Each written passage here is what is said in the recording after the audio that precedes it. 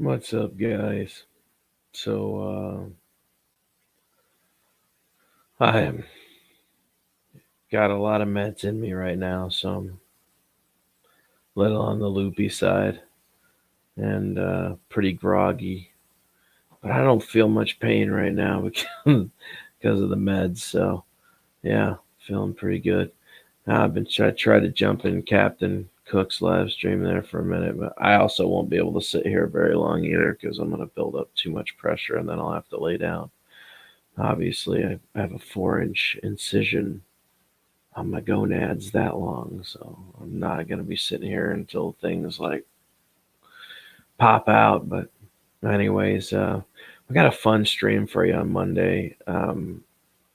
We are going to be talking about the 3DR solo, and we're going to be have Israel Benoli on the channel, and he's going to be talking about how to prepare your flight in Acro for the solo, what to be expecting.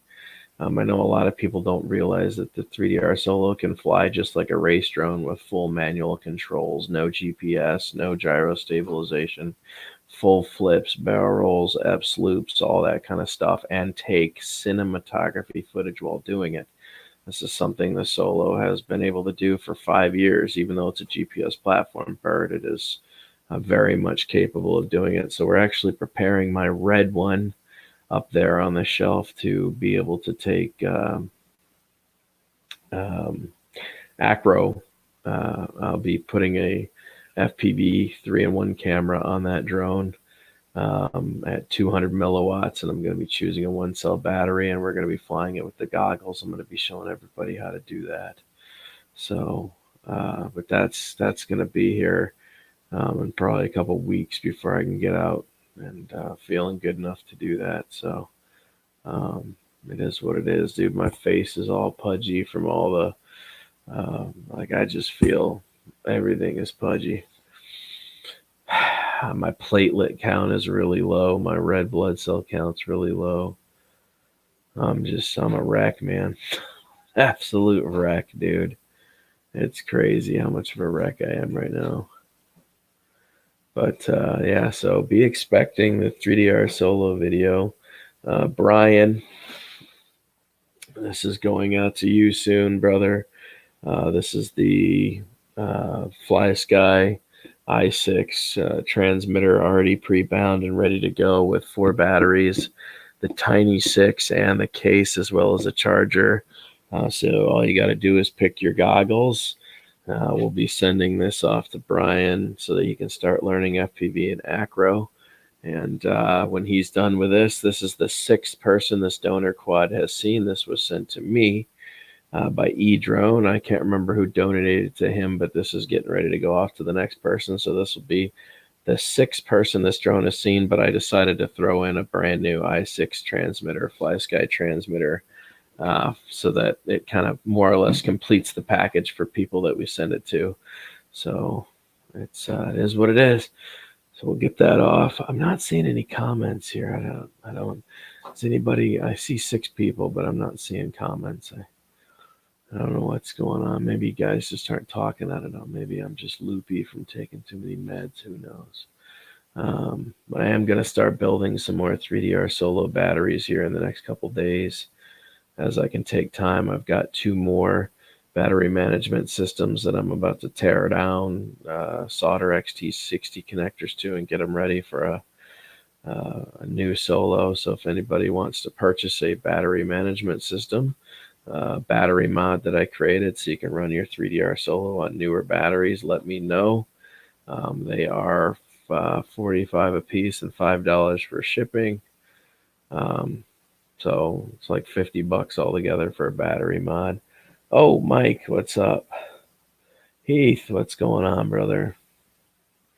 I don't know, man. I'm groggy, tired, in pretty rough shape. But I'm doing what I can to survive here, man. Doing what I can. Steve. So, Mike, you want to come in, buddy? While I'm on here, I'll invite you in. Well, it's pretty late on a Saturday. Most people are probably already drunk and passed out by now, but there you go, man. There's the link in case you want to pop in or anybody wants to pop in. So donor quad goes off to Brian here pretty soon. And I will be making 2 new battery management systems because these 2 batteries are toast, so I tore them down already. I got to pull the BMSs out of here and start the soldering. Then I got to go outside and put those batteries down. We're also going to be starting up my old series again, drones versus phones, where we're going to take 810 standard G military devices and we're going to drop them from 400 feet and see if we can find a phone that can smash into concrete and still work after a 400-foot drop.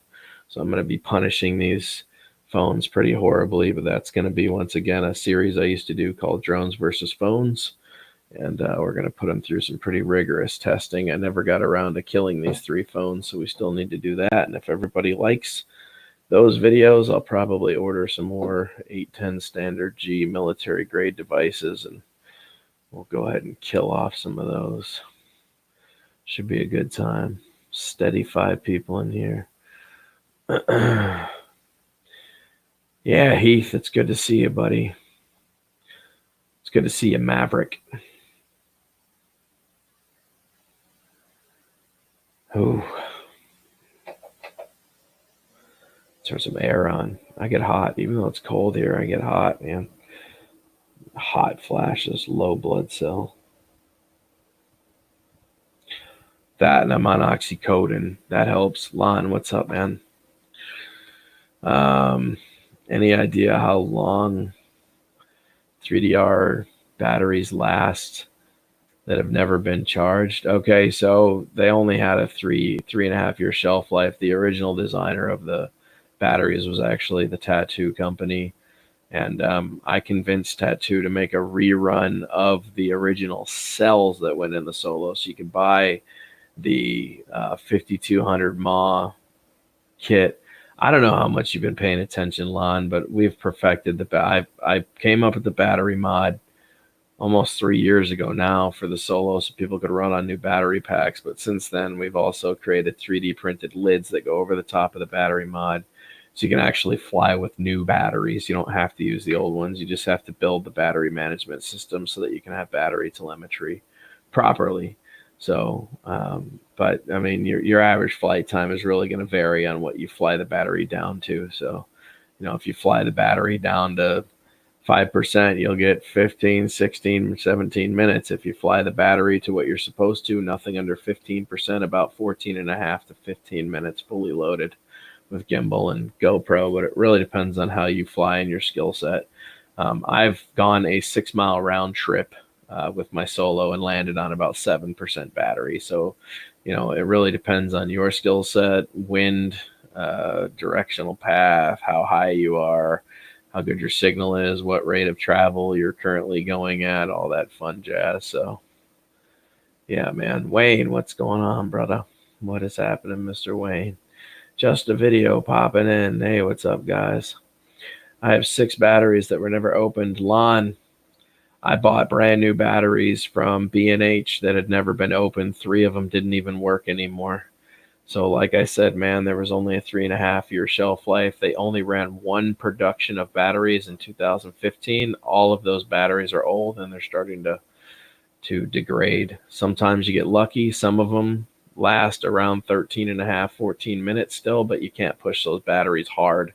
Don't think you're going to take it out and rip the drone around in sport mode for 5 minutes straight and have a blast. You'll pop one of those cells and then the Solo will go down from brownout and won't have the proper voltage to stay in the air. It'll just shut down. I've got tons of videos showing battery failure on the Solo on my channel. That's how we crashed the red one behind me and I had to rebuild it, was battery failure. So yeah, man, that's why I created the battery mod. So it's very simple to do, Lon, and it's very cheap. It's nice because then you can run your Solo on any hobby grade 4S battery that has an XT60 connector. So you just have to tear down one of your old batteries, pull out the battery management system, which is that green thing right there, disconnect it from the old cells. I have pictures showing how to install a 4S balance port to the balance leads. leave the power button there, cut the red and the black wire, solder on an XT60 connector, and then I show you how to do the calibration for the bonding procedure for the new battery of your choice. And then you can fly the Solo on new packs. And then we have these beautiful, here, I'll just show you.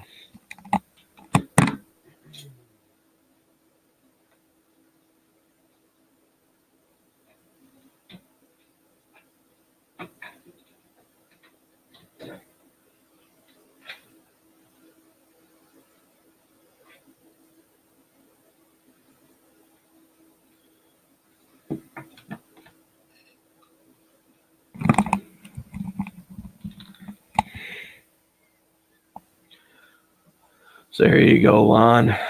This is a 3DR Solo. This is a carbon fiber printed battery lid, and that pops right on over the top of the battery mod and clips right into place. That's in there. That's not coming out. You can release that the same way that you would with the button on the top. Push the button down, pull back, and it unclips. We did a lot of work to make these available for 3D printing for everybody. So you can have this printed. This has been dropped on Thingiverse in case you wanted to do that. Here is a finished battery mod, XT60 connector, power cable, and balance port. You plug the Molex connector into the Solo, you put it all in there, and then you turn on the battery, and then all you have to do is take the lid, prop it on there. Now you're running on brand new batteries. This is a project I've been working on personally for 3 years to perfect it to this point so people can still continue flying the Solo even after the batteries are all gone and they fail. Told you, man, I've been doing this a while. So, memories. I remember when we voted on what color skin Dan would get for the Solo. Yeah, dude, that has been a while. What I respect about you is you see to have fun and you not unsubscribe. You won me over at that point, Dan. Oh, yeah, dude, I get along with everybody, bro. Like I said, all I ask for is transparency. I just want honesty. If you give me honesty or you do your damnedest to try to meet me at the halfway point, I can pretty much get along with everybody. Just be transparent and honest. That's it. That's all I ask. You know, I've been stabbed in the back because of this hobby so many times. I'm just sick and tired of it at this point. Yeah, I'm not the happy-go-lucky guy that used to be on here. You know, you get kicked when you're a dog down enough times. You start to build up a mind frame on how people treat you and the things they do to you. And I've been kicked now enough times that I've just gotten tired of it. So I don't befriend people as easily anymore. It takes a lot to get into my world. You know, if you make it, congratulations. I still try to be lenient with everybody. I try to be a cool person, you know, but I've changed due to times that have changed in the way people treat one another. So you do feel old. You've known me now for 4 years, bro. Where were you 4 years ago? Cool. I need to get that stuff out for a winter project. I have 2 Solos, motors, gimbals, etc. Heck yeah, bro. Sometimes I'm a dick, but I love all. Thank you. I bow in respect. Well, just a video. You're good with me, sir. Good night, Heath. Thanks for stopping in, brother. Oh yeah, dude. I've been. This is probably one of the hardest years I've ever had to deal with. I bought a car that ended up being a really bad deal. I bought a boat that ended up being a really bad deal. I've had nothing but health problems and craziness this year. This has just been a wild one, man. But I guess you can only go so far down before you start coming back up, right? We'll see, man. We'll see. We're getting to the end of this year. Things just need to start to smooth out. I'm tired. I'm just ready for this year to be done with. You know, at this point, I've expended my bank account for surgeries. I just had a surgery that didn't even need to be done. So somebody's going to be paying me back for that surgery because that was really expensive. And honestly, I haven't, you know, at this point, I haven't worked in almost 4 months. I'm pretty much at the end of my wits here. I'm trying to figure out what I'm going to do. Anyways, it's not your guys' problem. That's mine. So, Thomas, no, you changed your picture. Why'd you change your picture? Don't change your picture. Put your picture back. I got when Best Buy boomed all their 3DR stuff and got the box of parts from B&H. Yeah. Oh, I feel you, man. I've driven a lot of people away by this year by being an asshole, but you know what? I don't regret it. It needed to be done. There were just certain people in my life that were doing things that just didn't need to be a part of it. I don't care that I cut out an entire group because of it, or I cut out an entire side of things that it just, I'm not going to name names, but I'm kind of much happier. Yeah, I may not get the views like I used to, but I'm much happier without those people in my life anymore. So, Captain Cook, what's up? No, it's not your problem, man. By the way, good job with Discord, bro. I have no idea what I'm doing in Discord anymore. You've officially managed to confuse the hell out of me in Discord with all the new stuff you've added. So I guess thank you for that in a sense. That is exactly what I asked you to do, and you did a great job doing it. I wish the bots would work, though. That'd be really cool if we could get the bots to work. I have no idea what's going on with the bots. Gabe, got love for you too, brother. Just a man trying to make it. That's all. But I will throw this out there. My Bebop 2 is currently down. If anybody has some old batteries that they're not sure about that they would like to donate to the DW cause, let me know. Both my batteries are completely toast. And I would love to take that bird out and fly it again right now, but I have a feeling I'm not going to see a paycheck until probably January. So I'm trying to get some of my content back up. The only thing that's really available to me right now is the solo. Most of my other stuff is down for parts and stuff. So figure sell some battery mods, see what I can come up with, take my YouTube earnings and pay the bills I can with it, and just hope for the best, I guess. That's where we're at right now. So do what I can with what I've got. That's the problem, man. These Bebop 2 batteries don't last long. I've got all these different tests I want to try. I started getting a lot of the 4G LTE mod stuff in to show people how to do the Bebop 2 mod. Now both my batteries are toast, so I can't even get started on the project. It's just like I got stuff laying around I can't do anything with. It's pissing me off. Sure. Of course you can, man. Absolutely. I don't even care if the battery gets 10 minutes of flight time or 7 minutes. It's better than ones that don't work at all. As soon as I take off, they just drain. I just need batteries for testing. And then we have roles for new people that become mods that limit what they can and can't do. Okay. All right. Well, that's good to know. So,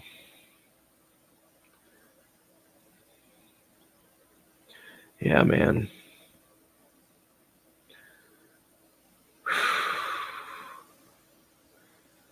Why I never thought I'd have to have my balls cut open.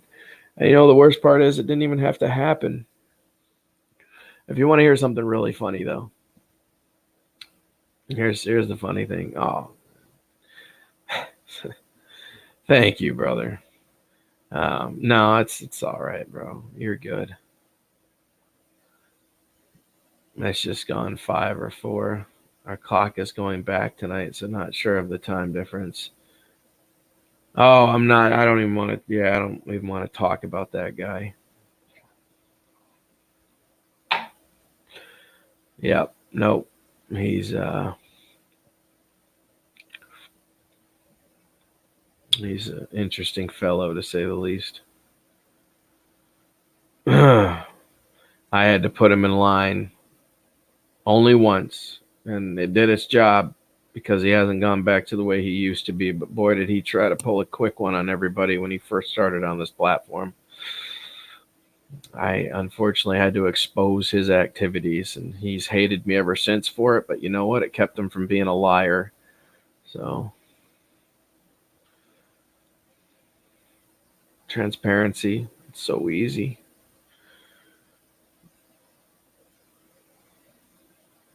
Every time you comment, seems he tries one up. J Drone is such a goofball. That guy's such a goofy goofball. If you ever want to know what to look for in a good reviewer, just watch a J Drone video because you won't find one. What you'll get is some guy who just whips the box open and starts pushing buttons and goes, well, let's just find out what this does on the fly. That's not a reviewer. I reviewed the same quad as him the other day, the SP660, and it was clear to me that he did not read the manual whatsoever. He didn't even know where the trim switches were. He's like, I'm just going to push buttons and see what happens. That guy just is not. J Drone is so goofball. He's such a goofball. I see him. At least he still has his catering business. No, that's what do you remember that line? I actually called him out for that. He was trying to tell me that it was his business.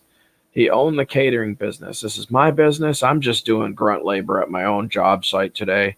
And when I heard that, I looked it up and I found out that it's not his catering business. It's his friend's catering business. And I called up his friend and I said, hey, are you aware this guy on YouTube is going around telling everybody that he owns your company and he's just doing grunt worker stuff because he doesn't want to have anybody else do the work for this event today?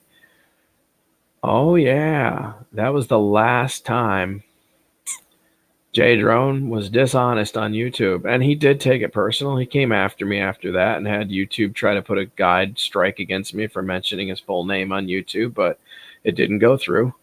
And, after that, J Drone had to completely change up the way he was doing things because he knew I was going to hold him accountable. So don't get me wrong, guys. Everything I do on here is to hold somebody accountable for their actions. Yeah, I might not be a fucking, who am I to make decisions like that? But you know what? The more people you correct, the less you have to deal with it. So I do my best. He said, yeah, I know it was a joke. Yeah, but he was acting like he was some kind of big baller, gold chains in his mouth. And I own catering businesses and I'm this big baller, Just be honest. I'm a project manager, bro. I work property management. That's what I do. I work Postmates, property management, and I fucking work on YouTube. Those are my 3 jobs. That's what I do. I'm not here to be a baller. I barely have money, man. I barely make ends meet. I get all this kind of stuff through awesome people, or when I can afford it, I buy stuff, I'm not here to lie to everybody's face. I'm just here to share pertinent information and help people through the hobby. I would hope that's what most of the drone community is about, I remember that J Drone guy. Yeah, well, dude, I see him in every Facebook group. The guy just goes around and, does anybody have any free quads they want to give me? Free quads? I'll take anything free. Yeah, I'll say everything is good. It doesn't matter as long as you send me more free products. You want to know how his drone room got like that? Because he just lies through his teeth to get everything he wants. It served him well because he puts out 15 videos a day with no editing. That's really easy. Just start my phone recording and then just upload it and put a clickbait title on it.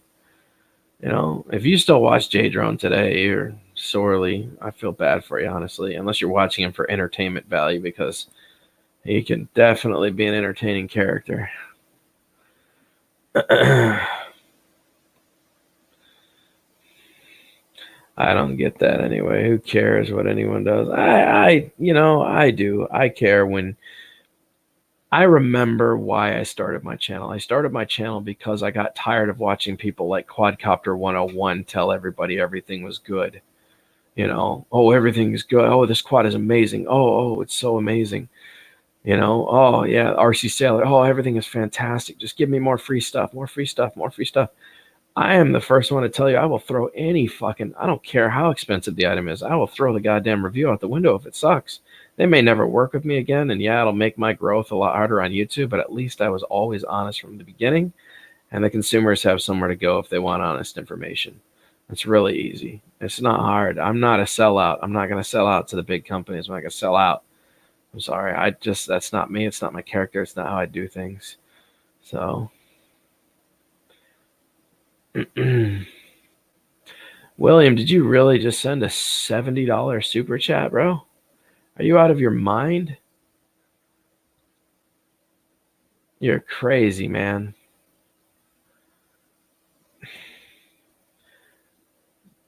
Brother, I got love for you. William has been around on my channel a long time. I knew William when he was actually pretty young now. That's crazy, man.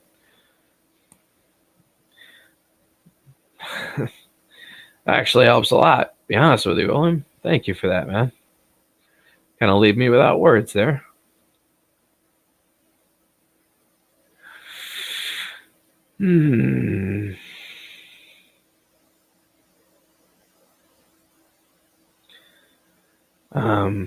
I don't know where I was going with that.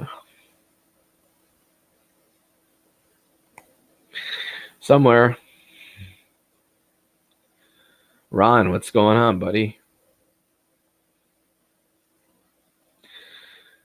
Steve, you have yourself a good night, brother. Read the super chat, huh? You got it, man. J-Drone does know what to cater to this. I'm actually going to post that, man. There you go. Oh, my. That's funny, man. That's funny. William, for real, though, man. Thank you. That was very gracious of you.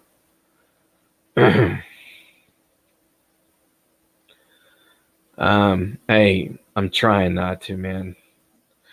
I can definitely get those. Yep. That can definitely happen. I think so. I could probably find a deal on a couple of Bebop batteries. The question is it? Yeah, I could do that. Absolutely. I got to check both of them and see which one works the best. If I can get one of them just to work good enough for the transmitter, then I'll just buy one battery and just use the other one on the transmitter. I guess it's really going to depend on how much battery life is in them. I have a feeling they're going to consume a lot less energy being on the transmitter than in the drone, but yeah. So I feel you, man. Yeah. The super chats are they're interesting how they work. They actually so like what's his face? Brian sent me iAdventure sent me $100 the other day, and actually what happens is it carries that over into the next month. So actually that really helps, because at the end of next month I won't be struggling to try to figure out bills. On the 26th, my YouTube earnings drop, so whatever I made, which is normally around 150 plus whatever I got in donations, all comes through all at the same time. So very cool, man. Thank you for that, William.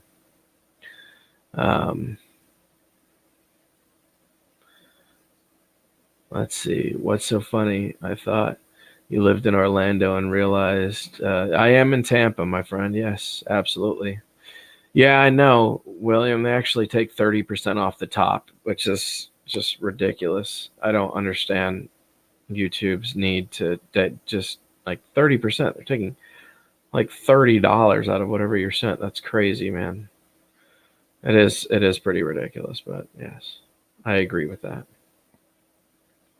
But no, I do live here in Tampa. Actually, no, I'm in Oldsmar. Well, I'm outside of Tampa, I guess. I'm by B&H or Sheldon and Waters. That's the closest thing to me, is Sheldon and Waters. So I bought a Solo and had a new battery, but like you said, they're old. They absolutely are, man. I've got a new battery right now that TDR sent me with the drone that he sent, and that battery's working okay. I am noticing that it's not quite getting 14 minutes. It's getting about 13 and a half, which is kind of low. So obviously, even though it's a brand new battery, it's not doing so well. Just don't push your old batteries, man. Take it easy on those old batteries. For a couple months it was free, but those days are over. Yeah, dude, it's crazy. Oh, there you go. He's jumping on. He's sharing the Discord link. So for you guys that want to join my Discord, William's actually sharing the link with you guys right now. I am in there all the time. at night. Normally, we just get on there and chat. Whatever's said in Discord stays in Discord. Nobody shares information outside of Discord. It's just a place for you guys to get together, come and talk with us, and audio chat all night, and just hang out and have some fun, ask your questions, be involved in the things that I do with some of my close friends, and it's just a good time, man. You know, it's a great place to go and get information. You can, if you join my server, you can actually at me at any time throughout the day. You can say at Drone Worship. I'll get the notification. I can come in and talk to you on there at any point in time and answer questions on the fly if you need me to. There. Boom. Never heard from Andrew. I was wondering about that. He tried to call me today. So, Brian, why don't you, I think, am I on Facebook with you? I don't think I am. You need to find me on Facebook and I'll share his profile with you. I got you, my friend. Who would dislike Captain Cook's video, man? There's fucking people and their dislikes. I don't understand this platform, man. You know, the longer I stay on YouTube, the more I hate the goddamn platforms. It's, yeah, man, this fucking platform.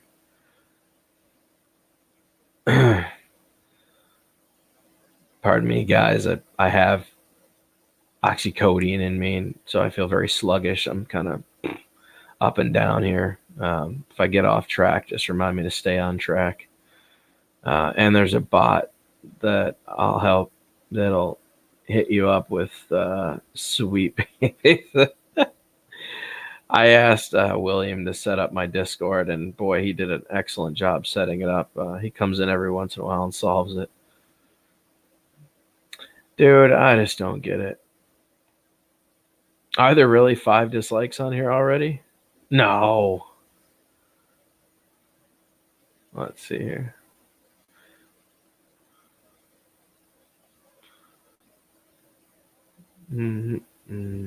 No, I was gonna say there's not on here anyways. Zofran. Yeah. Heck yeah. Just a video for sure. My sub count went up 176, but watch time went down. Everybody's complaining about their watch time going down. I encourage all of you, if your watch time is going down, to do some live streams. Now, get out there, do some live streams. Okay, it's okay to have dislikes, a healthy number of them, because it causes controversy and actually makes your video go faster into a trending category if there's controversy.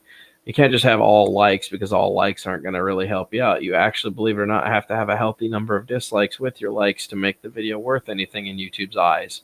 However, a bad number of dislikes can be adverse effects on your channel as well. So, you know, if your dislikes are almost exactly identical to your likes, you're actually going to have an issue. If your dislike ratio is low and your likes are high, then it's controversy, and they like that, so they continue helping the video's algorithm move forward. So, but no, I don't understand the need, like, for someone just to immediately put up a video and dislike it immediately. You know what I'm saying? Like, that's the goofiest thing. I don't even know who spends that kind of time on here to do that. You know what I mean? Like, what kind of social misfit impact life do you have to just wait for someone's video to pop up just to immediately dislike the video? You know, that's like social misfitism out the wazoo. You know, you're an unhealthy person. And honestly, that's somebody I probably wouldn't want to hang around with ever. That person's probably a recluse and consumed by their life. It's hiding behind their keyboard at home, waiting for the trolls to come out. I don't understand that, man. Some people just blow your mind. Captain went live, and I immediately saw he got a dislike. It's crazy. Ridiculousness. Like, there's stuff I would love to talk about right now that's going on in the background here with YouTube. I'm choosing not to, for personal reasons. Brian knows what's going on. A couple of you guys do, and I won't be releasing that just because it's not the time or the place yet to do that.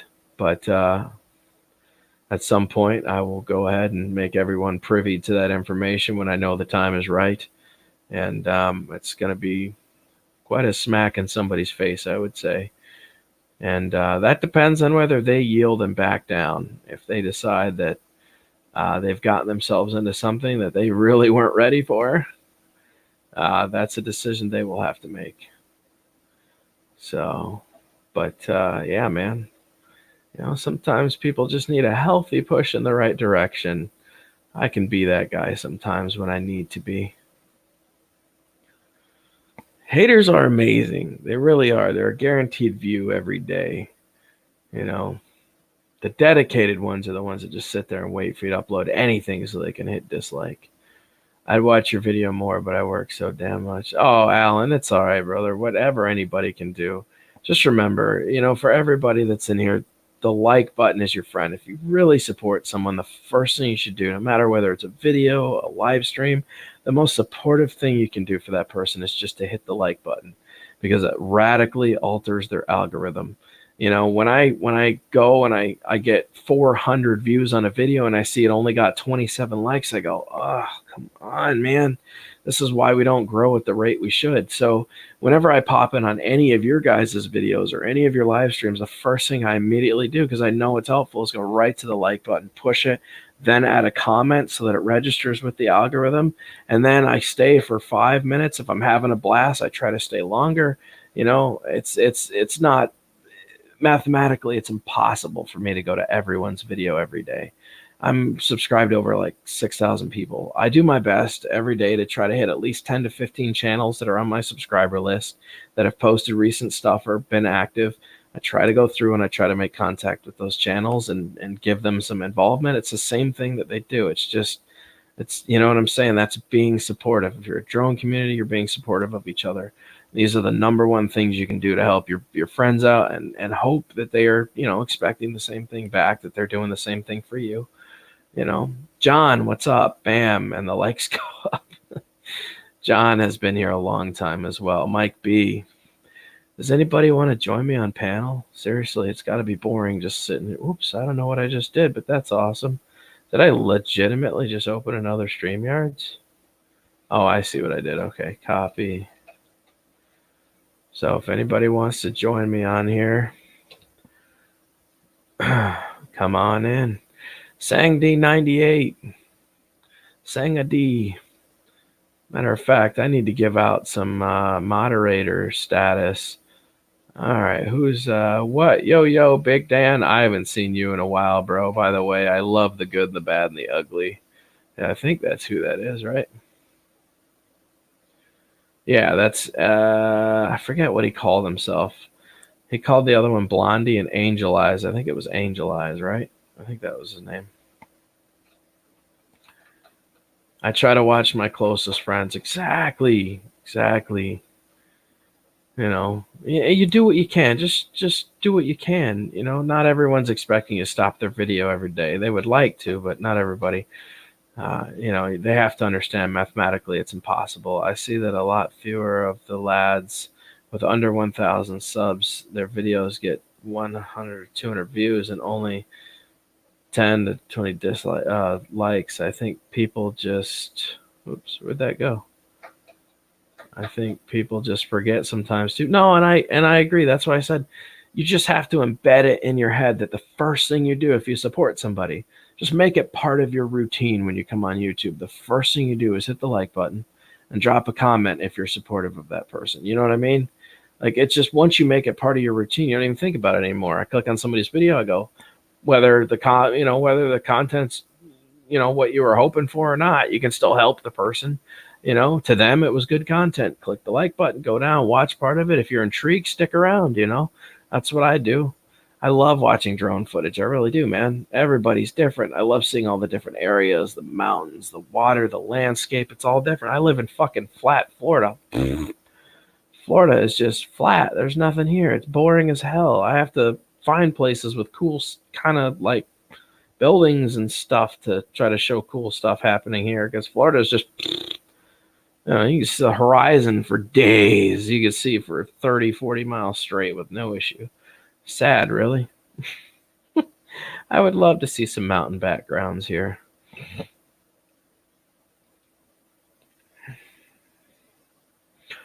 Yeah, even right now, man, it is too damn hot. Most of you are dealing with some low temps right now. It's 78 degrees at 1:35 a.m. Tomorrow it's going to be up in the 90s again. It's too hot here all the time.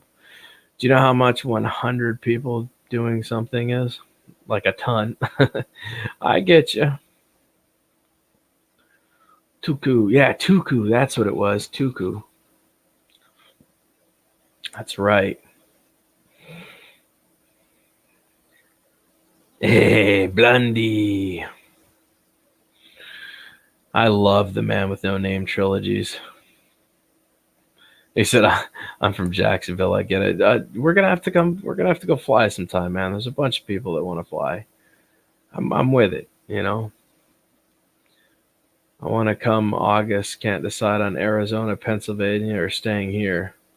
I want to move come August. Well, don't move to Florida. It's too damn hot, bro. Even though the ladies here are, and beach time here is, it's expensive. It is expensive to live in Florida. It is not a joke here, man. This is crazy to live in Florida. Anywhere near the water. Dude, apartments near the water, cheap ass apartments near the water where the projects in the hood are, dude, are still very expensive. Living anywhere 25 miles from water is expensive in Florida. When it's time to shoot, shoot. Don't talk. You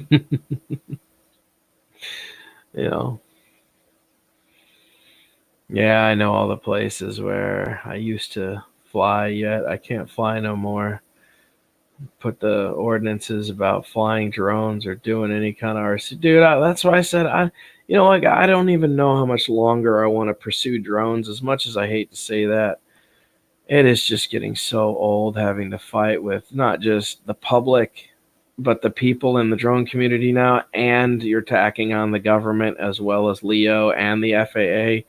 Like, there is just so many variables making this not fun like it used to be. You know, at this point, I'm almost ready to sell all the drones and just start buying underwater ROV platforms that have no restrictions. And if you think about it, really, I'm going to have more adventurous time doing underwater stuff with these submersible drones than I am going to be in the sky, because the sky, you go up, it's the same thing. With water, it's always an interesting adventure because the most unexplored portion of our planet is our ocean. You know what I'm saying? You never know what you're going to find down there, you know? So we have tons of shipwrecks around here. If I could ever get my boat working good, I will buy another underwater platform and just go do nothing but crazy ass underwater stuff. I got to fix that one first. Curtis Dart, what's up, man? I got to go fix that one first. I got to put a new motor in the Gladius Advanced. I got it all torn in half right now, waiting on a new motor from Gladius. So we'll put the new motor in there. I have magnets. I have been doing magnet fishing. I have a couple videos of me out of my boat doing magnet fishing. So, but yeah, Pinellas Park is crazy.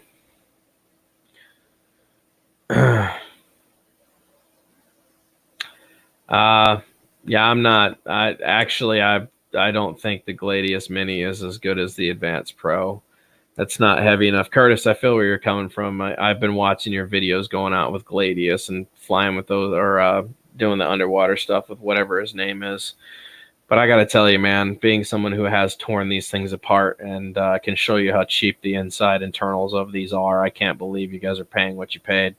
Both of mine came broken. I had to repair both of them myself. One of the cameras was out of focus. I mean, it's just one thing after another, you know, and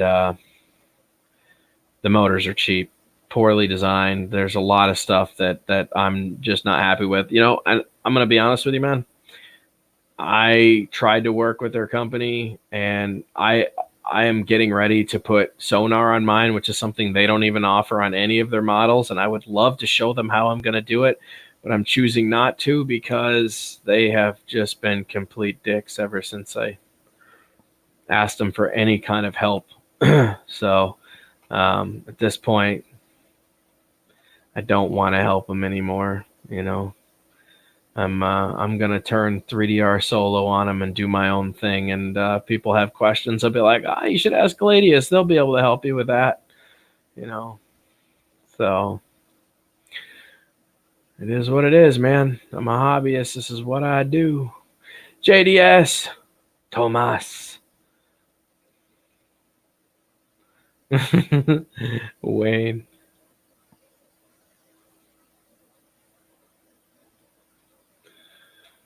Found an office chair, huh?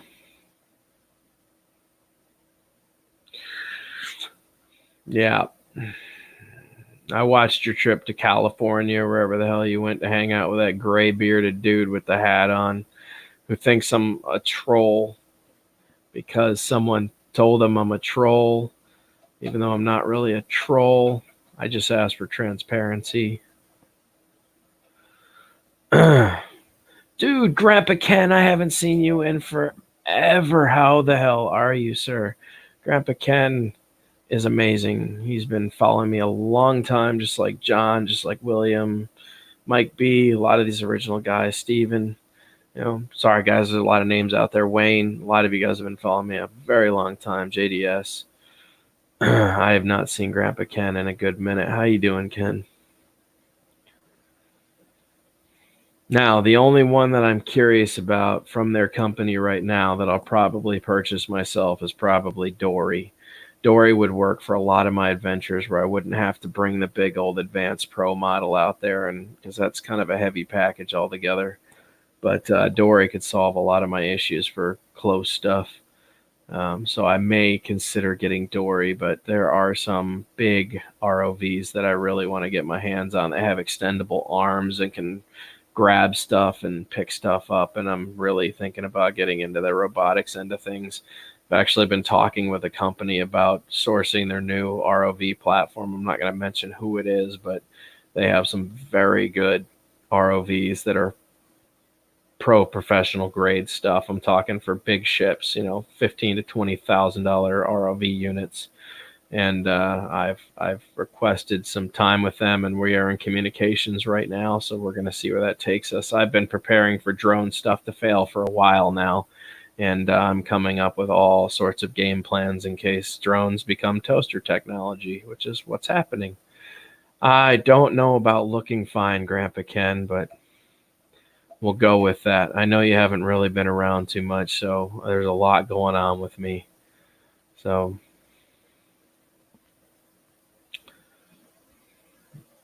well, I won't go to swim for it. That's why you get a boat, Curtis. That's why I bought a boat, my friend.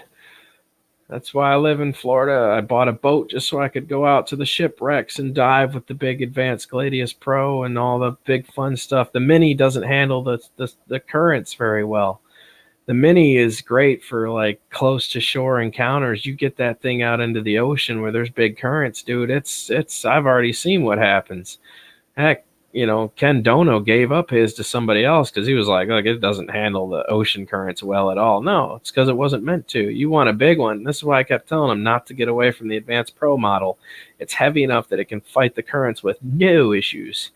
So, I mean, there's certain things they're doing that just don't make sense to me. And I've been trying to tell them that, but instead I got called a troll. So, whatever. Take my ideas and run with it. If you don't mind me asking, what do you think of the Zod on your wall? I think you can have it. I'll ship it to you if you want it.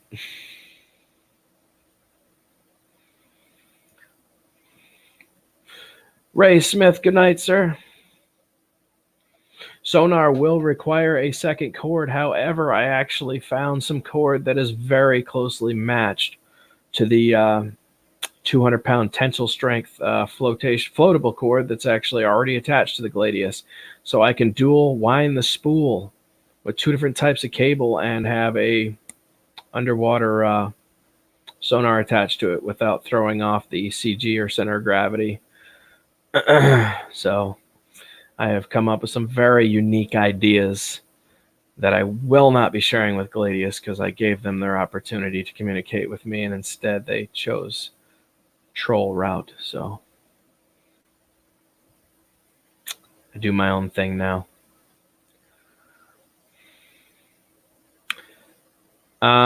Sure, if you want to, absolutely. In case you get it stuck, sure. The only thing I'd be cautious about is getting the. Oh, I see what you're saying. For the buoy, that's actually a really good idea. Just let it drag the buoy around, and if it gets too far, you can just pull the buoy back in. That's actually an exceptional idea. 300-pound fishing test, sure.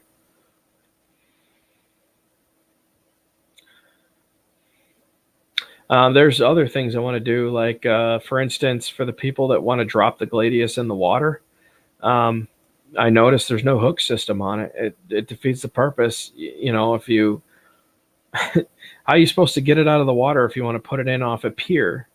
So I started designing an idea where I'm going to drill a hole through the top right close to the center of gravity port, and I'm going to have to put a most likely I'll go 3D printed. I want it really lightweight, and I want it to be made out of carbon fiber. I'm going to do a lock nut on the bottom and the top, and that way you have something that you can actually put the cable through, right, and keep it from pulling tension slack on the main cable drawing. But I also wanted it so that you could hook it and lift it up out of the water. So if you go to the end of a pier, you can lower it down into the water and unhook the the hook off of it. Because what happens is if you can't get out onto a pier that you can actually get down by the water, right, then you can't put it in. You have to do it off the shore unless you have a boat. So I was trying to think of all these different means that you could make this available for everyone to be able to put in off piers or docks or bridges or any of that kind of stuff. So I have ideas for all that. These are all things that I wanted to share with Gladius, but once again, they make their decisions, so they can keep doing whatever they're doing. I don't share with people that don't want to work with me. That's all there is to it. You can. I wouldn't suggest it, though. I've seen how temperamental the cords can actually be, man, and just the right amount of stress on them will make them never work again. So I think if you had you actually don't want to do that, Curtis. It will throw off the ballast point, which is why you have to keep it near the CG. So you really got to look into understanding submersibles so that you understand how the ballast and all that system works. If it's too off center on the front, it'll constantly want to drive down. If it's too off center on the back, it's going to constantly want to rise up. Your depth lock actually is going to fight you constantly the whole time, which will use way more battery power than it should. These are all things you have to consider when it comes to submersibles. So I would jump in here, but I need a minute to get my shit together. You're good, man. Like I said, I'll post the invite link. If anybody wants to come in, feel free, man.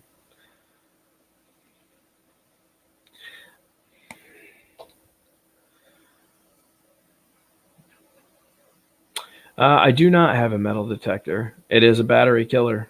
I've never gotten the 2-hour time limit they've talked about. I think the closest I've ever gotten, running it down to like 22% at medium speed with 4K and the lights on, I think was like 45 minutes of use. I don't think I've ever gotten the 2 hours out of it that's claimed. That would be cool, but that's what it is. Yeah, no, Curtis, I'm glad they're working with you, man. Like I said, I only give companies a couple chances, and after that, man, I go do my own thing. I'm not here to, when I give advice, I'm not giving it to myself. And if they're not taking it and they're not doing, it's like, why am I helping? There's no point for me to help somebody who doesn't want help back. Taking constructive criticism is one thing, but like just totally blowing off the idea and I just don't put up with that stuff. I'm sorry. They can take it as personal as they want to. And yeah, let's see here. It'd be even worse off balance. Yeah, that's what I'm saying. So actually, it's already quite a bit with the sonar on one side. I think I can put the loop, the O-link. I want to call it the eye socket. The eye socket on the other side with carbon fiber, and it should weigh out the counterbalance of the ballast pretty well. So, yeah, man. 18 people in here at 1:49 a.m. and I can't believe I'm sitting in this chair this long. Luckily, I haven't built up too much pressure yet. I can feel it though. It sucks, man. I'd show you guys a picture, but a lot of you would take it very personal if I showed you a picture of the newts. I may just show you the scar if you want to see how bad that is. That's rough, dude. A 4-inch incision across my nuts, that long. All the way. Yeah, bro. It's like they wanted to cut it off. That's what it seems like they wanted to do. Cut it off. Take the whole thing. He doesn't need that. What does he need that for? Goodbye.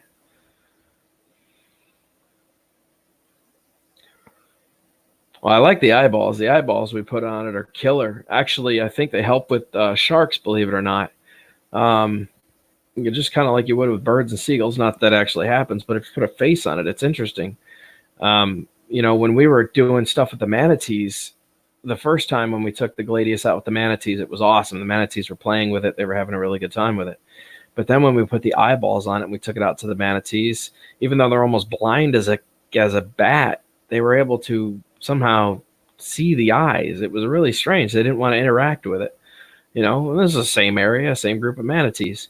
So I have to assume the eyeballs had some kind of adverse effect on the creatures in the water just because they could see the red eyeballs. It was really strange stuff.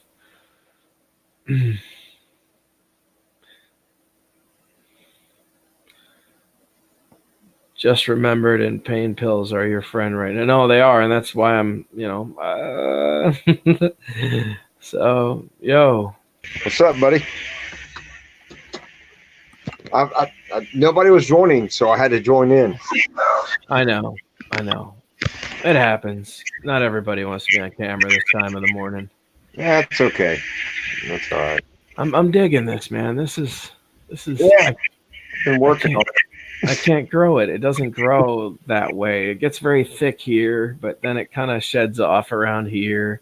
It doesn't quite come up here like it should. This grows in real thick. This goes thick, but then here to here doesn't. So you must have the Indian in you somewhere, apparently. Yes, so man. So I just have the goatee and call it a day. That's, luckily it's not patches. It's not patches. It's solid. It's thick. So I'm good there. But yeah, it just doesn't look good when I grow it all out. Yeah, I'm trying to do the camera angle. This is like the first time I think we did this one time before, but it's been like a few minutes for me. So, I'm trying to get the camera thing going here. I just don't know how to angle it. I'm on a tablet. I'm on you remember the old NVIDIA K1 Shield? Yeah, the NVIDIA Shield. Absolutely. Yeah, I have what I'm reviewing me on. Yeah, I have one somewhere. It's in that box down there. It's great for gaming, but it's only running like 4.4 if I remember correctly. Yeah, I think this one's on 7.1, the Nugget or something. Oh, you upgraded it then. I don't think they sell it anymore, but they stopped. Yeah, so you probably had a custom package put on it, which is interesting. That's cool. Yeah, I mean it works. These things are going for like $1,200. How's the processor though? I mean, I'll tell you what, it works as long as you give it enough time to load up. Does that make sense? You know what I'm saying? So, but once it loads up, it's fine. Like I can play any kind of game you want on. I can do the Street Fighter 2, like Ultra version on NVIDIA games and all that stuff. But the battery life it sucks. So everybody's complaining about feedback, and the reason you're getting feedback is because the device that you're using doesn't have noise cancellation. Here, let me cancel it. I think it's because my iPhone was on. Maybe. Yeah, if you're rocking an iPhone. Yeah. I'm sorry. My iPhone had the XR. It was on, so I apologize. Okay. Let us know if that's better, guys. I'm sorry. I apologize. I guess we'll find out here in a sec. We'll just keep talking and see what they say. Yeah. I'll post the link again. Curtis, I've never had you up here, man. Why don't you join us? And the whole thing about the drones and the whole thing I love about it is the fact that it brings in people that you never would ever meet. And like in this world I live in, I would never have met you unless I had picked up a drone and started flying. I agree. It is fun. It's fun because you can meet people from all over the world, which I can never say I officially had a friend from Australia or New Zealand or, but it's fun. It's fun now being able to say that I do know these people. I have friends that are in different parts of the country that I've never met before, unless it was for the social platform. You know what I mean? I'm going to walk in the kitchen so I can get better lighting. So give me just a second. I mean, I'm like you. I'm a working guy. I'm not, you know what I'm saying? I'm just a guy that's living. Yeah, I hate being out of commission, man. I really do. It drives me up the wall. So it's weird. My hat looks really stupid on this platform. But anyway. Did you say your hat? Yeah, I was like, okay, it looks really crooked because when you're rocking this, you try to keep the hat down. Right. That's why I turn my hat around backwards. See, then you don't have to worry about anything. Just forehead and have backwards hat. Yeah, I get you on that. Yeah. But the one thing I respect about people is like Captain Drone. He's awesome. He gets out there, he does his thing. He's like, hey, I'm doing this. I'm this. If you don't like it, bye. I used to get along with him until we had a difference of opinion on a controller that he bought. That he did a mod and he showed people how to do the mod, and then I pointed out that what he did has no effect or bearing on solving the problem. And then I proved it to him, and he still called me a liar, and that was the last time we spoke. Really? Yeah, I don't listen. Like I said, I don't mind if people take constructive criticism, okay? And you're willing to learn. I come into here every day willing to learn something from somebody else. Well, me, I was the guy that said I did the Trump 2020 on my truck. Remember? Yes. The whole just conversation. And you know what that made me do is respect you because you were honest enough to come to me with your opinion. Right. I think that's what life's about. That's what makes a conversation. It is. Well, because people have forgotten that what it boils down to is social media has changed so much. And it got really negative over the past 4 years. What used to be a platform for sharing between individuals of friends and family and keeping up with people's lives and stuff like that actually took kind of a dip for the worst around, actually, I'd say probably 6 years ago. Probably the middle of Obama's term is when it really started taking a turn. And it became more of a social platform for politics than anything. But what it did is it started making people realize they could say and do whatever they wanted to on the internet with no sense of repercussion, right? And that started to become the norm, and then it carried through into people's personal lives. So now you have, like I said, I don't have anything against liberals. I don't have anything against Republicans. No. I could care less. A football team. Right. Does that make sense? Exactly. One side versus the other. Let's just have a good game. But people still, like, it's gotten to the point now where there is no, it's either I'm right and you're wrong, or there is no in between. You know what I mean? Yeah. Neither side is willing to give anything in the middle anymore. It's like people have just become so set in their ways that you can't have a right or a wrong. You know what I'm saying? And there's no neutral. It's my way or that's it. We're not friends. Sorry, you have a radical difference of opinion. I can't be part of that. How we ever became friends is beyond me. Well, because you had something in common, right? That's how you became friends. You're my best friend, but now you think this way. I'm out. It's like, what? Right. Why? I don't understand. Like, here's how to solve that. You go vote. I'll go vote. May the best man win. I lost a girlfriend because she went and voted and we didn't agree on our political terms. And I said, guess what? I canceled your vote. And I actually literally lost a girlfriend because of that. Yeah. And it's like, how sad is that you can't come together on terms? You know what I'm saying? Like going, thank you for disagreeing, but I disagree with you and we love each other all at the same time. Why can't we just like come together and say, you know what, disagreeing is what makes this country great. Mm-hmm. You know what I mean? It really is. It is. But to be able to disagree and still maintain a friendship, you know what I mean? Yeah. That's a key. Yeah. That's the biggest thing that I've noticed is that people are so willing to throw 4, 5, 7, 10-year-old, friendships out the window over something as trivial as somebody else's opinion on politics. Now, don't get me wrong. I get where some of these people are coming from, and I'm going to go into that deeper. I may have an issue with our friendship if I start noticing some supremacy things going on. Well, that might be a kind of a breaker for me. You know what I mean? This is my dining room, so you can't say I don't love drones. So I don't know if you can see behind me. But in the point to what I'm doing is I want to endorse everybody to fly because you know what? If you fly, I'm going to tell you something. Really, this is not something I've shared with anybody else, and I'm going to do it right now live on your show. Mm-hmm. I am just got joined into the World Trade Center health program. I am suffering from stuff, and I was in 9/11. I was a first responder there at the Pentagon, not the the World Trade Center, which everybody hears about, but I was at the Pentagon, and I am suffering through some health stuff, and they just accepted me into the program.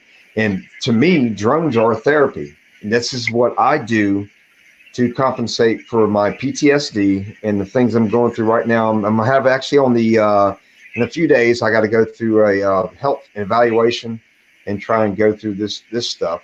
It's not because, don't get me wrong, I'm not saying this because I want attention, but if I can get attention to something that helps other people to come forward and say, hey, you know what? I've got issues. You know, I can't even sleep in the same bed with my wife because I have so much troubles with this stuff. And drones are a way for me to calm myself. Does that make sense? Absolutely. And so I'm with you on, I mean, we're on two sides of the table as far as certain things, but I mean, the way I look at it is we're not that far apart. We're not that far apart because what I deal with and what you deal with, it might be on two different spectrums, but at the end of the day, it's all about we're trying to get through this world the best way we can. And we love people. And I know you have a passion for people because I can see it in everything you do. Every time I look at your videos, I can see your eyes and I know what's up. They've drooped a little bit since I started the whole. They might have, but you know what? It's still there. I perceive people, I take them more at face value now than I used to. You know, but at the same time, I keep my distance. I put up a wall now. I have to really get to know you before I accept you into my, you know, my life. Yes, it's just, I've been through so much. I've had Facebook groups stolen to me by backstabbing people, all the work and effort I put into it, all the companies that I've, you know, just. You remember this kind of stuff? Look at that little motor hanging out of the thing or whatever. Here, look at this. Back in the day, look. Here's your a nice Hudson crash. Oh yes. Okay, here we got a few more, and I've rebuilt a few for a buddy of mine. I don't know if you can see that. Holy mackerel! Yeah, I don't know if you remember this beast. Do you remember this thing that came out, the NC7 whatever, huge? Oh yeah, it was the huge one, right? The motor's burnt up as soon as you flew it. Oh, I'm sure, man. It was, and those are what, brushed, right? Brushed. Oh yeah, Junk brushed. Yeah. So yeah, I spent $125 twice on those, just because I wanted to see how it flipped. Right. So that was the beginning of the drone days for me, like 3-4 years ago. So I'm not trying to cut you off from what you were trying to say. I apologize. No, you're good. You're good. But to me, what the point of it is, it sparks something in me to challenge myself. Right. And so I went from that to building to trying to figure out how does this technology work, you know? And the next thing I know, I'm taking apart drones. I'm doing stuff. And my wife's going, "Oh my God, you're actually, you know, interested in something." And I found a hobby. And then the next thing I know, I'm frustrated and I'm throwing them down on the ground and I'm breaking them because I'm thinking this is shit. And then I come back 2 days later and I'm like, I'm going to rebuild this. You know what I mean? Yeah. So anyway, all I can say is, if nothing else, thank you for listening, because hobby, to me, it saves people. Well, we went over that.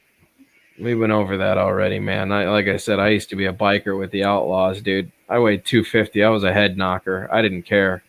I used to be an asshole, man. I was a gremlin. Dude, I was drinking so much and doing cocaine. Actually, I used to run a radio show here at the Radio Bar and Grill, which is where I picked up that kind of DJ voice from. And are you serious? I swear to goodness, because I did enough coke to probably, whatever. So I'm with you. Yeah. So I used to, I got out of, number one, the first thing that set me off was I used to hang with Craven Moorhead, right? Who was the leader of the Outlaws for the Tampa branch for the last 22 years. And then I started riding with the Brotherhood. And, after that, they asked me if I wanted to do a radio show for the Pirate Party Radio for Radio Bar and Grill on Bush Boulevard. And I agreed to it. And I did that show for 2 years. And then Teresa met Craven and they got married. And I was at the wedding. It was a barmaid that they had. And anyways, 2 days after the show, all the Outlaws came and showed up and told Craven they wanted him to leave Teresa and come back to being, he tried to get out by buying the bar he tried to get out of leading the Outlaws. And if there's one thing you know about motorcycle groups, you don't leave once you you don't commit. It's a brotherhood. Yeah. Yeah. And so anyways, I never committed to patches, but I used to ride with them all the time. And I'll tell you what, man, I was at a radio show and I had just left doing my broadcast, and Shelby Suggs had showed up to do his broadcast at the studio. And one of the Outlaws showed up and put a bomb in the bathroom through the back door, and Teresa was cleaning the tables, and the bomb went off, and it blew out the whole side of the studio with Shelby Suggs in there. It's a pipe bomb? Yeah, it was a pipe bomb. Yeah. You can look it up. You just look up Radio Bar and Grill bombing, and you'll find out that actually Teresa got blown halfway across the room over the pool table because of the bomb that went off. And after that, I left. I started doing my own thing, and then I kept drinking with a friend, and pretty soon had my motorcycle accident, crash, broke all my ribs. But, dude, I used to not care. I used to do coke, like drink my ass stupid, and then go punch people in the face at a bar I didn't even know, you know. Been in the bathroom and be like, hey, man, you got a bump? You know, but like I said, I've changed a lot, dude. I'm 32 now, bro. I don't have time for all that. Was when I was like 25 and 23 and stupid and didn't, you know, fast cars. 32, you're going to be ahead of the game. I'm 48 years old, and it took me till I was about 40 to kind of figure it out a little bit. So, you know, props to you. Can you tell me about this? Oh my God, I remember that thing. I had one of those. Oh shit! Yeah, it looks like a gigantic glow stick at night. 3-axis gimbal. Yeah, it's actually a pretty good gimbal.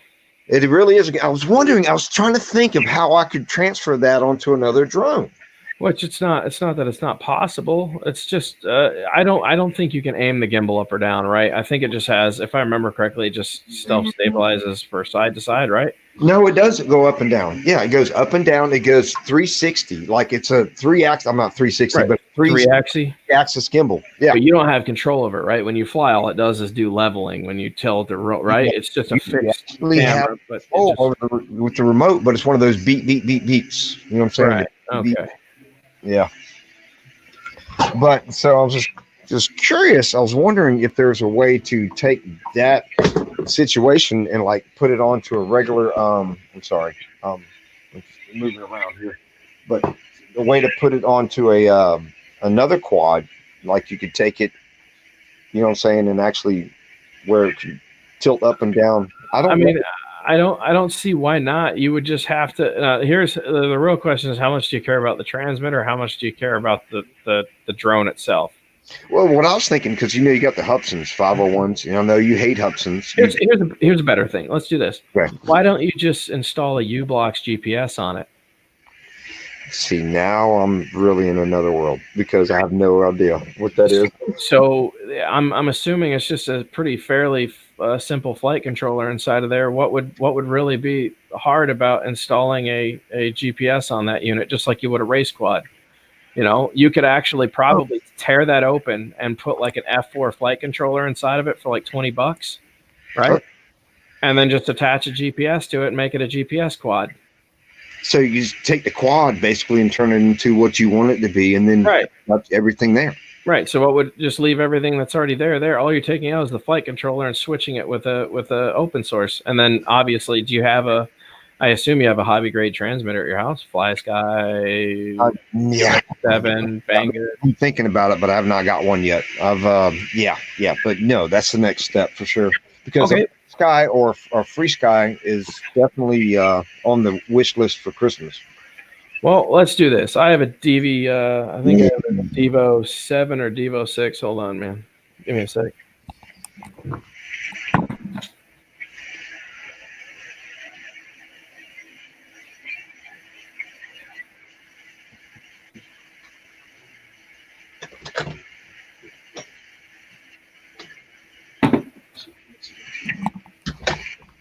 Here's what we'll do, man. You send me your address after this, and I'll send you a Devo 7 transmitter with the deviation software so that you can get yourself started on a hobby grade transmitter. Seriously? Okay? Yeah, why not? Well, all I can say is I don't know what to say. Well, I mean, that's what we're here for. It's a drone community, man. Hell, look, this is a donor. There's another transmitter. I'm sending a brand new i6 Fly Sky to Brian. with a tiny 6, 4 batteries and a charger, so we can start flying race drones. Well, I was scared to get into it because I was how to do the programming part because I got a little old cheap laptop deal set up at the house. I wasn't sure if like to do the beta flight thing, and I was really kind of intimidated by it, which I'm sure there's a lot of flyers out there that are like me. They're going, okay, so I really want to go this step, but how do I go to that step when I don't even know what buttons to push to get to that point? Does that make sense? Sure. Sure. Yeah, I mean, it's all right. What I can do is I can get the flight controller in. I'll have to choose one that has actually I might just get you a beta FPV for brushed. That's what I might just do. And so that's a thing, beta FPV for brushed? Yeah, so you can do beta FPV boards. They have beta boards that you can purchase. They're micro or mini.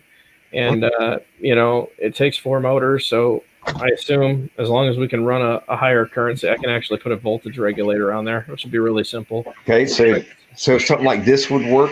I don't know if you can see it. Remember this thing? Yeah, the H plus. It's right? The old Hubsan H plus. Yeah, hang on. So I'm trying to get the camera angle right. Remember this one? Yep. Yeah, I have a bunch of. I literally have approximately. Do you remember this thing? Here, let me see that. Are you there? I think you froze. Give yourself a second. Hang on. Let me. I think I hit a wrong button here. Hang on. Let's go back here. There we go. You there? No, I still got no video footage yet. You're gonna have to wait a second. Right. Yeah, bro. Are we there? I wanted to cut it off. No, I still got no video footage yet. Oh wow! What did you do? I hear myself talking now. What the hell happened? Ooh. All right, guys. I'm gonna mute him for a second. Oh my god. Yeah, I don't know what happened. We'll mute him for a sec. If he has to drop out and come back in, he can. I'll post the link again for him if he wants to come back in. Hey, Lon, I love the project, man. The project is part of it. I love having fun with the project. Building something that was never meant to do something else, but making it do something else is fun. There we go. He's back. All right. He can unmute him. All right, you're back. What do you got there? What the hell is that? Oh boy, that's an interesting bird you got there. It's a brush quad. I see that. I cannot remember the name of this thing, but I fried it because I didn't know what I was doing when I was messing with it. But right. It's a neat bird. Actually, it's really neat. It actually flew quite well, but it was very, very, very noisy. Like very loud. Oh, I'm sure. You know why? Because it's got straight gears. Yeah. So that's why a lot of cars don't use straight gears unless they're racing now.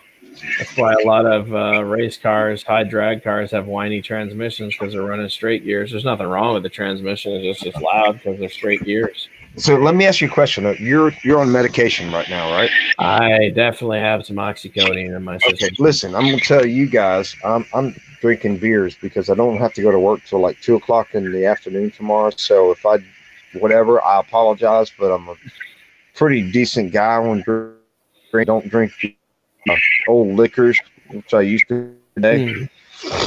So I just wanted to let everybody know that this is the real world. This is you're functioning because you have to deal with what you're going through right now. And I'm so have my heart going out for you.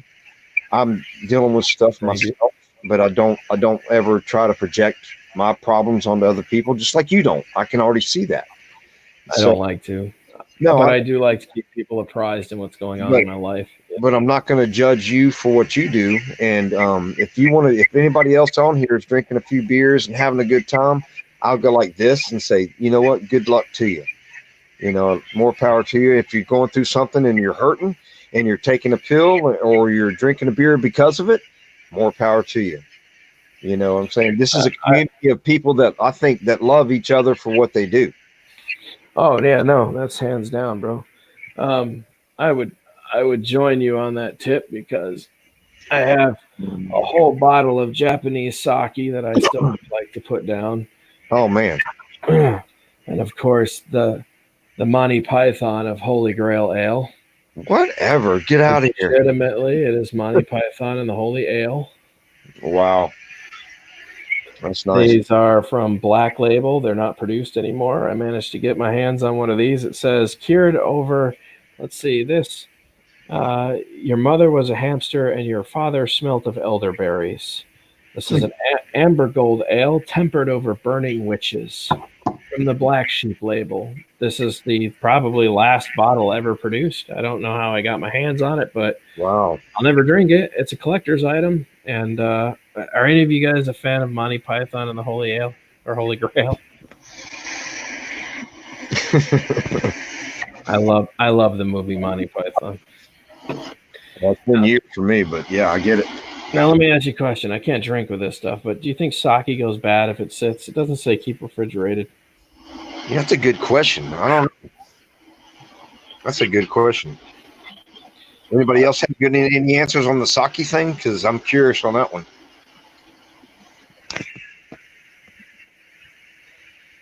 Yeah, it doesn't say anything about after opening, put in fridge. I think it's a wine. Do you know if wine has to be fridge? Because like I said, there's nothing in here. Wine just has to be at a certain temperature. Right. Not like refrigerated or whatever. Just a certain temperature. So, yeah. Smells interesting. You ever had sake? Oh, I love sake. Yeah, it's good. I love it warm though. You warm it up. Yeah. Oh yes. Yep. That's the only way to serve it right, anyways. And then all of a sudden you're like, can I have some more of that? And then you're like, okay, I need a cab. Yeah. Mike B, what's going on, brother?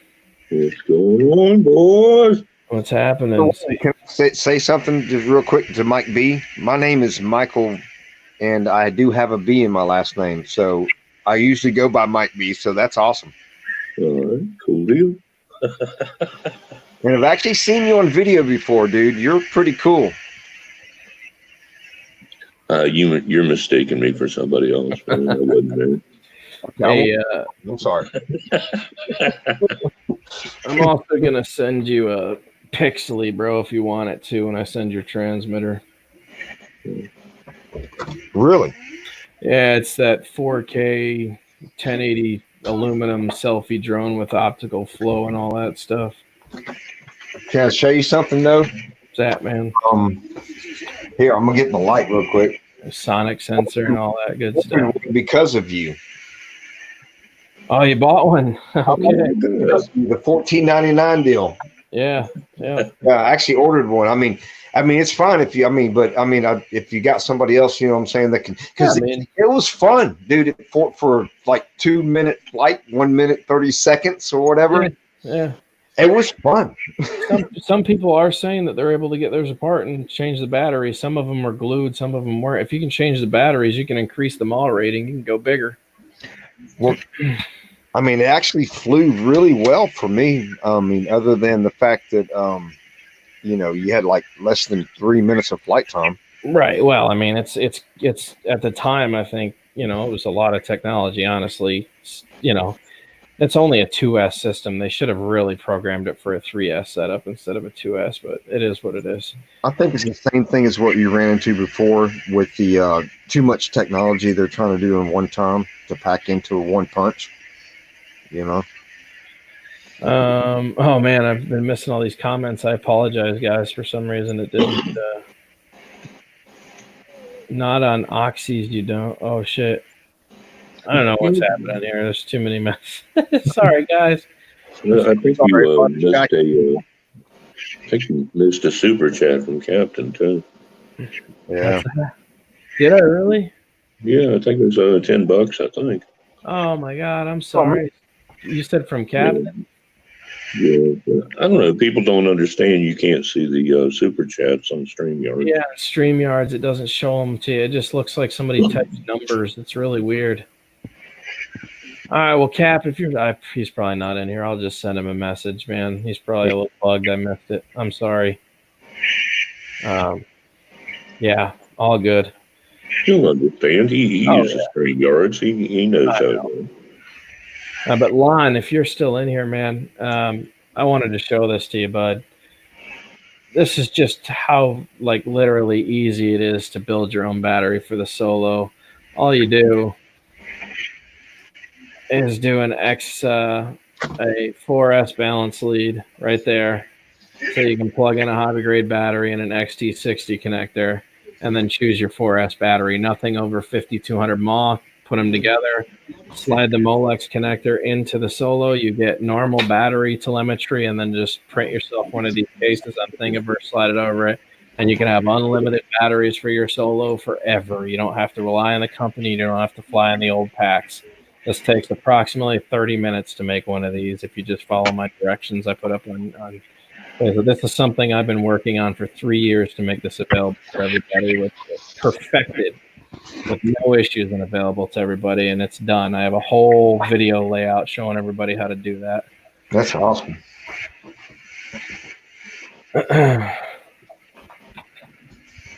I see. I like the project. That's what makes it fun. It's the project that makes it fun. You know. Yep, I found that's been the most satisfying thing for me too, because when you actually have something to do with taking a drone that's like normal drone, and you're like going, okay, I've flown it, I've had some good times with it, and now all of a sudden you take it and make it better just by putting an extra camera, like I did the SJRC F11. I put the little SQ13 on the back of it and just flip it in the air. So it's like a different perspective. It's like, it just makes a better dynamic to when you're flying. You're like going, okay, this is a cool thing. Something different to look at. Actually, Lon, they are smart batteries. The only way that it worked properly is if it was communicating with quadcopter at the time.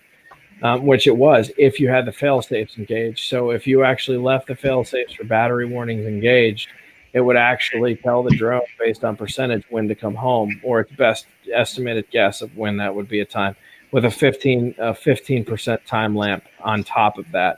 So if it knew that the PNR, point of no return, was coming up, it would automatically activate that with a 15% variable and bring the Solo back under our PH feature. But most people didn't have it active. The other thing that makes it smart is that the BMS is the battery management system, and it is a smart system. It knows to start draining off the battery, and it stops the drain off point at storage voltage, which is 14.8 volts. So it never goes below that. So it is a smart cell. It just doesn't work the same way DJI does. It was a much simpler system at the time when they were using the battery management system, because it was all based on quadcopter. So. We need to get a Solo out there for William is what we need to do. Yeah, dude, William would have a blast with the Solo, but we have Monday. I got Israel Benelli, who's going to come on here and tell everybody how to fly, how to properly prepare yourself to fly the Solo in Acro, which, for those of you guys who don't know, it actually has the race band settings built into the Solo. You can just turn it on Acro, and have full control of a 4-pound GPS platform where you can roll it, do flips, barrel rolls, S loops, back flips. Crazy stuff, man. So he's going to show you some of the footage that he's been taking with his GoPro Hero 6 attached to the Solo in Acro mode, and I think you guys will be quite surprised by how much cinematography can be taken with this bird without the gimbal attached to it, flown properly. But to do that, you do have to switch over to triprops. You can't be running single prop outlet. You have to be running triprops. So you have to get the aggressive props if you want to make fast turns and stuff, which is offered by Master Airscrew Props and all that fun jazz. Good night, Curtis. Yeah, we're losing William, too. Good night, Curtis. Is he out of here? Good night, William. Let me take these glasses. Keep reflecting on the screen. Sorry, guys. Yes, and that's what I was telling you, Lon. The only way that it works is through quadcopter, so it has to be communicating with the Pickhawks at the time that it goes in. So, for instance, if you fly out of the range where it has the inability to connect to Pickhawks for whatever reason, or quadcopter while it's flying, through Mavlink or however you have your telemetry guide set up, if you're using Mission Planner or not, whatever the hell you're using at the time that you're flying, The problem is if it disconnects and you're not connected to the controller at the time when it disconnects, then it's not going to activate the RTH properly because it's not connected. So the smart battery only works as long as there's communication between the transmitter and the app and the solo at the time that it's flying out of your range. Other than that, it won't go into NPR or PNR, point of no return. So, like I said, there are variables in there to consider. It was the first phases at the time of smart battery, and it was the world's first smart drone. So there were smart features, but it had to be communicating with the Pickhawks or the Drunacopter when it was, doing all that. So, yay! Dude, I'm telling you, people don't understand how good. Even though it's like a 5-year-old bird now, there's so many untapped features that the Solo's capable of. You just have to be willing to take on the project. So you ever watch DJI Soul Force? You ever watch Soul Force? Actually, we're good friends, man. Me and Soul Force are really good friends. He's a pretty cool guy. I got it. He straightforward. He's taught me a lot of stuff because he's like the old school. Just he flies. You know what I'm saying? He gets it out there, and he took up the old bird that he had from like 3-4 years, like the anniversary drone. I think he called it. Yeah, the Bugs 3. Yeah, I still got the Bug 3. Was the Bug 3? Oh, I can't remember what drone it is now. It was one of those. I just watched that video the other day too. Yeah. I know what you're talking about. Yeah, so it's one of the first. I guess it had the GPS and all that stuff, but it was. Look at it nowadays, you'd think it was like what, but actually, it's a good. I mean, it's not like a bad flyer, but it's like the Bugs 3. What I'm kind of the point I'm trying to say is it holds the test of time. You know what I'm saying? It's there. Like that's that's the whole thing. Go ahead, Mike. Sorry. Yeah, I'm sorry, man. No, when he first reviewed the Bugs 3, man, he was so happy with that bird. He kept telling everybody to go out and get it before they raised the price on it. It ended up going down. Yeah. They sold so many of them, they could sell them at a fraction of what they originally sold them for. I bought mine at full price when they first released. But then I showed everybody how to do the long range mod. That was the one that got like over 75,000 views after the first week. I got pissed off because I wouldn't even go halfway down the damn golf course and it would start beeping at me. And I'm like, this is bullshit. I want this thing to go so much further. So I tore it down and I went inside and I started figuring out that, okay, here's the antenna leads. Let's go ahead and put some bigger antennas on this thing, man. We'll drill a hole through the bottom. We'll put some range extenders on the bottom of it. Sure enough, man, fucking thing would go like 4,000 feet after that, man. No problems. I was hooking my GoPro up to it and I had I had put a 3-in-1 camera inside there with a 200 milliwatt system. I was flying that fucker all over the golf cart, pissing people off, flying in between their golf carts and shit. They were getting so annoyed with me. And you had that watch. Was it fun, huh? Yeah, and then you had that watch for FPV, so you could see exactly where you were.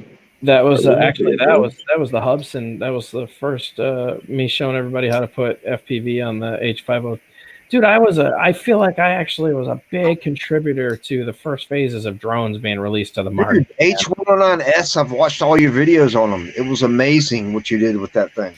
I feel like I was such a huge contributor. And then I started beta testing. The biggest mistake Hubson ever made was letting me have access to their firmware guides, because when they did that, Shally made a boo-boo. I started realizing there were some inconsistencies in their software and their firmware release. That caused a big powwow with me and them. I reached out to them. I said, hey, man, do you want to tell me why you're telling everybody TOD is pilot error when I see that right here in your failsafe system, TOD is written in as a command code? That's a protocol that you've put in there as a failsafe. So if you were to lean the quad in altitude hold mode beyond a 45-degree angle, it would cut the motor. That was, and they were blaming the pilots. Oh, it's not our fault. And then I found out that in their code prompting, it was definitely added in as a feature. So the stupidest thing they ever did was let me have access to that. But I did some nice things for people before. I tested some of the firmware they had me do, and then I created my own, which I called Superflyer package. And I released the Superflyer package to Shally, and I told him, hey, try this out. I'm getting serious range out of this package build. And sure enough, they did try it and gave me 0 credit for that build. And they called it Superflyer and said it was their new release and gave me no credit for it. Can And both of you guys? One question. In reference to the milliwatts, what would you say to a new guy that doesn't understand how far of a range what a milliwatt is? I mean, come on. I mean, because you hear like, oh, 25 milliwatts, you can go do this. And then you get 600 or 100 TVL, you can go do this. So TVL, do you know what TVL is? Oh, I think you froze. Know what I mean? I'm sorry. Did you freeze again? Yeah, I think you froze. I don't know. Video lines. There we go. Yeah, so TVL is actually what's called video TV lines, basically. And it's not. Look, man, it's more for like when you hear about TVL, you think about like CMOS camera or CSMO cameras, where you think of like security cameras based on analog signal base. Okay, so like a lot of security cameras, old security cameras used to run on analog signal. Right. That way it didn't have to be, you could have wireless, but it would transmit through analog because it was an instantly happening feed now, but you couldn't transmit HD signal through it. So that's why it always looked like really chintzy quality, right? So those are considered TV lines. So a lot of people, it's kind of a toss up on TV lines where you say TVL, like a 600 TVL versus 1,000 TVL. Which one's going to be better? Well, I've seen just... Yeah, you're thinking 1,000 TVLs like that better. Right. And a lot of times it's actually not. Lower TVL format with better color grading and a better sensor is actually better.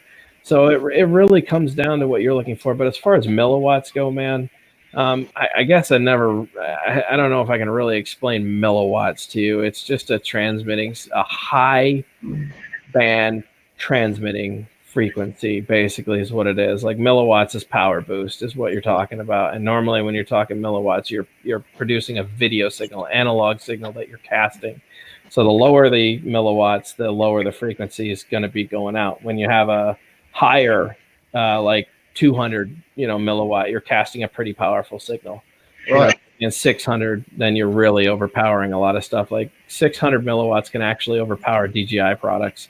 When you like, if you wanted to have some fun, go to where a bunch of DJI pilots are flying OcuSync and plug in a 600 milliwatt 5.8 transmitter. Watch the fun. All of a sudden, everybody's birds will start tweaking out, and other controllers will be controlling other birds, and people will be like, "What the hell is going on?" It's hilarious, man. It is some funny stuff to watch. Lon might actually be able to explain that better than me. I guess I never really cared to define what milliwatts is. I just understand it as a way to cast an analog signal. So yeah, he says lack of bandwidth, like octane. There you go, like octane and gas. Right, there aren't too many types of circuitry in the battery, is there? Okay, so he's going on to some other stuff here.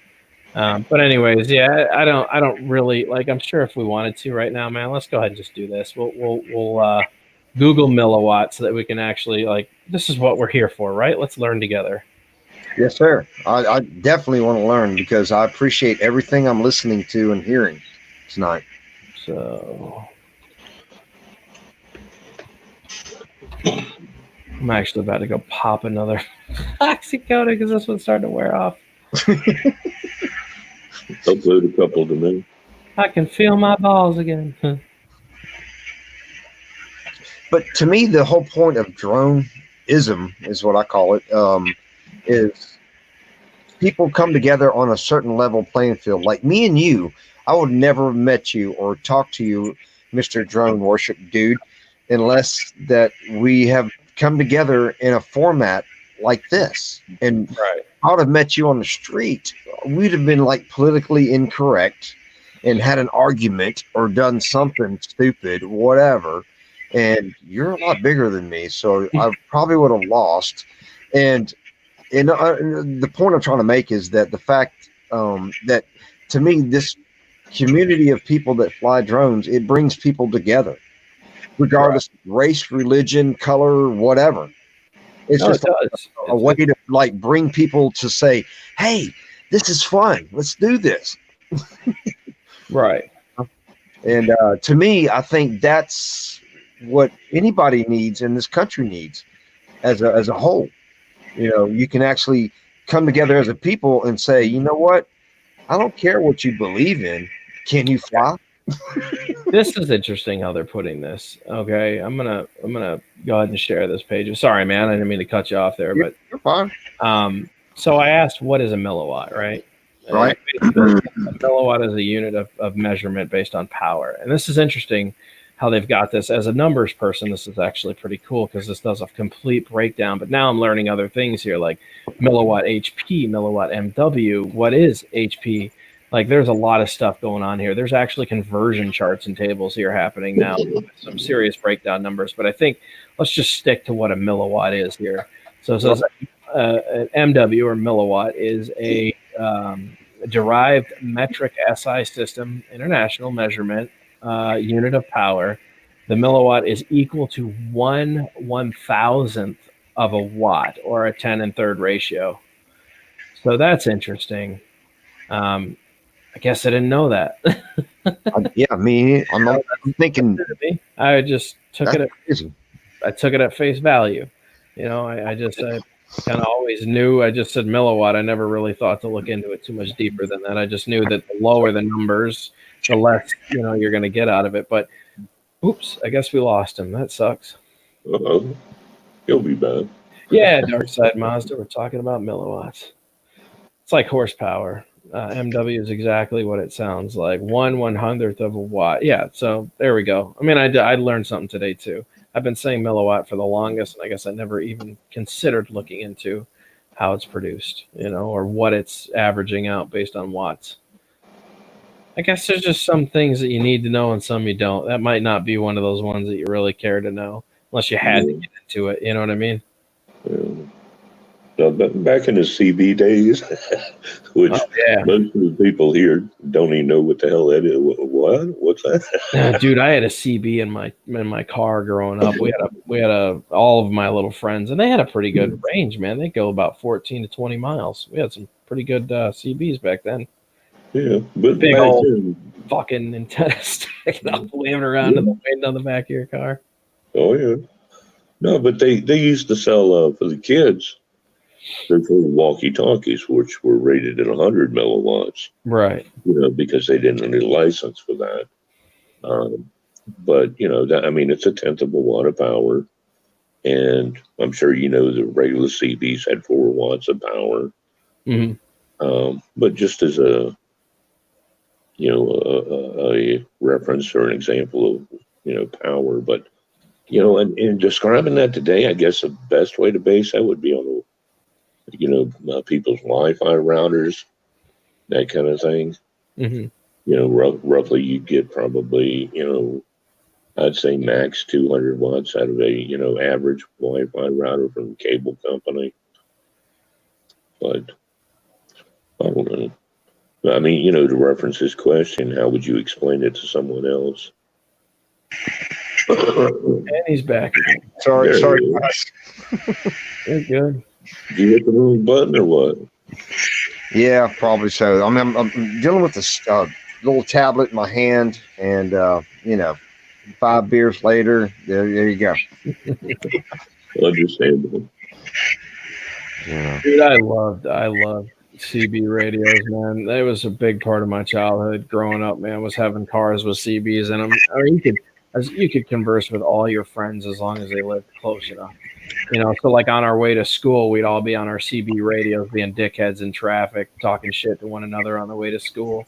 Everybody's on the same fucking channel. Hey, what's up, dickhead? Past you, asshole. Screaming past your buddy in your little shitty Ford Ranger your parents bought for you.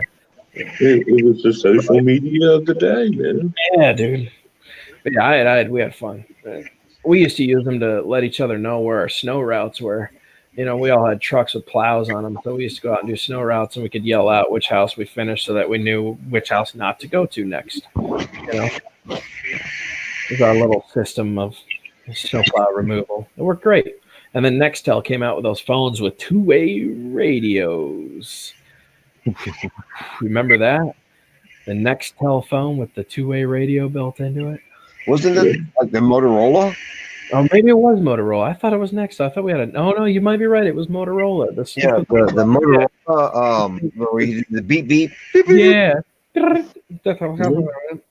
Yeah. Yeah. We actually sold some tower sites to Nextel. Actually, before it became Nextel, it was Discom, Dispatch Communications. Mm-hmm. They were going around buying all the 800 megahertz trunking systems Right. back in the day, and then they converted it over to the Nextel system. That makes sense. We got Mad Kiwi in the house. I'm gonna put up an invite link, and then guys, real quick, I'm gonna go grab another codeine, oxycontin, or whatever the hell it is. Yeah, I didn't know I occupied a lot of you guys' time, and I appreciate you for listening. This is a community of people, and I do appreciate all of you guys, because the fact that I'm sitting here being able to do my little spiel, and the fact that I have people actually on this platform, I'm like bowing down and saying thank you guys. That's awesome. Oh, dude, it's all. That's what this is. That's what I said, man. I've always been here for everybody. I enjoy. It's an open panel. I love when people come in and talk about stuff. You know what I'm saying? People would join us, though. You know what I'm saying? Nothing saying I might be. Believe me, you're awesome. You're cool shit. But I'm saying, as far as to enter the whole discussion of drones and trying to learn, because we want more people to enjoy the whole thing. You know what I'm saying? To enjoy the whole platform. Hey man, I share what I've got, and I'm out here learning every day, just like everybody else, man. It's Yes, I've been flying stuff since I was a teenager, and that's 40 years ago, man. We used to fly the RC planes. And yes, sir. When I flew back in the day, it was we did the rocket powered stuff, and then you had the gas engine little stuff, and now it's all coming back full circle. Oh, the old Cox airplanes. Yes, sir. On the tether, man, spinning around. Yeah, exactly. Yeah. It's crazy. So it's always been in my blood, man. I posted it for Kiwi. Kiwi still hasn't popped in here. I'm just popping in for a quickie hello. Oh man, all right, whatever, bro. Dick. Get your Kiwi in here. We needed a Kiwi in here, man. I'm telling you. Kiwi, get in here, man. I think they both had a model. You imagine having phone sex on a two-way, or hi girl beeping. I'm sitting there reading it. That's funny. Can you imagine trying to have a sex combo with your girlfriend on a two-way radio? Oh yeah, right there. And everybody's like, what the fuck is going on? Been there, done that. Oh my god. You want me to take the pizza stick out and do what with it? Yeah. Well, this is to really good CB radio. You'll know that. It happens.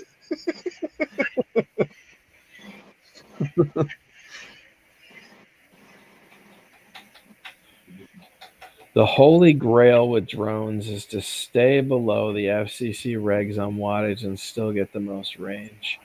Well, that's actually pretty easy to do, but I'm crazy, man, because I like to take my Wi-Fi birds and put 1 watt range boosters on them and send them out really stupid far. They all have RPA or SMA connectors, you know what I'm saying?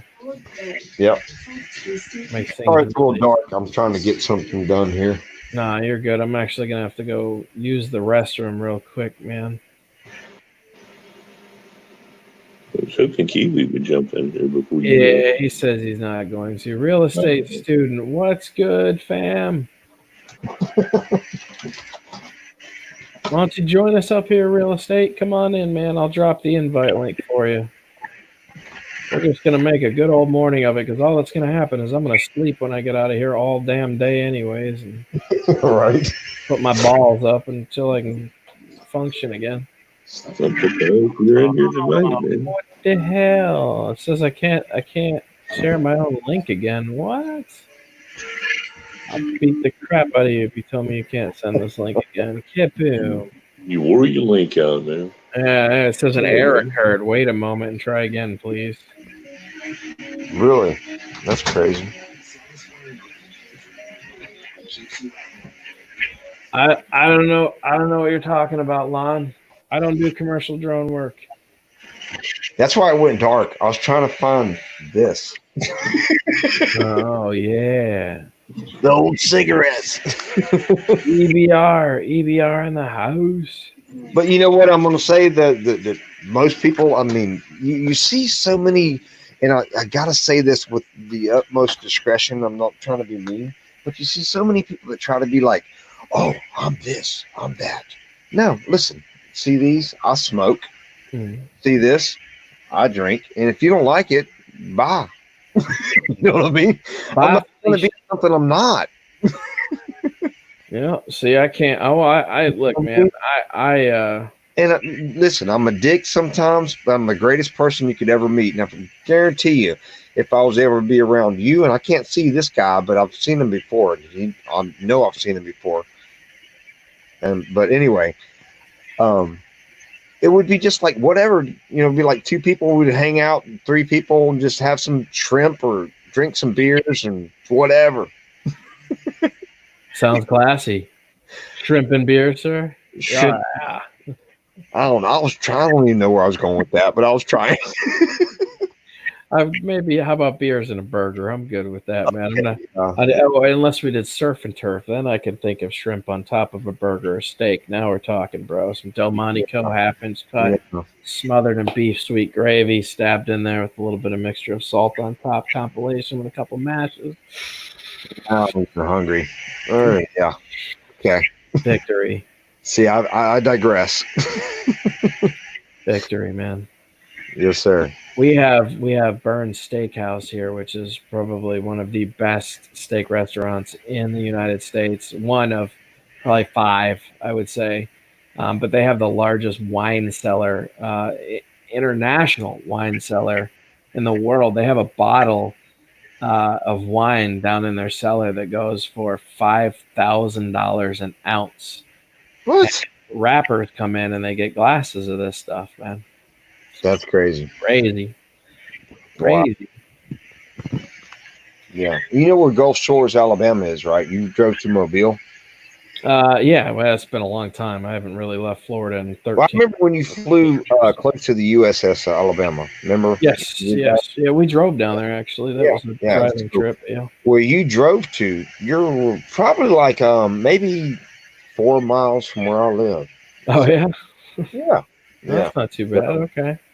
Yeah. So the fact that I got it wrong, I was thinking Orlando. I don't know why, but I was thinking because I think I heard you talk about Orlando at one time, but now that I think back, I was probably drinking the beers that I'm drinking now, and was thinking Orlando instead of Tampa. But I know you had said Tampa many, many, many times, and I apologize for that when I text you, and because I was like going, oh yeah, I'm gonna come if you're near and I'd said that in my official my message, and I apologize for that. Dude, you're good, man. Like I said, I get along with everybody, man. You're a fun person to hang out with. You're informational too. We've also been through a lot together. I think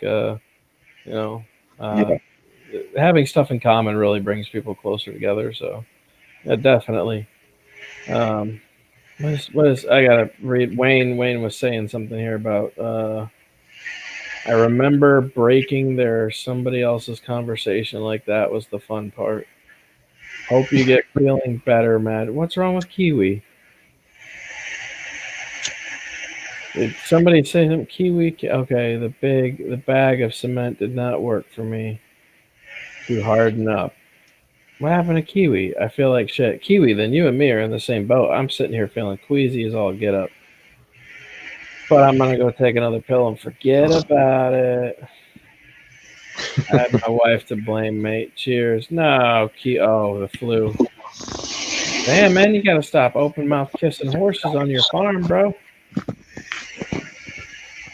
As a private citizen, you can get away with whatever mods you want. All products that use a radio transmitter have to get FCC authorization to become commercially sold in the U.S.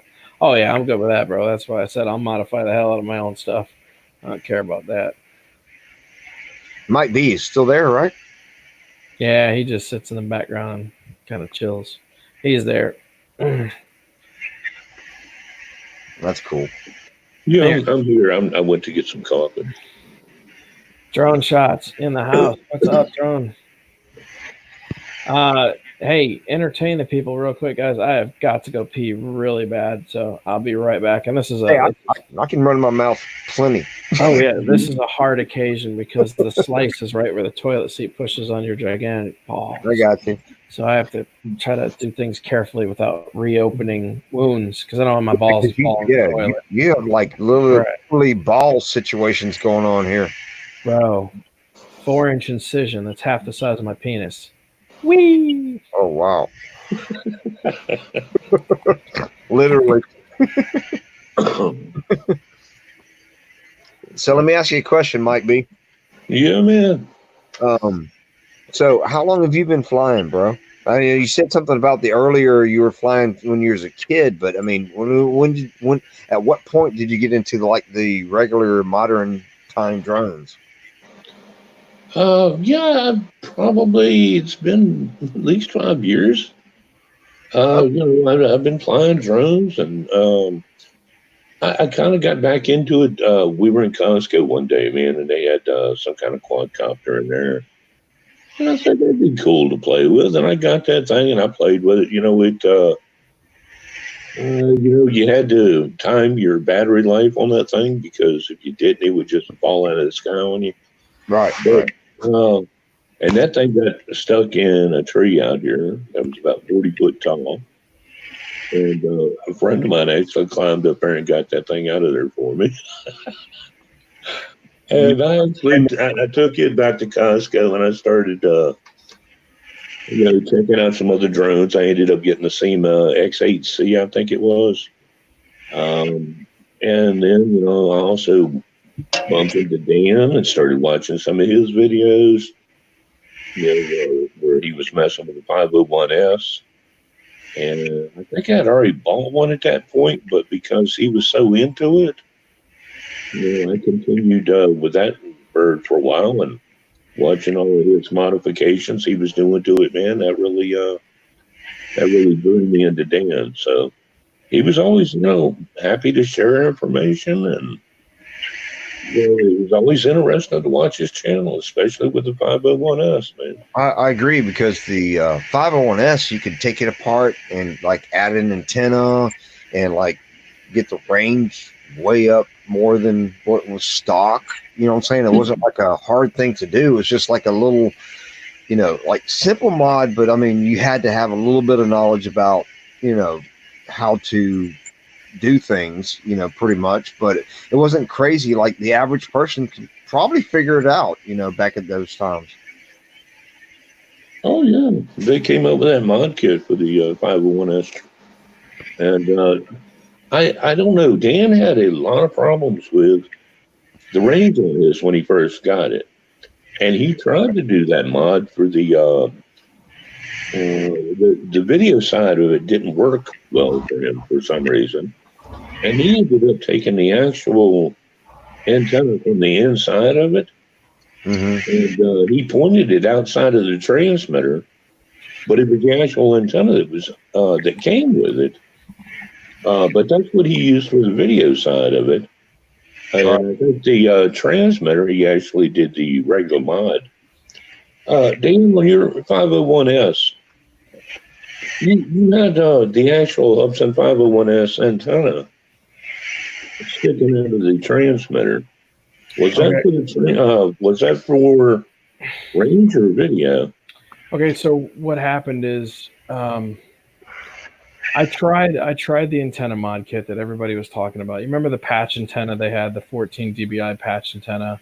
You drilled a hole, you put the SMA connector through, you put the lock nut on there, and then you pulled the patch antennas up. And then the other side was supposed to be a 3 to 7 dBi or 3 to 6 dB dipole antenna for 2.4, which would also bend up. So both of them are supposed to be upright while you were holding the transmitter, right? The issue was I actually got less range on both sides using that setup. And so finally I was like, man, this doesn't make any sense. So I went back and I put the stock antenna setup back on there again, right? But this time I took the stock antennas and I moved them to the outside of the transmitter. So on the right side, if you remove the FPV, it's actually what's called a pigtail, right? Mm-hmm. And it's almost like omnidirectional, but not quite. It's weird. It's in like a diamond figure 8, and it's a little square and panel patch. It's like a patch, but it's weird how they do it. It's like a mix between omnidirectional and a patch antenna. It's strange, man. It's a weird antenna. It's their own design. Anyways, you mount it on the outside, and I glued it to the top, and then I took the tiny little interference antenna that they had, and I moved that to the outside, and I put hot glue inside there to keep those in place. And I sent it out, and before I only got 786 meters, and that was with the modified antennas, that the kit that everybody suggested you install, right? I put the antennas on the outside, and I took the same flight, and I got over 2,000 meters, and it just kept going. And I said, well, that's stupid. I suggest nobody even changes the antennas. Just move them to the outside and call it a day. And it worked great for everybody. There was no reason to perform any other mod. It seemed like you were getting more interference from it being inside of the drone or inside the transmitter than it was to move it outside and get rid of all that interference. But on the top of the liner, I put aluminum foil behind it so that there wasn't signal interference coming from inside the transmitter because there was foil liner on the top. You see what I'm saying? So when I closed it back up, it couldn't penetrate through that foil. It allowed me to cast a ridiculous signal. So, anyways. Wow. See, that's amazing. So you're basically saying that you had this back in the day. Well, those are parabolic dishes, but no. Similar, because you were reflecting, because what the parabolic dishes do, they reflect in an omnidirectional like way. You know what I'm saying? Well, no, I get what you're saying, but all I did was use the aluminum foil behind the top of the transmitter just to keep the interference down. Like it's not in a cup shape. It was just like flattened against the top. So actually, it wouldn't have really helped with the signal. But it would keep the interference from the transmitter electronic component. See, anytime that you put current through any kind of electronics, it actually generates a small magnetic field, right? And that's enough to throw interference in the middle of anything.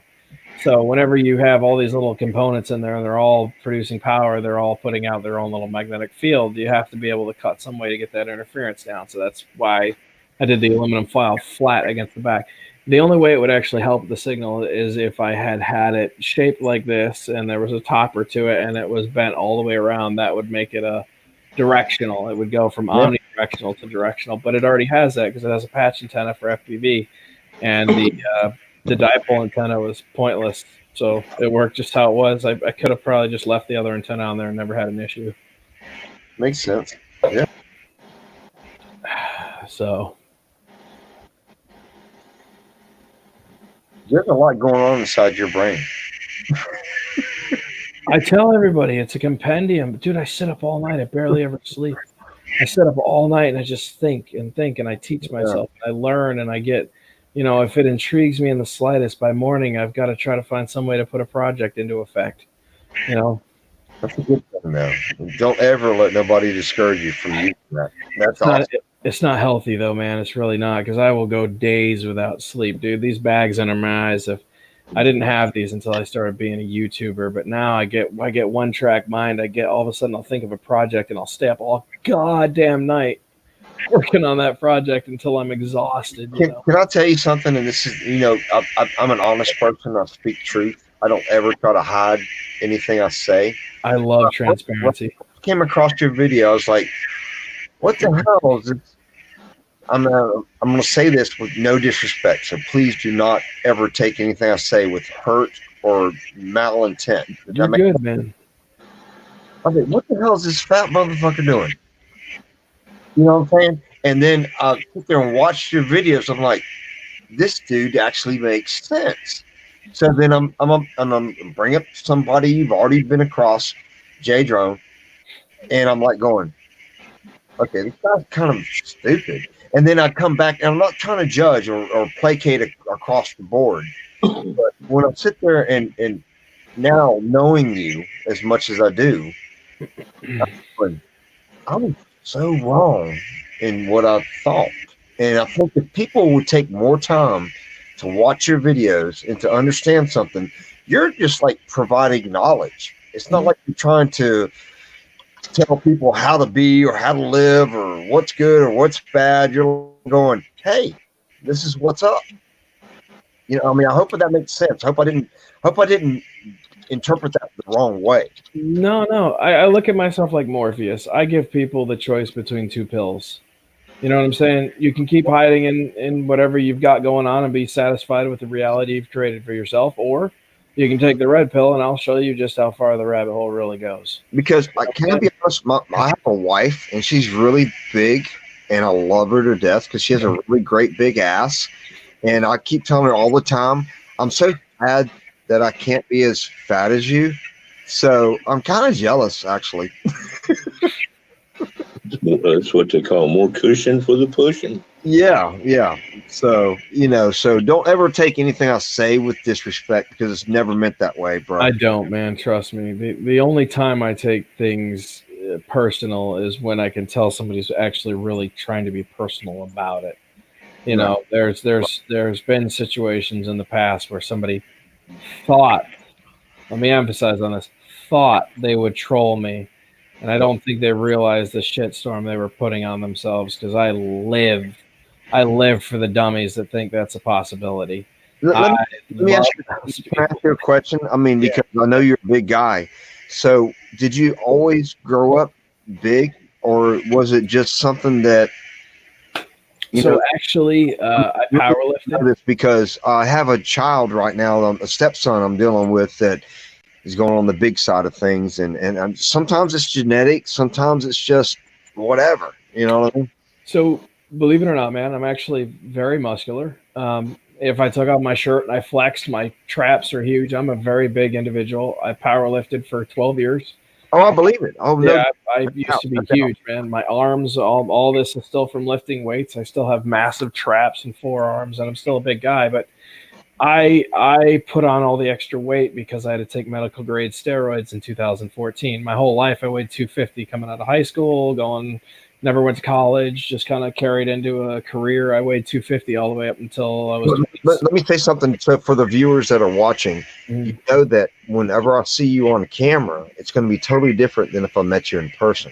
Oh yeah, no. Well, no, but I am a big dude now, bro. There's a you know what I mean. I'm not trying to be ever like sure. It's totally different than seeing you right now on camera than in person. So from basically 2014 until 2019 is when I got this big, and there's nothing I can do about it. Unfortunately, I barely eat crazy like it is. I know you guys see me do some elaborate videos of steak or a burger or something like that, but the reality is, man, I eat tons of salad, I eat tons of greens, I eat fibers. I have the occasional coffee or something like this. She'll bring something home, I'll suck on that, but I drink a ton of tea, water. I absolutely love my protein powder, man. I still lift weights on a much lighter level now. I've got some serious injuries that I can never come back from. So when I had my accident, I was going 80 miles an hour on my FC600 Pro stock here in Florida. It was about 2 a.m. I got hit by a drunk driver who clipped my front tire trying to get off an off ramp, and it caused. To interrupt you, but I remember you telling me that because you and me, that's where we come to difference on the Obama thing. Remember? Yep. And, so, but some of these people don't know the story though. Yeah, they don't know the story. I'll just little backstory. Obama saved his life.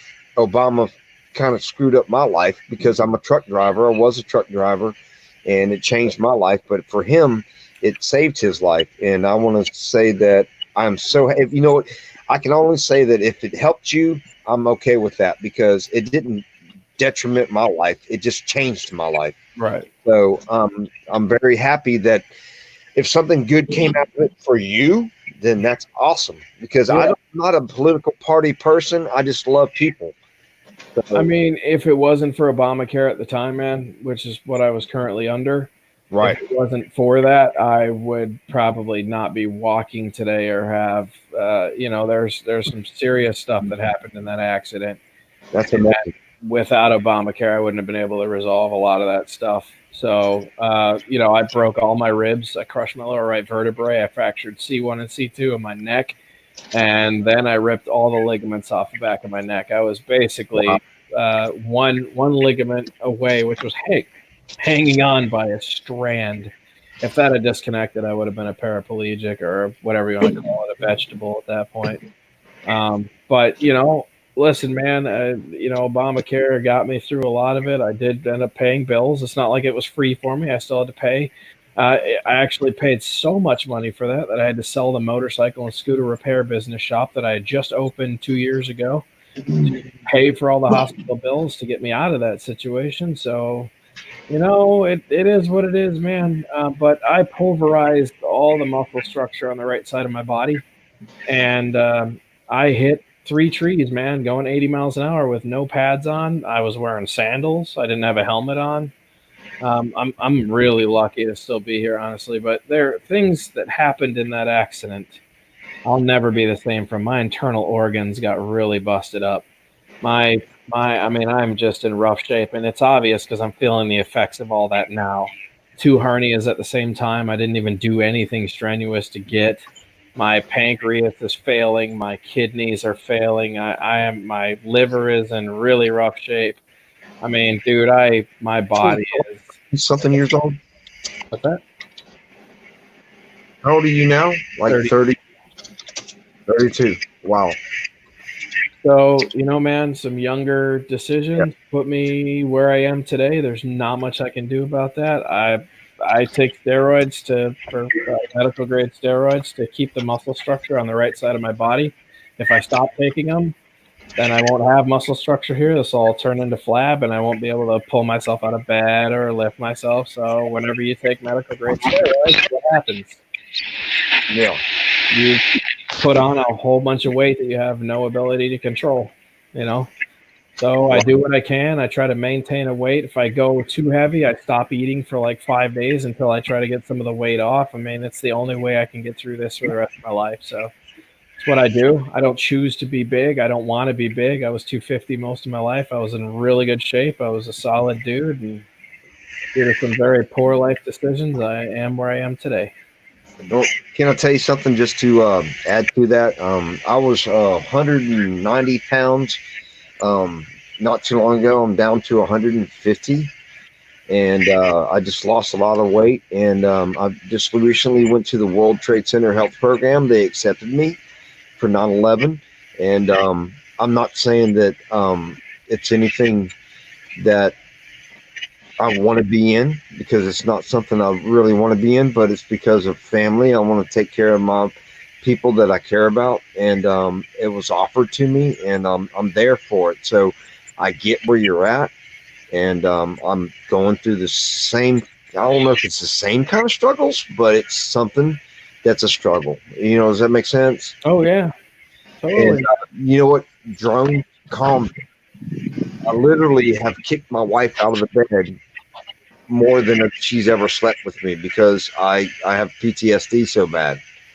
And so I'm going through that whole situation of BS, which I would not wish it upon an enemy. You know what I mean? And I'm sure you feel the same way. The things you're going through, you would not wish it upon somebody, an enemy at all, because you know what I'm saying? Because it's like something that you can't even put into words. And I can't put it into words what I'm going through, and I get it. So all I can say is thumbs up, and you're good.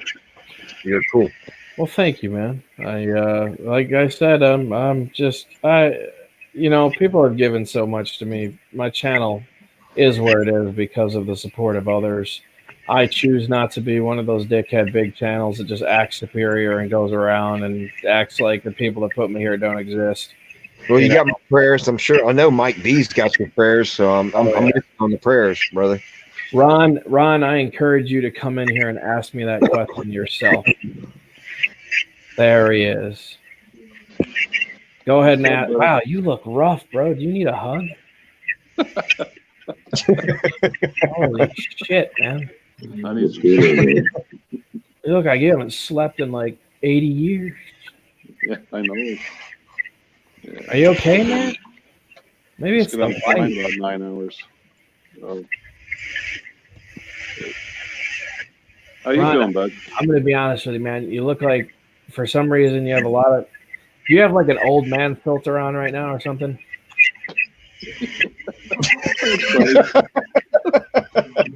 Appreciate the love. I just made a dick, dude. No. All right, man. I'm good. I couldn't help myself. Yeah. No. Besides having my balls cut open for no reason, I'm enjoying myself. Oh man. How you doing?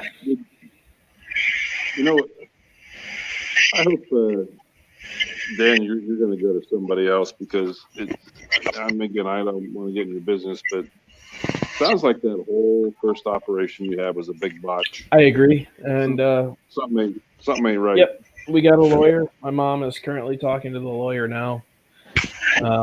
This, and even if it does go through and we settle outside through arbitrary court stuff without ever seeing a courtroom, it's still going to be 3 or 4 years because they'll stall as much as they possibly can before any payouts are given. So either way, I'll be struggling with this for a while.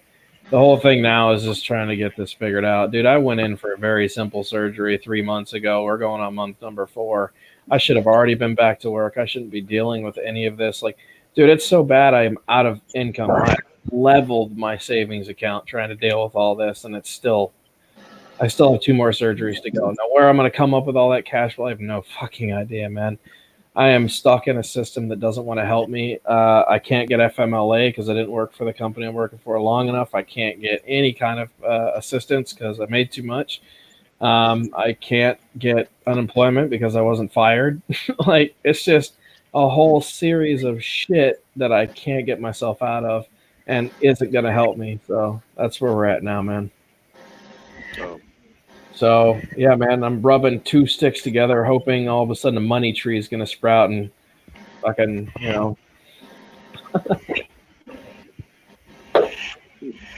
Hey, man, I'll survive. Done it this long in my life, right?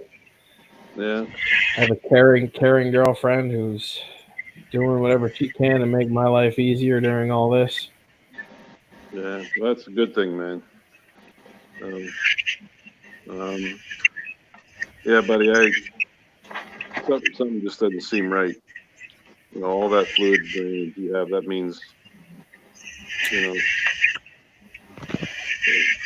something's not right.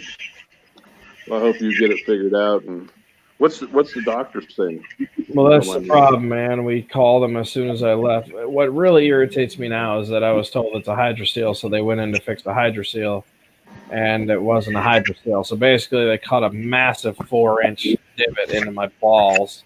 Got inside there and went, "Oh, there's no hydroseal," and then they closed it up again and said, "Well, that sucks, but we're still going to bill you for that surgery."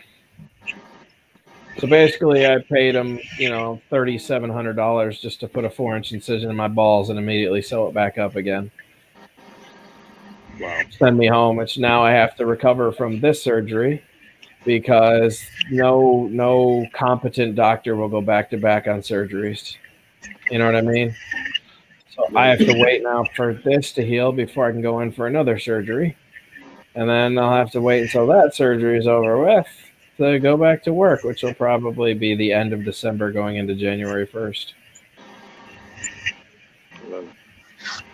Yeah, that's rough. Shit, dude. Sorry to hear all this. It is what it is. It's not your fault. You can't do anything about it. No.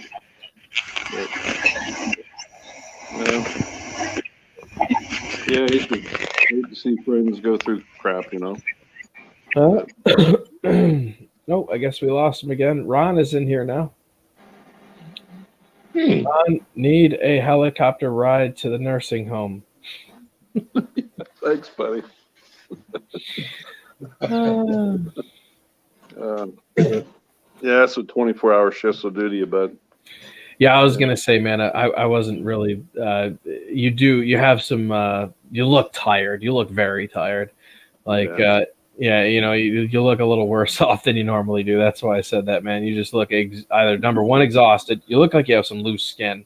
Like you've been forcing yourself to stay up, so you kind of have this appearance of like, ridges in your forehead right now and around this area right here. Your face actually looks a little bit on the puffy side. I'm assuming that's from lack of sleep. So you're kind of giving off some rough vibes right now, man. I want to help you through this. Do you need a hug? I will come over there and hug you, sir. If you need a group hug, man. Come on, get in. I think he's just in a brighter environment than he normally is. This is true. Yeah. So the shadows are showing a lot more. There we go. There you go. Yeah, that takes a lot of the. See, that's what happens. This is why I didn't want HD TVs. Yeah. Well, I've been kind of burning the candle at three ends though the last month and a half. So 3 more weeks and I'm back down to one job again. So he said we're busting your balls since Dan is already busted. Yeah, you can't break Dan's. Dude, already done his. I wish I could show you guys a picture of this. I would. Some people would be like, "No, don't." So I won't. I'll post it in Discord. You guys get to see how bad it looks and judge for yourself. So it's the same doc that's been doing all these surgeries? I got pawned off to a urologist because I was told I had a hydrocele, which wasn't really there. Wow. Brian, why don't you just come in here, Brian? Well, clearly they know what the problem isn't. What are they going to do to find out what the problem is? Here's the fucked up part. I debated whether I was going to tell you guys this or I wasn't, but now the more I think about it, the more funny it seems to me. So I'm going to say it. Okay. The guy goes, "Listen, man, there's no hydrocele. What happened is somewhere up in your abdomen, fluid started. This is the urologist telling me this, not the general surgeon that did my original surgery. He goes, most likely what's happened here is I can see where the sac pushed its way through your abdominal stomach liner on the bottom, made its way into the scrotum, right? Where he had already fixed it with mesh, but there was a hole opening. So what's bugging me is that he knew that was in there already, and he went around it and left the liner that had made it through into the scrotum there. He left it there. He made a hole for it just so that it could stay there, and then he screwed the rest of it up. I think he was thinking that the fluid was going to dissipate, and he wanted the ability for that liner to pull back up to where it started. The problem was the fluid didn't dissipate. It just kept coming and coming and coming more and more, and it just kept getting worse and worse. Okay. So now he's got a problem on his hands. Do you have to go? No. Oh, so now he's got a problem on his hands because I think he set it up to where he thought it would disappear, but it's not disappearing. Then he pawned me off on another doctor who went thinking that there was a hydrocele down there. They cut open my balls, and he goes, "Oh, there's no hydrocele here." So the interesting thing is the liner that made its way through is called the the vaginitis, right? Just wait. What? The vaginitis. That's what the liner is called from your abdomen where it pushes through on a male. It's right above the testicle line of the vaginitis. This is when he caught me off guard when he goes, "So I'm gonna be honest with you, man. I took my finger and I put it in your vaginitis, and I was able to feel all the way up into your into your abdominal cavity. And I said, so let me get this right. You fingered my vaginitis." Sounds dirty. Oh my God. So apparently all men out there have a vaginitis that you're not aware of. Stick that in your pipe and smoke it. When you first started saying that, He stuck his finger up. So it sounded like you were going to say my Adam's apple, but yeah, no, it's apparently that hole where it pushed through. Yeah, it's crazy, man. Dan got fingered. Yeah, like Freddie got fingered. Dan got fingered in his vaginitis. I know nobody's ever going to let this down. Obviously, this is a joke for the 9 people that are in here at this time of night, but it's real. It's actually got more of a name than that, but the ending of it is vaginitis. So I thought it was amusing once he said like the Tephilocea vaginitis, and I was like, "So you fingered my vaginitis?" It's like, even the doctor got a kick out of that. Normally, it's pretty hard to make those guys laugh because you think they've heard it all. Well, urologists have the sickest sense of humor out there. Humor, yeah. But anyways, yeah, I got him to laugh. It was funny. It was amusing. But all that ended really quickly when he goes, "So I didn't fix anything." And I said, "Whoa, what did I just pay $3,700 for then?" "Well, somebody screwed up." "Oh no, I would say somebody screwed up." "Yeah, but you still got to pay for the surgery. You wasted the bedtime. Well, I didn't waste anything. First of all, the doctor that sent me here wasted your time. I was just here to get something fixed and go home." Right? So this turned into a big, crappy, fucked up situation, man. And it's only getting worse. So I don't know, man. It's getting worse before it's getting better. So, yeah, I'm looking at probably another 2 months without work. Go ahead, Mike. What's their game plan to get this resolved? I mean, I know they've had to do scans of, all this other crap to find out what's where and what's creating a problem. Why ain't they addressing this? I don't get it, man. Dude, you got me just as confused. And the worst part is he pawned me off at just the right time because you know what's about to end? This was outpatient surgery, so what's about to end? Post-op, pre-op. The whatchamacallit, yeah. Post-op is about to end. That means that after the post-op date is done, if it hasn't been resolved, I start all over having to pay him again to resolve the situation that he created in the first place. Yeah, you're what do they call that? The deductible. Yep. Yeah.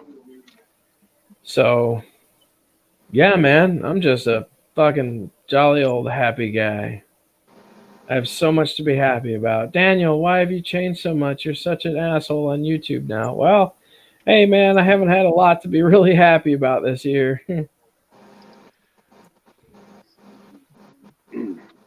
Wow. You can't explain some things to people. They just don't get it. Nope, I get it, buddy.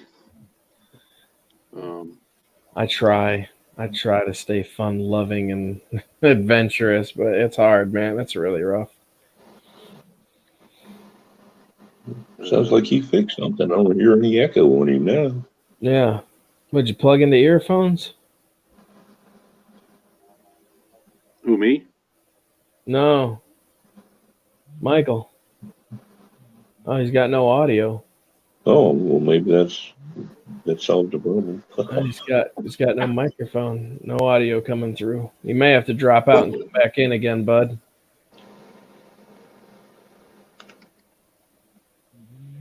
Nope.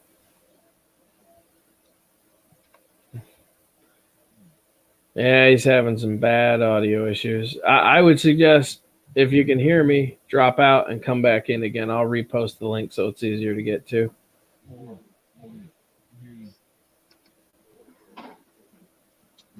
Pretty sure he can probably hear us. Probably. It seemed like it took him a long time to get in here for some reason. So, no, there's a link. Internet connection is a little weird. StreamYards has done some weird crap to me in the past too. So I don't know. Everything just froze up on me before. Yeah, Wayne, definitely, man. Oh, I'm sure my mom is gonna beat the shit out of a doctor pretty soon. She is not happy. My mom's been like stepping in and helping me pay for all this. At this point, I drained my bank account 2 months ago.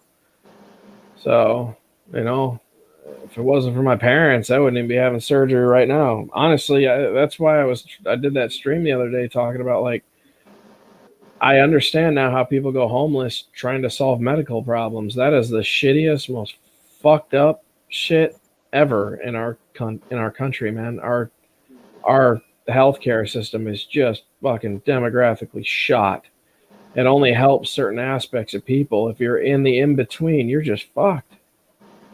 You know, it really sucks, man. There's no options available to me. If it wasn't for an awesome girlfriend and parents, you know, that love me a lot, dude, I'd be really, really hurting for, you know. But, you know, they can only help me with the hospital bills. They can't pay my personal life and all my other bills too. So I'm fucking doing whatever I can to get through with that, you know. I wonder if Mike's aware that we can't hear him. I don't think so. Mike, are you aware that you can't hear us? Hold one finger up. Well, okay. Yeah. I said, Mike, if you're aware that you can't hear us, and he still put a finger up. I'm sorry, man. I had to. You could have given me the middle finger. I would have taken that. Oh, wait, I can hear him. Can you? Very lightly. I can't hear him. I can hear him yelling at his phone almost. It's like it got wet or something. It sounds really garbled, but I can hear him. You can't hear that? I just heard something slightly. It's like very lightly in the background. I can tell it's him. Yep, I heard that. He's screaming at his phone now. Reboot your phone, man. Then come back in here. I'll be back. Love you guys. I'll be back. All right. He said he'll be back, I think. I'll be back. I'll be back.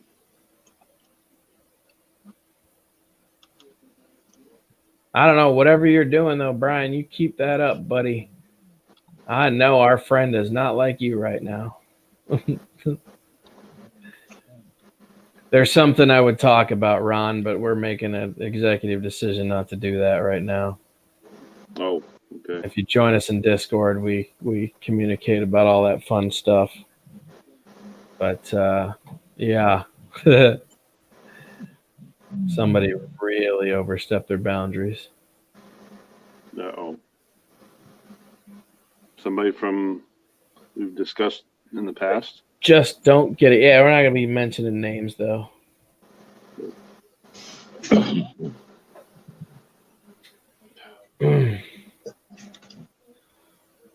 So 7 people in here. Yeah, it's good to see you, Ron, when I can, man. Yeah, I've been busy, buddy. I was hunting all week. I finished up Thursday afternoon, thank God, and that's why I've got like Brian said, hey, do you want me to send a helicopter to send you to the nursing home? I got back home Thursday night about 6. I was in bed by 7:30, up at 2:45, and drove up here and worked a 14-hour shift yesterday and working a 24 today. But I'm off for 24 tomorrow. Wow. Yeah. We've been flying since 3 o'clock this afternoon. Nonstop. What did you say you were going to do for me? You were going to make a video for me. I'm trying to think of what it was. You promised you were going to make a video for me. I'm trying to remember what that was now, too. Oh, well, I got one better for you. Hmm. I need an antler somewhere in here. I don't care where it comes from. You can find it walking. I just need an antler. Oh, I could hook you up with that, brother. I would love one, and I want you to sign it. Yeah. You also need a little antler to put on front of Solo too. I thought about that. Some tiny little antlers to put on Solo. You mess with the buck, you get the horns, motherfucker. You know. I tell you what, Dan, I'll do you one better, buddy. I will send you a full set of antlers and skull. Really? I found a set about a month ago. Yeah. And what kind of skull? Do you know? Is it elk? It's a white-tailed deer. Okay. Hell yeah. Yeah. I'm with that, man. It's not a big buck. Right. It's not bad. I don't need anything huge. I just want something to put on my wall that's signed. Yeah. You know?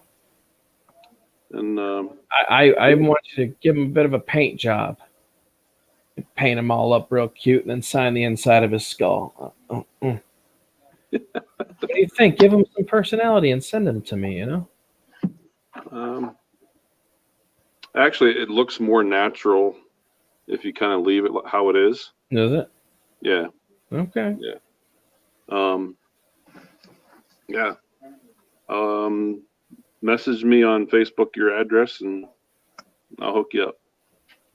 You got it, dude. Yeah, I've been needing an antler somewhere in here. I mean, for Pete's sakes, dude, you got Elvis, you know, and you didn't put all their names up, but yeah, you got all yours. I got to have one I want to call Bones, you know, Bones and Band, Bones and Drone Worship.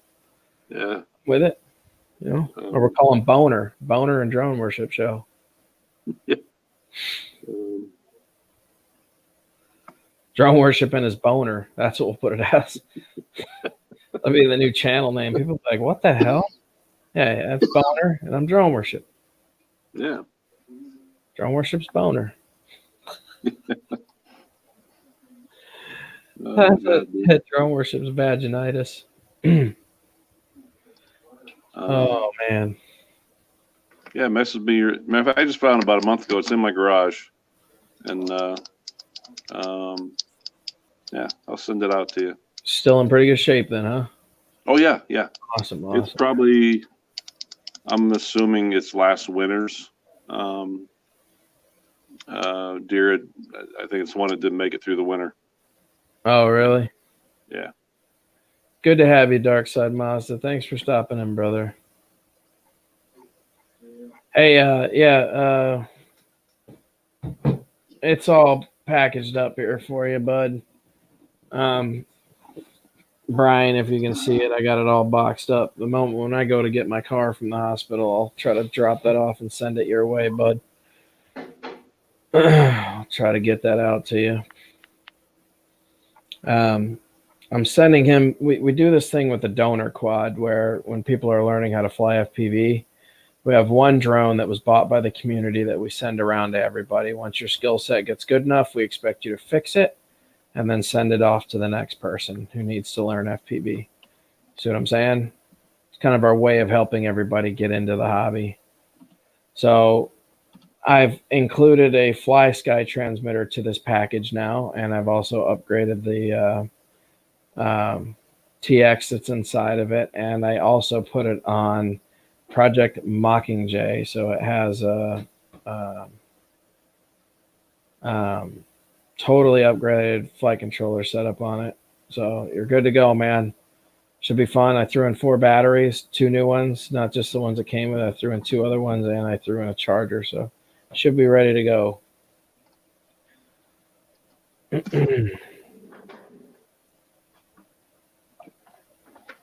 So, Ron, what does your shirt say? You got wings on there. Yeah, it's my name tag.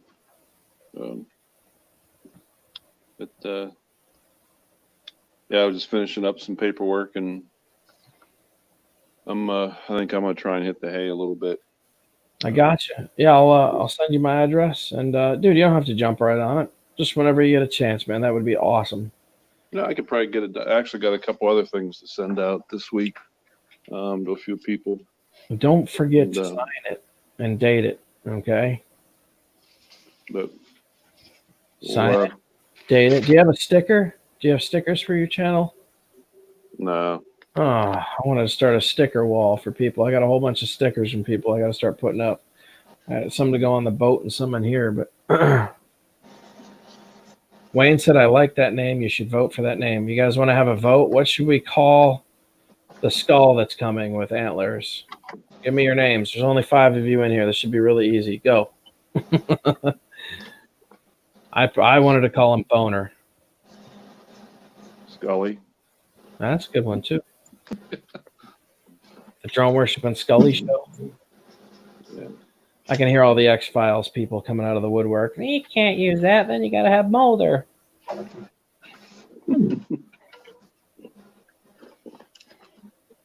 I think I'm one of those 5 people.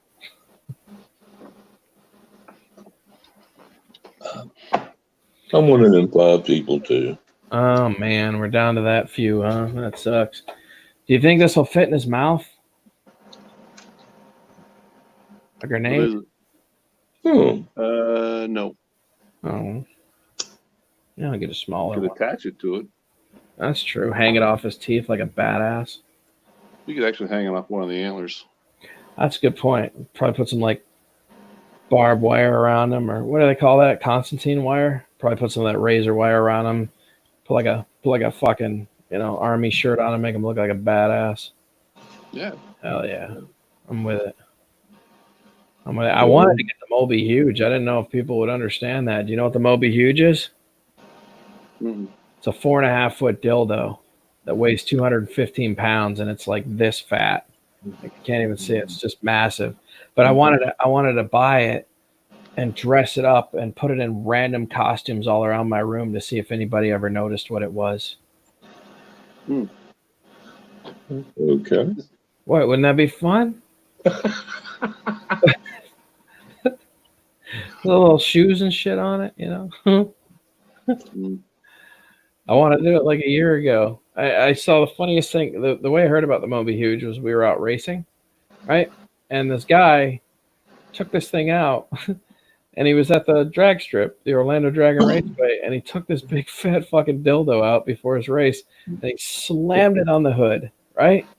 And so he's had a little Honda sitting on the startup line, revving up his engine. There's this fucking 4.5-foot dildo just kind of laying over sideways like a limp dick off his hood. And when he puts it in gear, you just see this big dildo swing backwards and hit his window. And he's just driving down the strip, and this big ass dildo's just waving away in the wind. It was the funniest thing I've ever seen. So anyways, I was like, I have to get that. I don't know why. I need that dildo, and I want to dress it in weird shit, and I want to put it all over my room and see who the first person to figure out it's a 4.5-foot dildo. No, I thought it'd be exciting. What kind of drugs did you just take? No, what? Come on, man.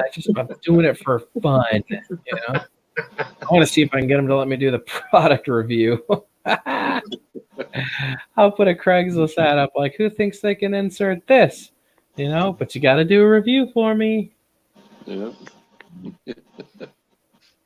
Are you going to do a durability test on it? Or what are you Yeah.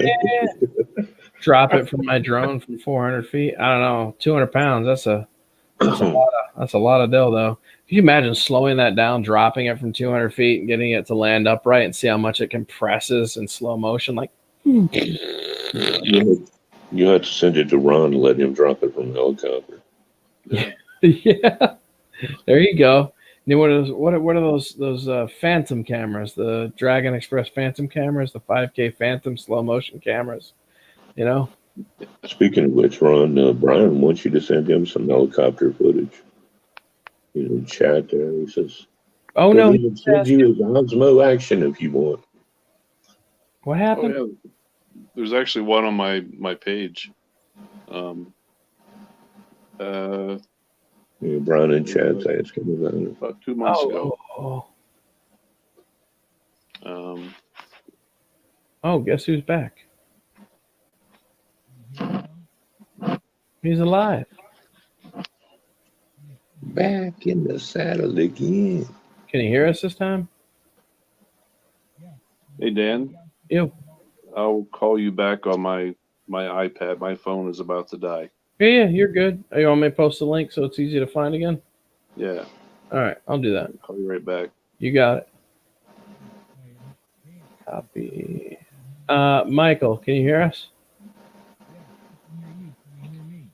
I hear him again, but he still sounds like garbage. Dude, I think you did something to your microphone. He dropped his phone in the toilet or something, man. That's what it sounds like. It sounds like it's washed out really bad. Sometimes those dumps will get you. Trying worship in a Scully Boner show. There we go. Everybody in here right now, the 4 people that left were like, is he really talking about 4-foot dildos? Yeah, what can you expect? 3:30 in the morning. I was gonna say, I figure it's 3:30 in the morning. If you're gonna have fun, you may as well just do it now. Who cares? No. It ain't the worst thing you ever heard if you up this late. Well.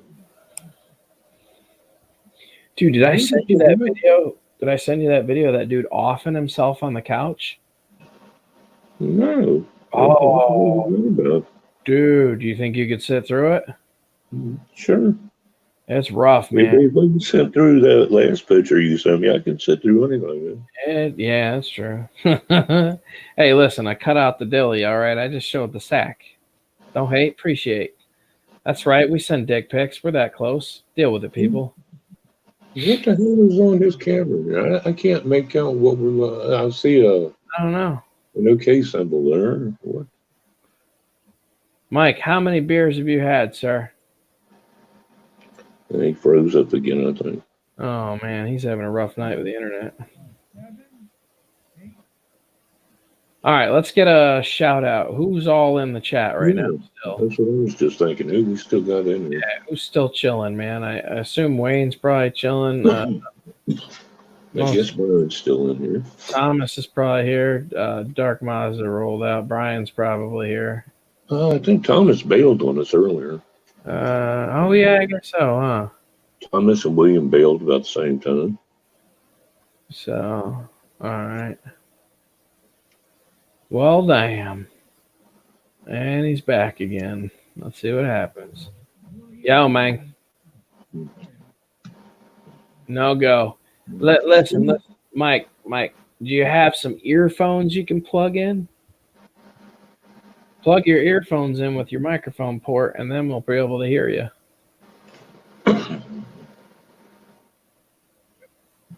He's in here twice. What's going on? Yeah, because the first one didn't dump. I can get rid of it here. Oh, damn, he just froze up again on both of them. His mic's muted on the one he's currently on, even though he's still froze up on it now, too. Oh, hell, I can't get rid of his other ones. I can't drop these old ones off. That sucks. Nope. All right. So, yeah, nobody's commenting. So, apparently, everybody's like, fuck that.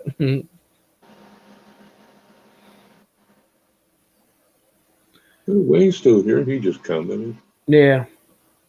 No. Unless he just did, and I haven't seen it yet. Oh, yeah, there he is. Okay.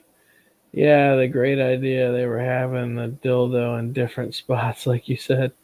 I bet most people wouldn't even notice. Like, just dress the dildo in like an Inspector Gadget suit and shit. You know, every day buy it a new kid's costume and put it on it and see how long it takes someone to notice it's a 4.5-foot dildo. You know, that's a strange thing I've noticed.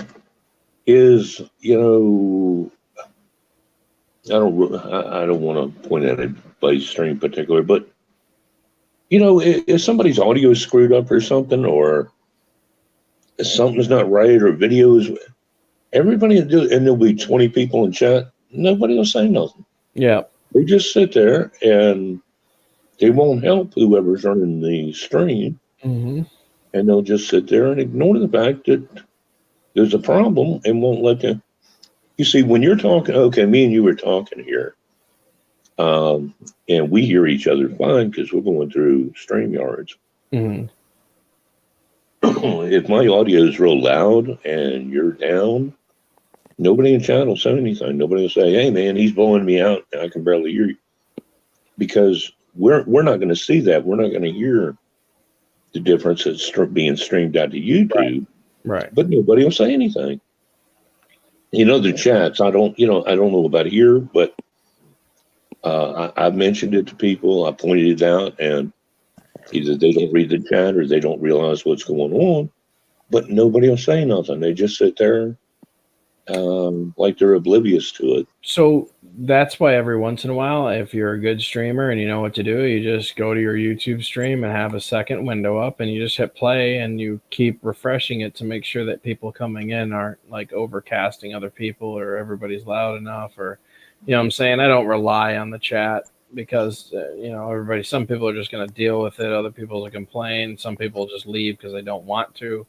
So I like to pop in and just push it and then listen to the stream for a second to see if anything crazy is going on. You know what I mean? But I see people do this over and over again every week.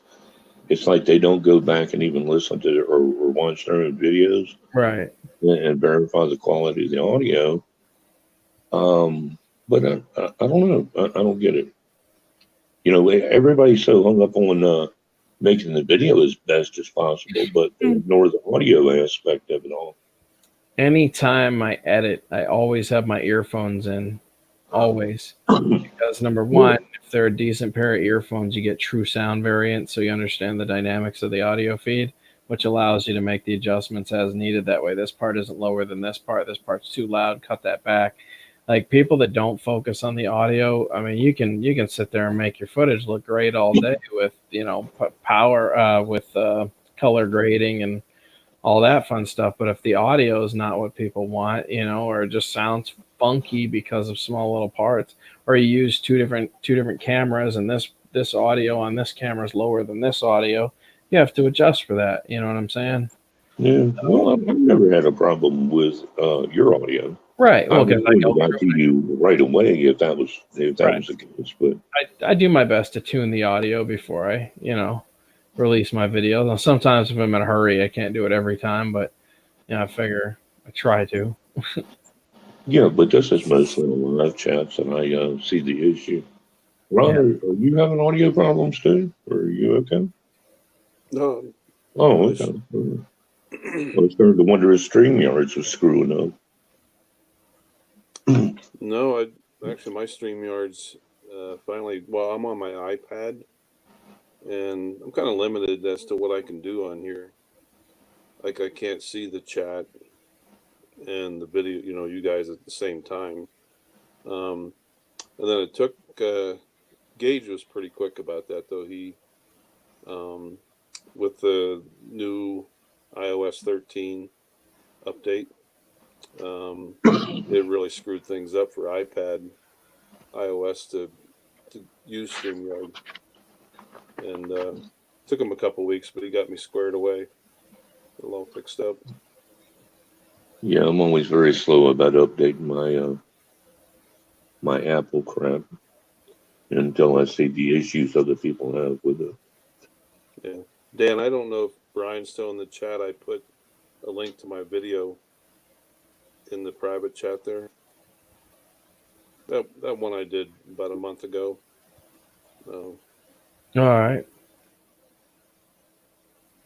You can probably copy that and send it to Brian directly. Yeah, the private chat. Is that what you were talking about, right? Yeah. Sorry, man.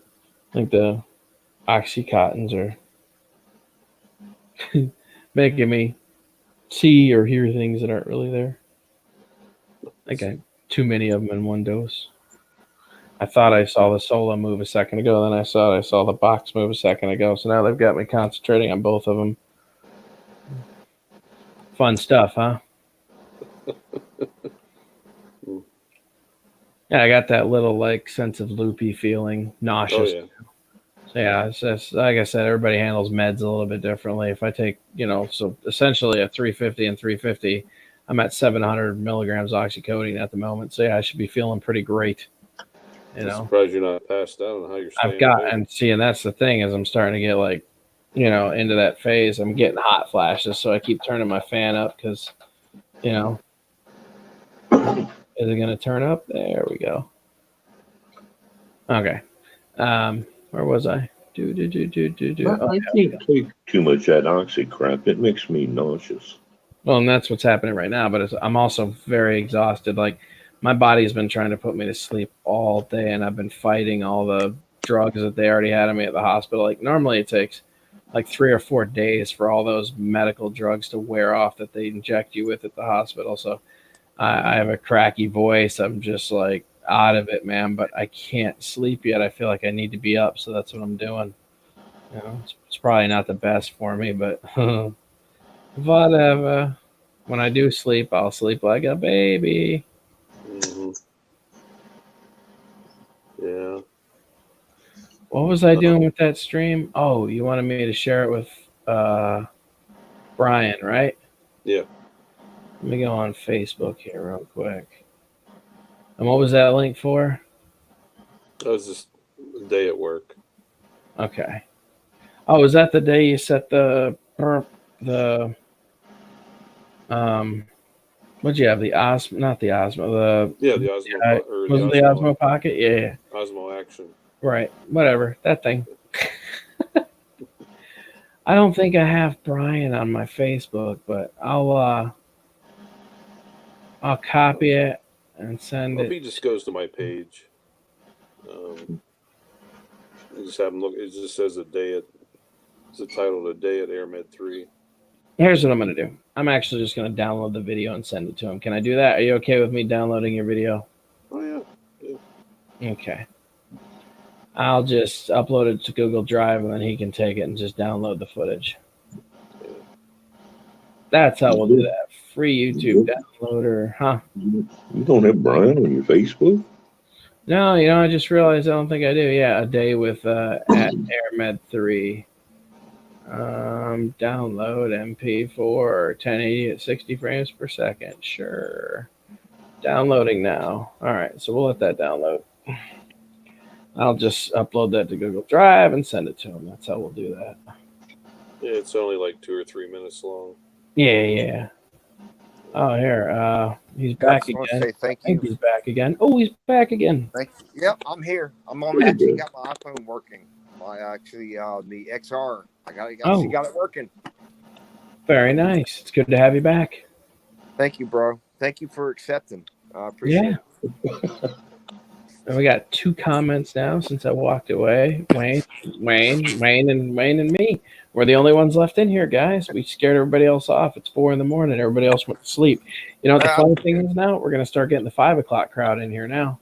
Well, yeah. That's the way it goes. How long can Dan stream for before he goes? So, can I ask Dan a question? Maybe. Dan, how long you been flying, buddy? Oh man, I've been at this for 6 years. Okay, that's cool. So do you ever do the gas stuff and like go? I never got into the nitro. I just didn't care for it. Yeah, I was looking into it, and it's like it was so much. Actually, it was kind of like crazy because every time you would go into it, it was so much more to it than just electrical. It's like you can just go, you can charge something and fly. It's like, why would you go through all these steps of, you know what I'm saying, with the gas stuff? It was so much more, I guess, in depth. Does that make sense? Yeah. Well, I mean, listen, man, I had enough experience with weed whackers growing up and shit, dude, and stuff I didn't want to start. If you thought weed whackers and 4-stroke motors suck, man, those damn little nitro motors, unless they are like 100% tuned accurately, man, they are just problematic and constantly need to be tuned. And man, I never fucking run. The fact that you're saying that, I was watching these guys going, they're taking these like 1/8 trucks and then putting like these 4-stroke engines in trucks. And I'm like going, why in the F would you do that? Because it's so much problems. I mean, with that. I mean, believe it or not, though, the 2-stroke like 49cc, like if you put 100 cc's between 2 49s, right? Right. 50% of the power to the front, 50 to the back, running parallel throttle connection on a servo base, right, with independent steering.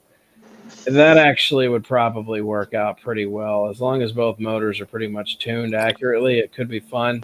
It's a lot of work, but it's not as much work as like fucking, two or a single nitro motor. I had plenty of friends running nitro. I love the smell of nitro, and yeah, it produces a lot of power, but I mean, the reality is nitro is old. LiPo batteries now have like the efficiency of nitro power and then some. Like the punch out rates of lithium polymer batteries is well beyond nitro at this point. You know what I'm Hell, saying? you could take those little the little batteries that look like AA batteries and still get some more stuff out of them. You know what I'm saying? Yeah, the 18650s. Yes, sir. Yes, sir. But I mean, like I said, the whole lipo lithium polymer batteries have come the tech has come so far. Like it's different than NiCad, lithium ion, all the old RC stuff used to run on those. But when we started getting lithium polymer batteries, it was a total game changer for the RC world. They packed the power of nitro with the rechargeability of not having to buy fuel.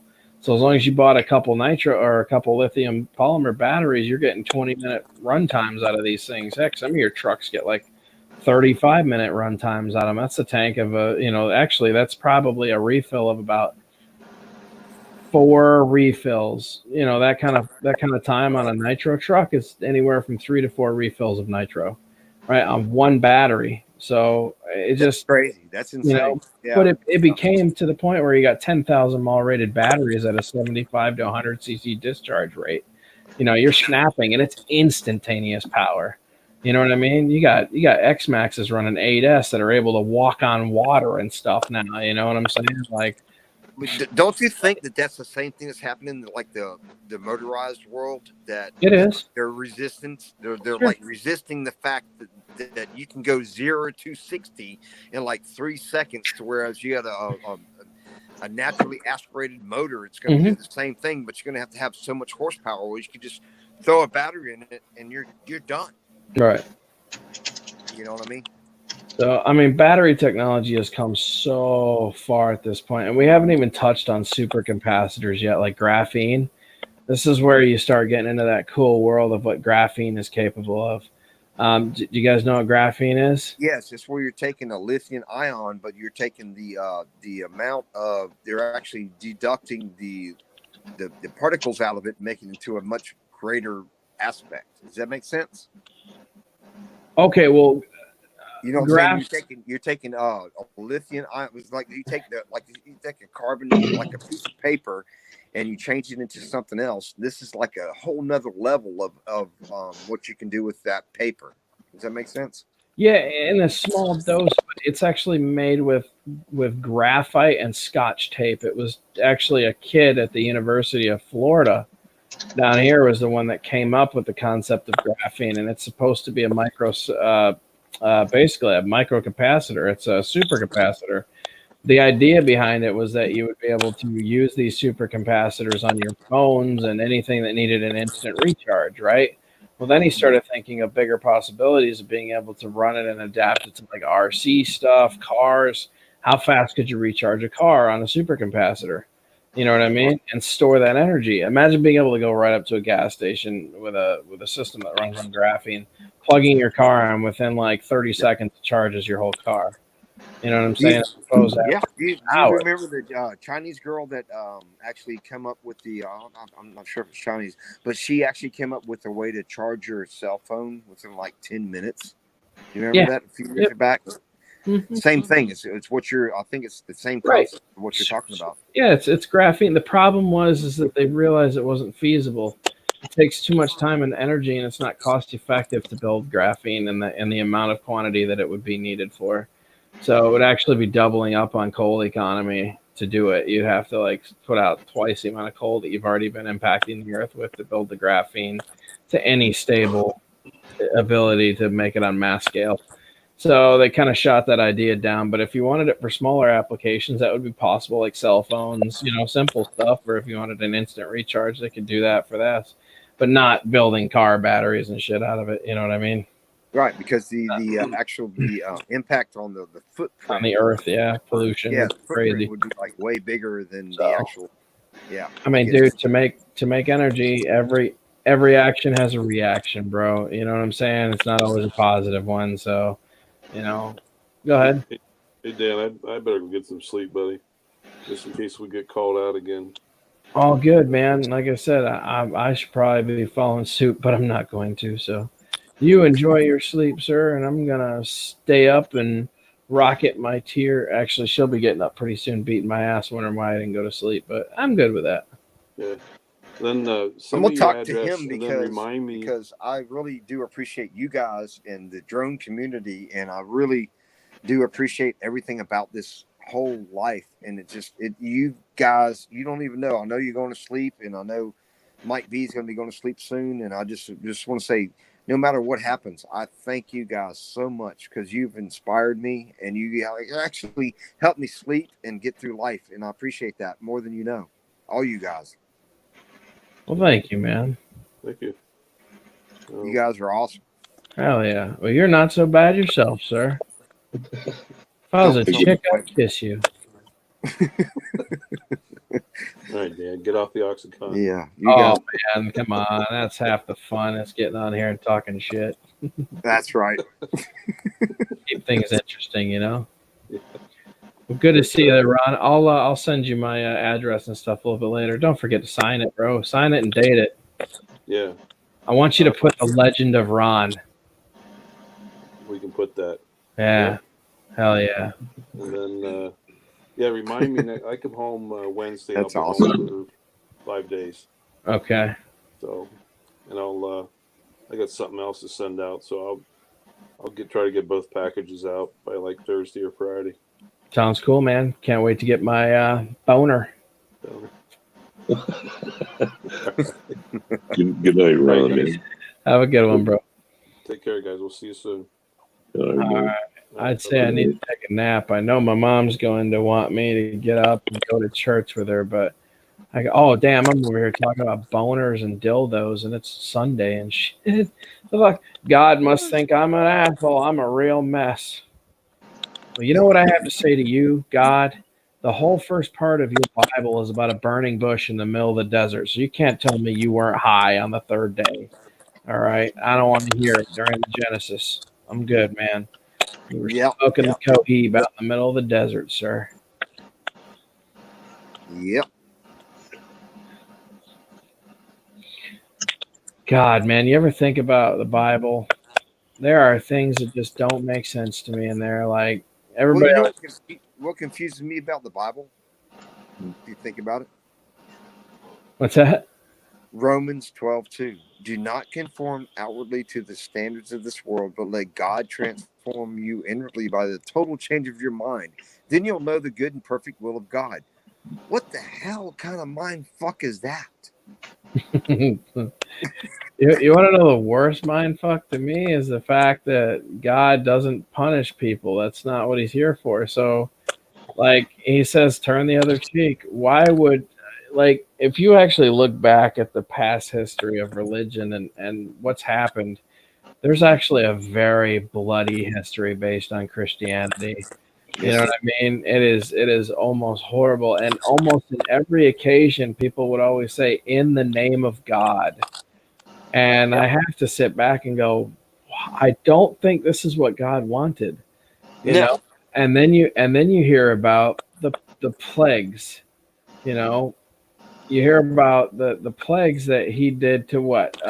All the firstborns and the newborns get killed, or all the secondborn child, and the locusts came and killed off all the crops. And I have to think, this is a God that apparently will forgive anyone for any of their crimes or, whatever they've committed, is going around and mass killing people on a large scale. I was taught this is the guy that doesn't do those things. So when you hear about all the plagues and stuff that he did, I have to go, well, now, wait a minute. If he's this forgiving God, why would he go out and do this type of shit, man? You know, like, it's such a hypocritical. The Bible's really hypocritical in a lot of aspects. If you really stop and break it down. But I mean, okay, think about 9/11. I only say this because I'm going through some stuff right now, but this is just a prime example because it's the one main thing that affected everybody at one time in this whole nation. Think about what 9/11 did. It brought a country together for what? A month, 2 months, 3 months. And then right back. Everybody was like together. So it's like, it actually comes back down to like what I say Reagan did. It's like we almost need an alien attack for everybody to forget their stupidness.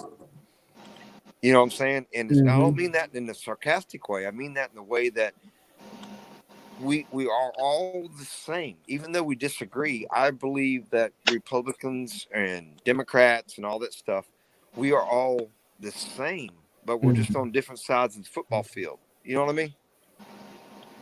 And I think that once we realize that our differences are what makes the conversation, that's what makes it fun. In other words, that's what makes us get out, to go to the field, to like go after the goal. That's what makes it fun. And we need to just stop and realize that we're all one people and we love each other no matter what. You know what I'm saying? At the end of the day, I'm going to be there for you. If you were sitting there right now having something wrong with you, if I could help you, I'm going to be there for you. I don't give a frick what the hell your belief system is. I'm going to sit there and try and give you the Heimlich. I'm going to sit there and try and pound your chest. I'm going to be there for you. I think that most Americans would do that. And I think the media makes us think that's not what we do. You know, I don't know if that makes sense, or if I'm talking crazy, but that's what it makes, dude, it makes total sense. And that's why I said, man, we've changed. Society's changed too much for my liking, bro. That's why, you know, I didn't notice it much when I was younger because I wasn't able to think about these things like I can as an adult now. As an adult, I managed to stop, slow things down, break things down a little bit more. When you're a kid, you really don't give a shit. You know, even in like your mid-20s, you really don't give a shit what's going on in the world. You don't start caring until you actually move out. It becomes part of your problem. You know that the choices that are being decided on are actually going to have adverse effects on your future and the way you do things. You know, that's when you start caring. But when you're younger, you have no cares in the world. Who gives a shit? You're 22, you're still living at home with your parents. You normally don't move out till you're like 24, 25 in today's society because of how expensive everything is and schooling and all that. So once you actually get out on your own, you're touching ground being 25, 26, and 27. You should be out on your own. That's when you start realizing politics and all this stuff has to do with your lifestyle. You know, so I don't know, man. I just there's so much going on now to the point where I just don't care anymore. I try not to get involved because honestly, it just causes problems. I try to remind everybody that, you know what, man, your political views are your political views. Just go and vote. You know what I'm saying? Can I tell you something that I agree with is the fact that drones, if you can fly, and you can fly a drone, or you can fly an airplane, or you can do anything in life, your political views go out the window and you just actually enjoy life. And that's why I think that's the only reason I think me and you are talking now. I think a lot of people come together because me and you don't agree politically, which is fine. That's awesome, because you know what? I know that if you tell me something that's going on, I trust what you're going to tell me with the drone or anything else, because I believe in you, because you actually have a passion. And I think if I told you something that I thought, you'd be like, no, wait, bro, hang on. You know what I'm saying? That might be right or it might be wrong, but I'm going to give you my spin on it. And it has nothing to do politically. And I think drones, to me, in my opinion, bring together people of every like life or religion or whatever. Because I'm not telling you how to believe. You're just telling me what's real. That's scientific. That's facts. You know what I mean? I hope that makes sense. I hope it comes through what I was trying to say. Oh, it does, man. You're like I said, you're good. I try not to judge people based on their politics. You know, it's just one of the. However, like I said, there are things I cannot unsee or unhear when it comes to certain stuff. Like I don't believe in being racist in the slightest. If I'm on your channel, you know what I mean? I'm telling you, if I'm actually on your channel saying you're an idiot because you believe a certain way, then I would hope that you would just block me and get rid of me. Oh, you know what I'm saying? Yeah, no. Because the reason I say that is because to me that's ignorance, and we all gotta love and believe in something, but we all can still love each other at the same time. Does that make? I hope that makes sense. I don't know. It does, man. You're good. I'm sorry. I was reading Wayne's comment. Did you read it? Yeah, I saw that. He knows I'm feeling the oxys pretty good right now. Yeah. And I can feel it because every time I close my eyes, it feels like the room's spinning a little bit. You know, so I'm definitely feeling the effects, but it's not unbearable. It's enjoyable, honestly. As long as it doesn't get too much worse. If it does, I'm gonna go get a drink of water because honestly, I'm getting those fun hot flashes that taking meds give you. So, but yeah, man, I don't know, dude. I enjoy this hobby because it saved my life. Without it, I was on a path of destruction, man. If there was like literally, me too. I can always just say me too. So I get you. Go ahead. No coming back from, dude. I'm lucky I saved my life when I did. I'm lucky I made the decisions I made. I probably wouldn't be here today to talk about them. Yeah, you know what? There's some things I'll never recover from. I'll always be over 300 pounds. You know, as much as I'd like to say I'm going to be a 250-pound guy again, looking all sexy for the beach, it's never going to happen. I'm always going to have the pudgy face. I'm always going to be carrying around. You know. Can I tell you something? Go ahead. I've recently smoked weed, and I don't smoke weed, and I recently tried it, and my wife is a bigger woman. She's not fat or anything. She's got a big old bulbous ass, which I love. And I actually was, when I smoked the weed, I was crying, and she's got a video of this, crying to her because I'm so upset that I can't be as big as her. Really? I can't be as fat. I'm so upset because I can't be fat because I want to be with her and be like in the fat mode. So, you know, just as much as you are going through your struggles is what I'm trying to say is dealing with your weight or whatever. Just know there's people out there that are kind of jealous. I really am. I'm jealous of it because my woman is big and I love it. And I mean, I love her. She's so, and, I want to be a part of it, but I'm losing weight, and it sucks because I was like 100 or 190 pounds like a few months ago, and I went down to 160, 150 pounds, and so just know there's other people on the other side of this that you don't know that are dealing with it in a different way. Does that make sense? Oh yeah, definitely. Yeah, here's the bike I crashed, bro. This is what I weighed most of my life. This is when I was in pretty good shape. I mean, that was only, like I said, that was only at 27 years old, man. That's when I crashed my FC600 Pro stock. And dude, that's a nice bike. I just finished paying it off. 2 weeks later, I crashed it. You know, and that's a nice bike. Yeah, it was a fun bike, bro. It was quick. It was fast. It was everything I wanted from it. But at the time, I owned 5 motorcycles. I just happened to be riding this one when I crashed, you know. But yeah, let me ask you something because I can ask you a question. The girl you're with now, I know she's a bigger girl. Are you guys still doing the same thing? You guys are good. Everything's happening okay. I mean, because the only reason I say this is because I know I'm going through some stuff. I'm going through with the WTC, the World Trade Center Health Program. And I'm having some issues. I got to go through some stuff. I mean, is she a 100? Is she there for you? Oh yeah. No, dude, I wouldn't. I mean, I'm not asking because I'm trying to get in too personal, but because this girl, I don't know if you can see right here. I don't know if you can see it, but oh yeah, she's right there on the couch sleeping. Not anymore. She's awake now. She just started moving. Who are you talking to? Talking to my friend Dan. Say hey to Dan. Say hey, Dan. Hi. Dan is my friend on YouTube. She just waved her hand. I don't know if you can see it. She waved her hand. I saw that. Yeah. She did the. Yeah. No, she's a good girl, man. You know, she I don't know if you know this, man. My girl flies drones. She flies FPV. She puts the goggles on. She gets in the thick with me. And she loves it. I have to negotiate my flights with her, so I get it. Yeah. It's hang on. You getting yourself in trouble now, bro. You're gonna get hit in a minute. Hang on. Let's hear this. Hang on. What, baby? I said I have to negotiate my flights with you, meaning that I have to talk you into flying with me, Goofy. When she swings at you, man, make sure and keep that camera on you. Anyway, Listen, the point I'm trying to make is I'm real, I'm honest, and that's what's up. That's how it's supposed to be.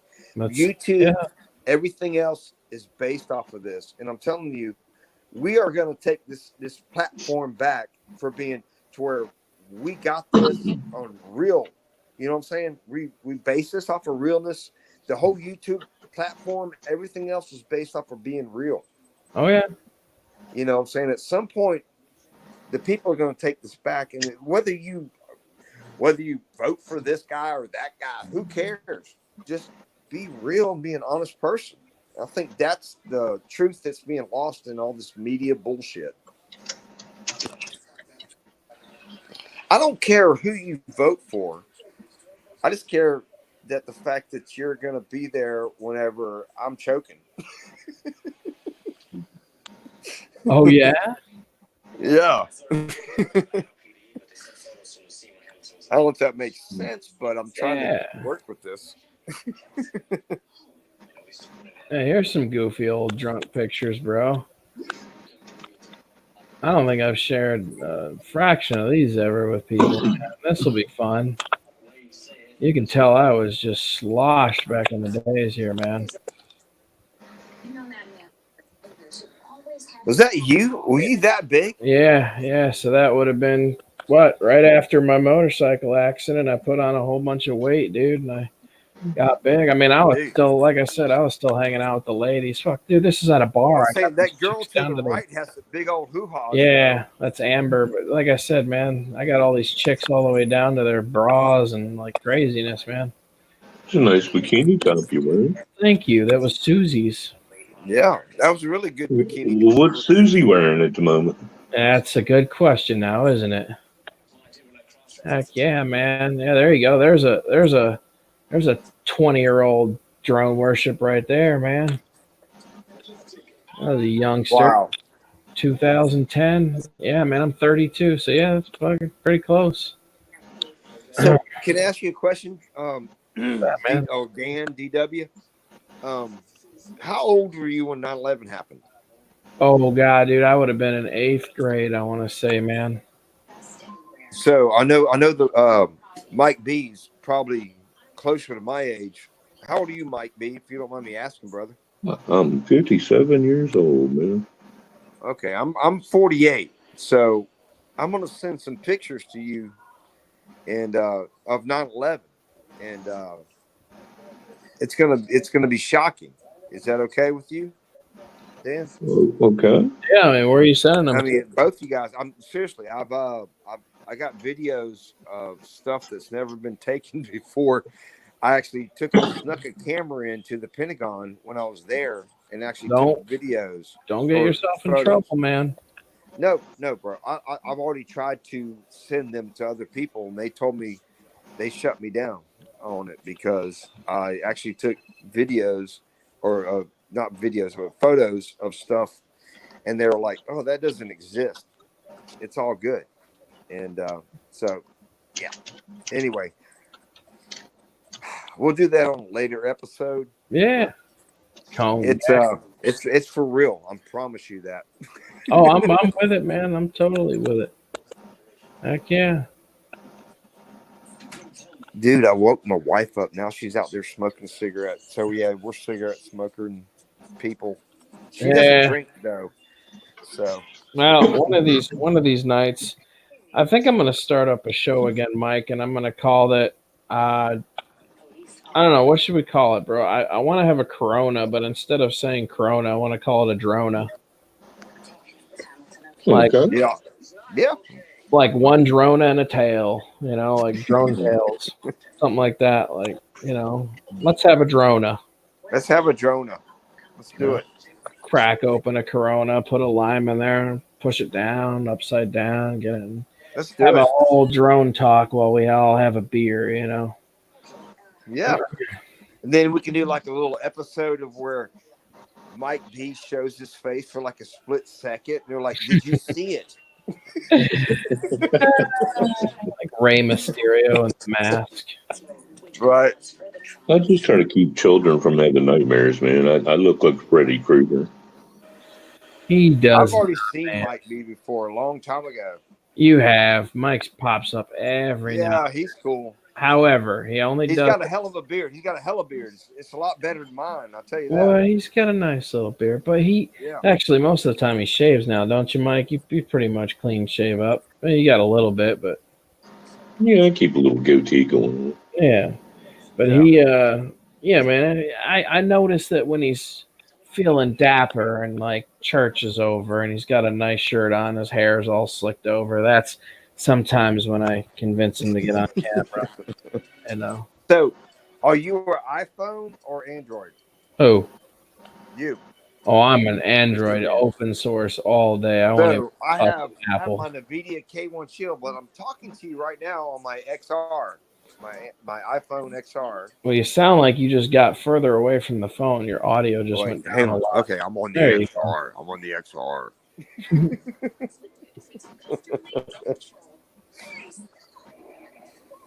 Yeah, Dan, that looks pretty good on you. I'm confused. I feel like Wayne's behind, like the text is behind. I feel like he just saw the picture with me in the bikini. He does seem like he's lagging a little bit. Maybe he needs to click on the live button or something. Maybe the XR. Oh my God! See, you guys are fucking with me now. Excuse my language. There's nothing to excuse, bro. It's 420. 420. Shelly, get it, breaking it out. Let's get this. 420. Light them up. Light them up. Light them up. Smoke if you got them.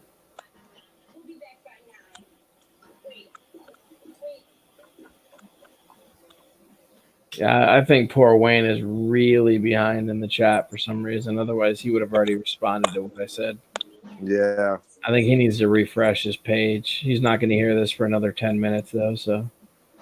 All right. Well, hey, can I tell you something, Dan? I appreciate you so much, bro. You've earned my respect, and I'm not saying that you ever had to, but I'm just saying thank you. Thank you so much. You've earned mine too, brother. And I'm going to end this tonight and call it a day. And, all right. I appreciate you. Dude, I'm so got prayers for you in my heart for everything you're going through. And just know that you have somebody over here in South Alabama that loves you and cares about you very much. Well, that's awesome, man. Thank you. So I appreciate you. And if anything I can do, hopefully we can talk again. I'm sure we will. We can promote stuff just for the fact of we're not trying to take from people. We're trying to give. That to me is the best part. I've been trying to tell people that from the get-go, but they have this thing about me, man, with everyone thinks I'm a troll because I ask for transparency and I call channels out that need it. No. And unfortunately, it makes me look like the bad guy because.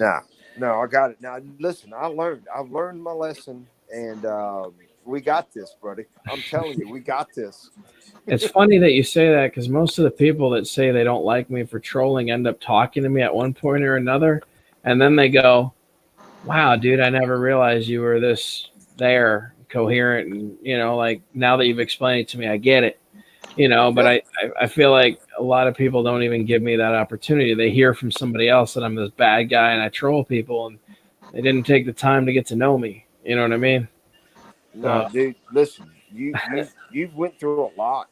You went through a lot, and I'm telling you right now, you got somebody in your corner over here in South Alabama that is doing a bro punch to you every day.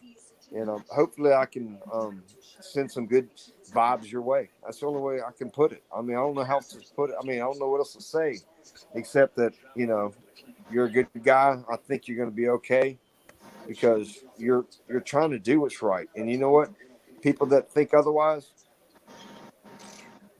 bye. Well, if you're going to church today, man, have them say a prayer for me, bro. You know what?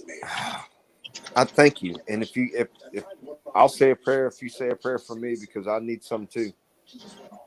There you go.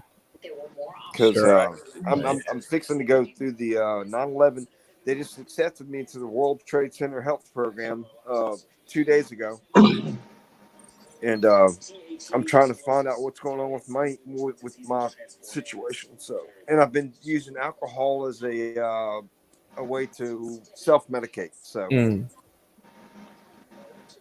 so I hope it works out, buddy. Don't crutch on it too bad, man. No, I'm good. I got this, but you know what I mean. It's for the family. I'm trying to take care of the family. The oxys have my nose itching. Oh shit, baby, get the Coke. I got to feel that's the tip of my nose doesn't want to stop itching right here. Right, I know. That's why I said I start mixing too many of them and I don't think about it. You're supposed to have one every 4 hours. I think I just had 2 in a 4-hour period, and I'm kind of like, Rah. Well, if you're not on the Coke and you're not getting the bubble guts, you're okay. Oh yeah, no, I'm good on that. It's definitely got me a little bit on the nauseous kind of high side of things right now. It's interesting. I feel like my eyes keep wanting to like slowly go to sleep, but then I wake them up and I force them to stay open. You know, which I look at the camera. I look like that crazy uncle. That's what I don't like. Like the crazy uncle. I'm like, hey, what are you doing here? Let's go into the room. just don't hit me with one of those. Like, I used to have this douchebag friend who would wait for me to get really fucked up, and then he would call me and FaceTime me, and he'd be like, "How you feeling?" I'm like, "Good." Yeah, I'm feeling pretty good right now. And then he does this damn thing where he shoves his face in his phone, and he starts going, "I'm in your phone. I'm in your phone." Too much to handle, bro. Now you're making me want to do it, but I'm not going to right now. See, right? I understand where you're at. His name's Tigger. He was a acid head DJ that I used to know, but man, he would just, I tried mushrooms at his house for the first time, and this was my mistake, right? Was first of all, never having done mushrooms, right? Was like it was a bad decision from the get-go, because number one, I didn't know how to do them, and number two, I took way too many. So my stupid friend brings all these mushrooms over, and he hands me like a decent handful, and he's like, "Here, crush these up, eat the caps, and swallow, and get ready for the like out of the Ziploc bag." Sort of yeah, the zip line. But he's like, "Just get ready for the colors to flow, bro." And I have no idea what he's talking. Like, now I'm interested. I'm intrigued. I want to know what these fucking colors are. What are you talking about? You've been going around the house for 20 minutes like the colors are flowing. I'm like, I have to know about these colors. Where is this guy coming from? I need to know more. Let's do this. So he gives me the caps, right? And I bam, and I crush them and I swallow them. I sit on the couch and nothing happens. And I'm like, okay, this sucks. And he comes back in. He goes, "How you feeling, bro?" And I'm like, "I don't feel shit." He goes, "Well, here's another handful." And he brings over another handful. I'm talking like now there's 3 caps in here. I had 2. Now there's 3 plus some leaves. And I'm like, all right. Nothing, dude. Wow. Nothing happens. I'm sitting on this guy's couch, and he's over in the corner drooling on himself like, the colors. And I'm like, he's so far gone now. I don't have anybody to try to enjoy something that's not happening with. You know what I'm saying? He's in the corner of McDoodle land. So I'm sitting on your shit kicked in. No, come on. No, wait. I'm sitting on the couch, and this girl comes over, and she starts talking to me, and I'm totally fine. I've had 5 caps now, mushrooms, and nothing's happened yet. And she goes, "What's up?" I'm like, "Not much. That retard gave me mushrooms. He's over in the corner being like, I'm pretty sure he's trying to figure out what the color green is made out of right now. And I am sitting here, and I took the same amount he did, and I'm fine." And she goes, "Really?" And I said, "Yeah." She goes, "Here." She goes and gets a glass of water, and she tells me to drink the water with it. Right? Bumbo over there, who's trying to figure out the color of green, forgot to say you got to drink water. So these caps have just been sitting there with nothing to activate the spores, right? So dumbass gave me freaking water activated it. No. Right, gave me way too many of these things, and I don't know that. So I chug a glass of water, and she's like, "Oh, let's go for a walk." I'm like, Yeah, let's go for a walk. That's a dumb idea. Well, let's do it. So we leave, dude. We get like 2 blocks down the road and fucking boom. This shit hits me like a ton of bricks, dude. I was so high, bro. Oh, that's crazy. I'm like trying to walk and fucking trees are just like melting and shit. And I'm like, what the fuck is going on? And she wrapped Last her time hand, I did it, I could talk to birds. The birds bro. could understand what I said. She wrapped her arm around me and she's like, okay, we're going back to the house. And I was like, that's a great idea. So she gets me back to the house and sits me on the couch. And then she goes off to hang out with some other people. And she leaves me to my own devices, which is watching a retard try to figure out the color green. And the Xbox is on in front of me. And this intro to Grand Theft Auto 5 is playing. And I'm sitting there just like, you're like melted into watching the screen. dudes get like, you're like fucking melted. Right. Baseball bats and fucking people getting shot up. And I'm like, holy shit. And then my friend comes in and he hands me a beer and he's like, chug this. And then he goes over to us. He's a DJ. So now guess what I'm rearing up for with way too many mushrooms in my system. This fucknut decides he's going to go over and put on a fucking CD of like the heaviest drop beat dubstep you've ever heard in your entire life. And he puts us in, he aims these big ass speakers, and everybody comes into the room. And it's just like, it was like, what are you doing, bro? No, why? And then it's not enough. It's not enough. He goes over, he goes, yo, check this out. We're going to turn on the Xbox visualizations. Boop. And he turned those on. Now the fucking TV screen's warping and it's doing rainbow shit. And I don't know what the fuck is going on. It was the worst high of my entire life. So Dude, that's a sad thing because if you had like really on a good high, that would have been the best one ever. Bro, I told him I am never hanging out with his ass again. Like you made the worst, the absolute worst high I could have ever gotten from that. There was nobody there I felt comfortable with.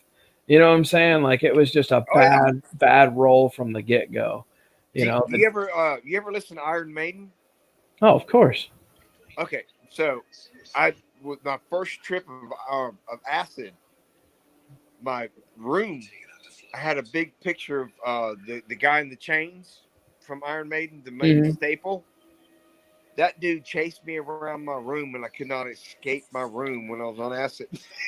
Damn, bro. It was effed up. It was totally crazy. And but the whole point I'm trying to make is that it was a great experience, but it was the most horrifying thing I could ever do at one time. Oh, yeah. Because I loved the acid trip because when I finally came down off of it, I really could talk to birds in my mind. Every bird I saw, I could like, hey, bird. Motherfucking Dr. Doolittle. Yeah, we're like kindred, man. The birds were like there. They were like part of my life. Bro, that was the last time I ever did mushrooms. I will never do them again. All it really takes is one bad experience on your first go around. Never want to come into it again. That's horrifying, bro. That's horrifying. I mean, when you go through something like that. Yeah, well, like I said, so that was it. After that, dude, my thing was like Coke and alcohol, and that's it. I don't even like to smoke weed, dude. Weed. No, I can't smoke weed. I can't. When really? I do, I don't. It just doesn't work. No, all it does is make me want to sit in front of my fridge and fuck up food that's not there. Yeah. Yeah. It's like I don't get it. I don't get the point of it. Like I get it. If you need it, that's one thing. But if you're just smoking to smoke, it seems like kind of a dumb thing. Because I have all these friends, and this is what's funny to me. Like nothing against. Hey, look, whatever you do on your personal time is your personal time. I don't give a shit what you do. Honestly, you can smoke or not. I don't really care. Right. But when you say stupid shit to me, like, oh, dude, I'm not addicted. I can quit anytime I want to. But then I run into you like 3 days later, and you don't have weed. All of a sudden, you become the biggest fucking tweaker I've ever met. Like, bro, I can't even think. I need to smoke, bro. Like, You're not. That's how I know you're addicted, when you can't function without it, or you think you can't function without it. That's an addiction. Yeah, You know, I pretty can't, much. I can't. I need smoke now. Like, I'll do any, bro. Let me borrow $10. I gotta get some weed off my friend. Like, dude, you have an addiction. If you can't just go like 24 hours without smoking weed, that's an addiction to me.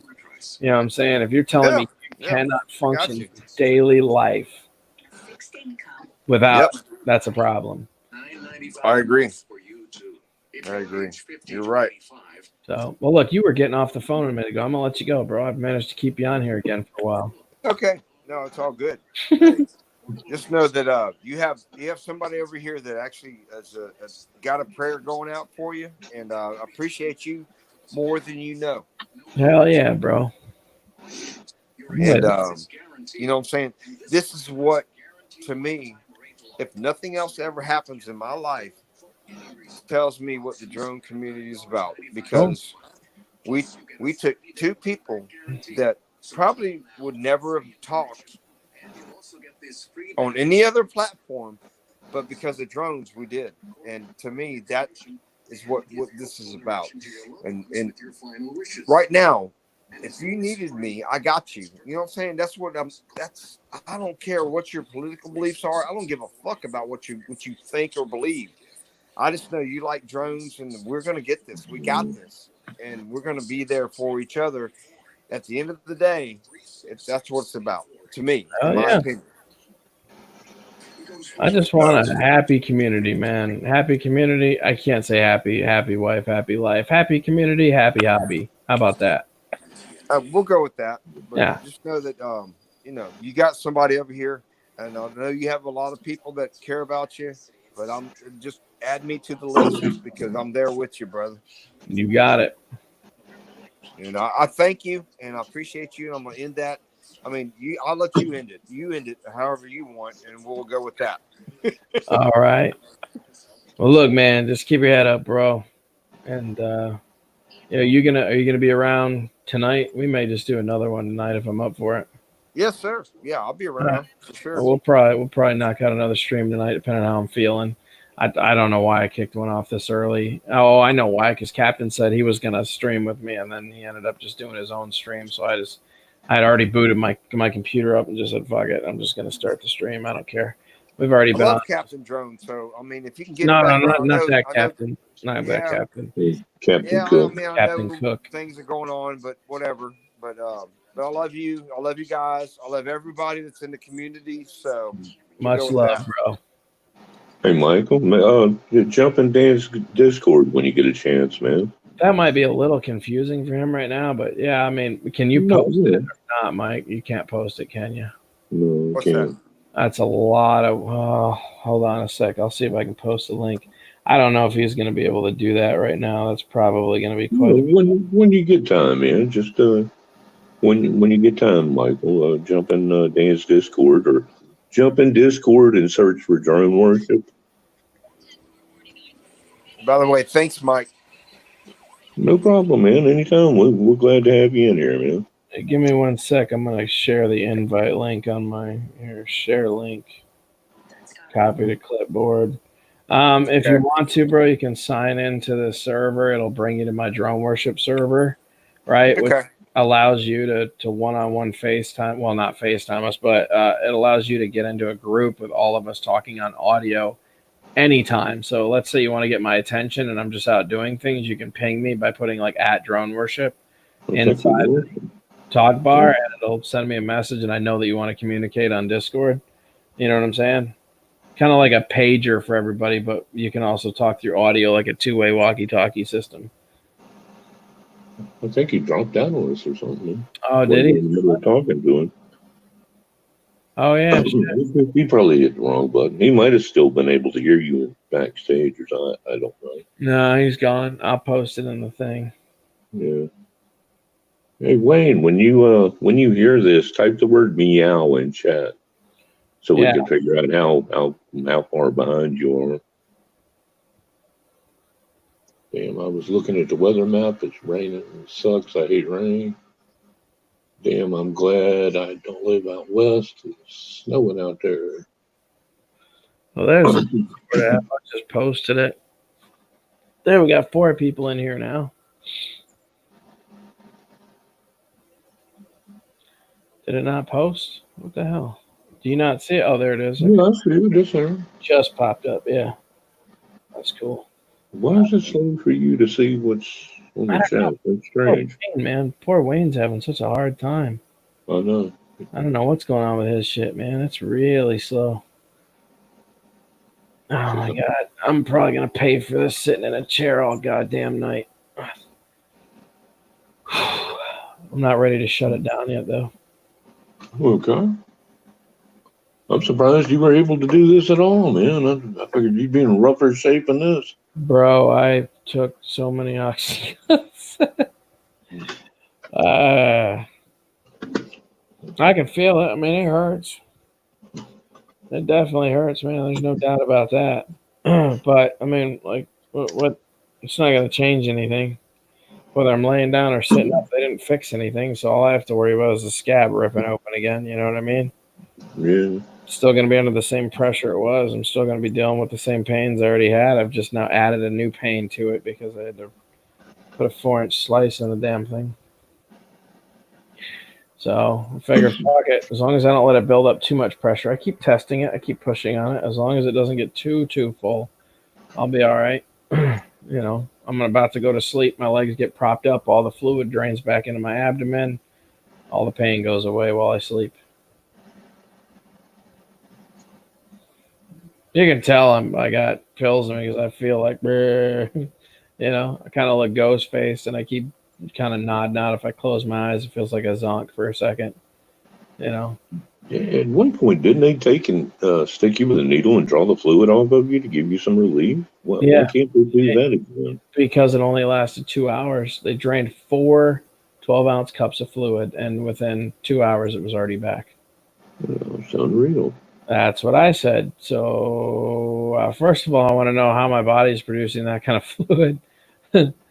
But, you know, along with that, the addition of why I have low platelets right now, which is red blood cells.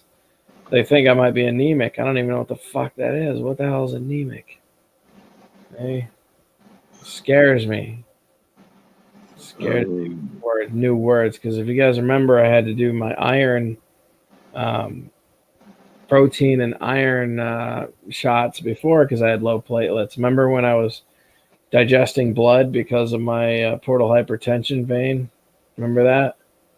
Yeah, I think anemic's having a low white blood cell count. Yeah, red blood cells actually.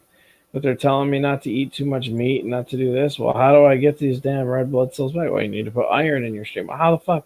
You already had me do iron injections? God damn, dude, they were $2,200 a piece for iron injections. Jesus, that's ridiculous.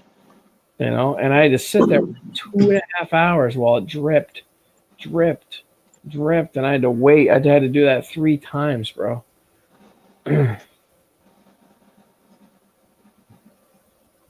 That was supposed to Huh? I don't think Wayne's too far behind us now. I think he's somewhat caught up. Oh yeah, I guess he is pretty caught up now, isn't he? Yeah. Good to have you back, Wayne. It's gotta feel interesting now to be able to kind of stay on topic with us. Yeah, see, now he's really keeping up with us. Low on iron in your blood. Yeah, iron and proteins. So they're telling me that they think I might be anemic. I don't know what the fuck that is. Like, Mike, my body's failing, dude. I've already figured that out. My body is just shutting down slowly. There's nothing I can do about it. I feel like I've had blood clots in my brain now. I've had fucking pancreatitis, which is chronic now. I've portal hypertension vein got pissed off. All my ribs, all that bullshit that happened.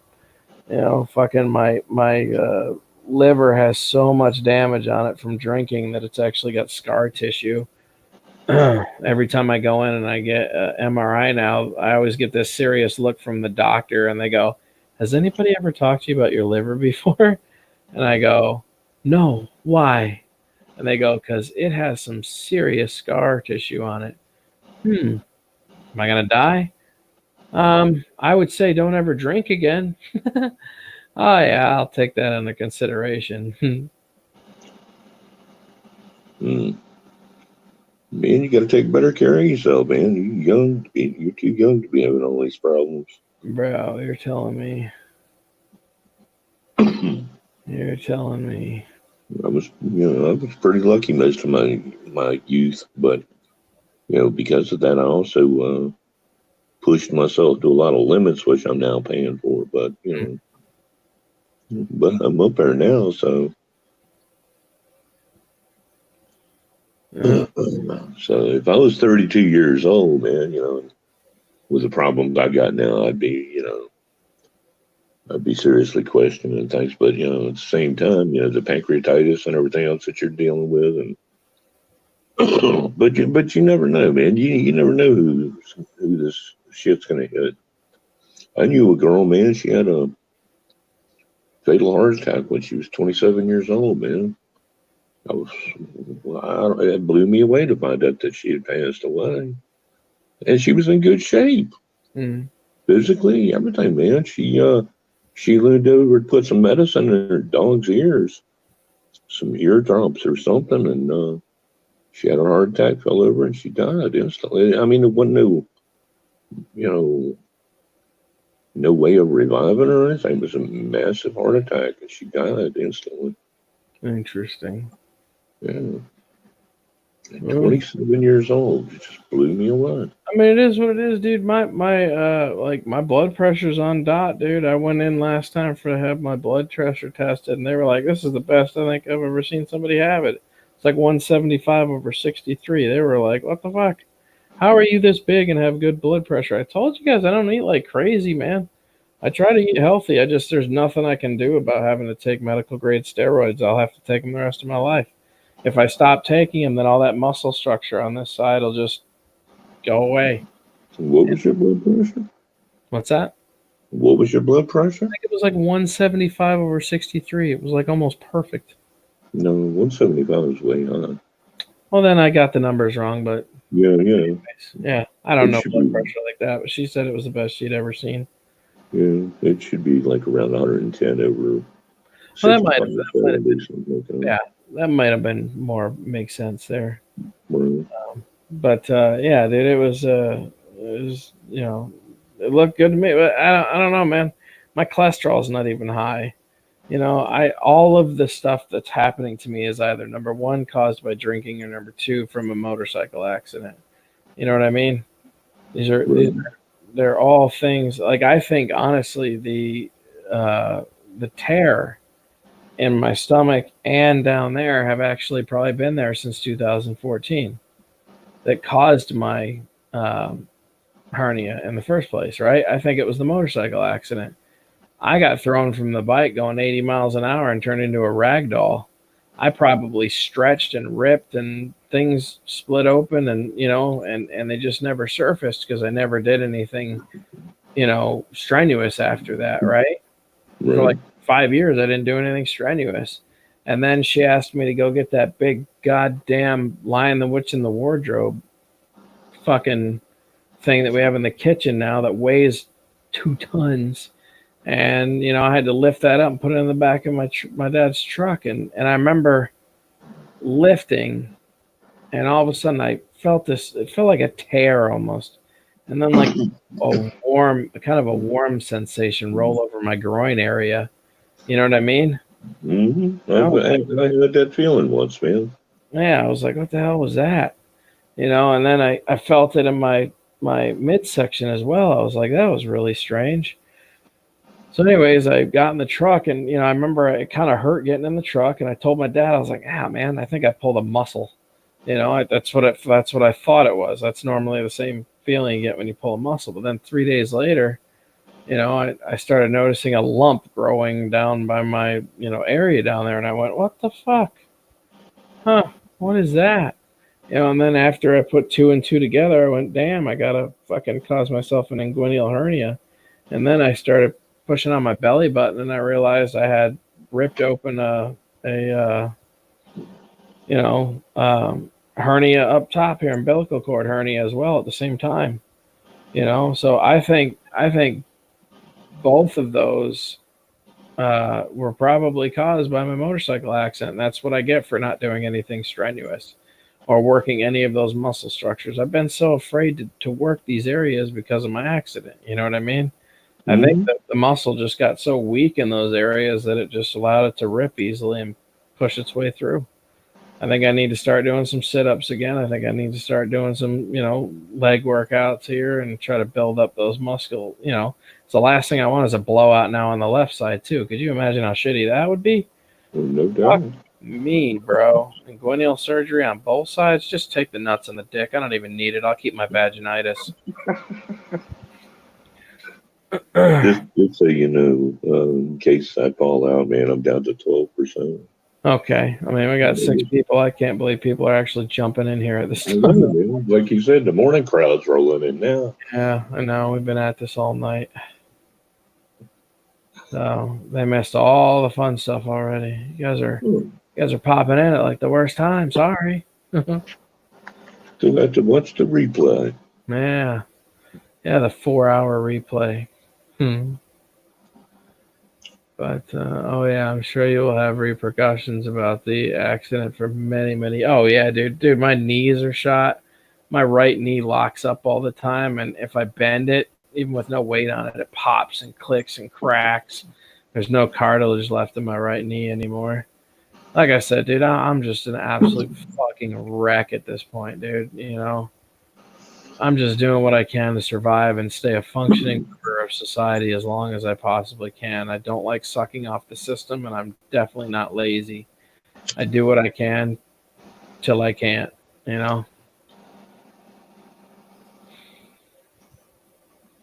Oh, I'm wondering who's out there. Whoever's out there, type something in chat. Talk to us. Don't be scaredy cats. We need somebody to talk to in chat anyway. I think the Devo 7 should work for him, right? It's a full-fledged Devo 7 transmitter. It's only been used like 15 times, maybe. It should work. It's got the DSC on the back of it, so he should be able to plug in and run some deviation software on it if he needs to. With the USB connection on there as well. Should be able to upgrade it. I don't think this one will. Oh, no, it does. This one has a multi-protocol module section on the back of it. It looks like. I guess I'll know a lot more once I pop this out. I've never pulled the back of this out. I can get the damn thing out of there.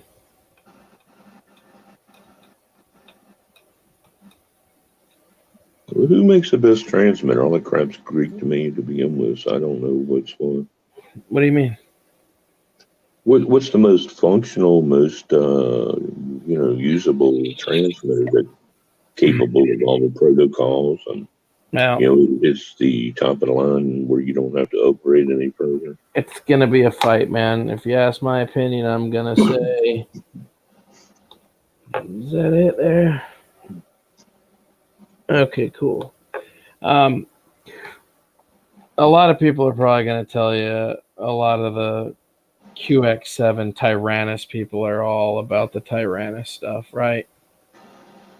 Then you got your Futaba lovers, people who are big into the Futaba stuff.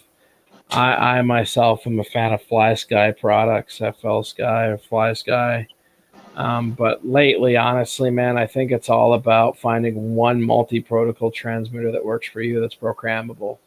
And that's why the QX7 Tyrannus got so popular, and so did the Jumper series transmissions, because you can have one transmitter to run all of your products. You know what I mean? Which is really nice to have that. David Brown says, what is like 4:52 a.m. there? You must be high on pain pills. David, you would be correct, sir. I have some oxycodone in my system that is keeping me very alert at the moment. He's got your number, man. He's got your number. He does, man. He pegged me. Yeah, no, wow, dude. Yeah, we got 7 in here. We saw off the whole night crowd and are now bringing in the morning crowd. That's hilarious. But yeah, no, it's all good, bro. I'm here. I'm still awake. You know, I don't know. We're just on here chatting. It started off with a simple stream, and then obviously it escalated into what we have going on now. So we've just been hanging out. It's almost 5 in the morning, so I mean I don't know how much longer I'll be up after this because she'll be waking up pretty soon, and she'll be like, "What the hell? You haven't been asleep yet?" So not that it matters. I'm not going anywhere today. I'm gonna end up laying down on the couch all day, passed out. It's not like you were going to go outside and cut some wood anyway. So. Right. You know, I had no plans to do any of that. Nope, just tend to my ball sack. What's that? What would that high-end transmitter cost? What's that thing good for? Honestly, man, the T16 is what everybody's talking about. The TS16 from Jumper is supposed to be like the best of the best for multi-protocol stuff, and it's a totally different feel. It definitely looks a lot more professional.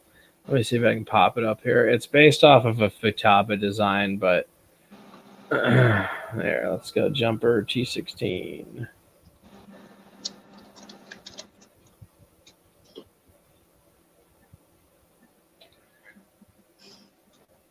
It's about $159. Oh, well, that ain't bad at all. No, it's really not. But they have a couple different models of it. They have the T16 Plus. They have the T16 Pro. You know, there's a bunch of different models. Then you have the T16 open source multi-protocol radio.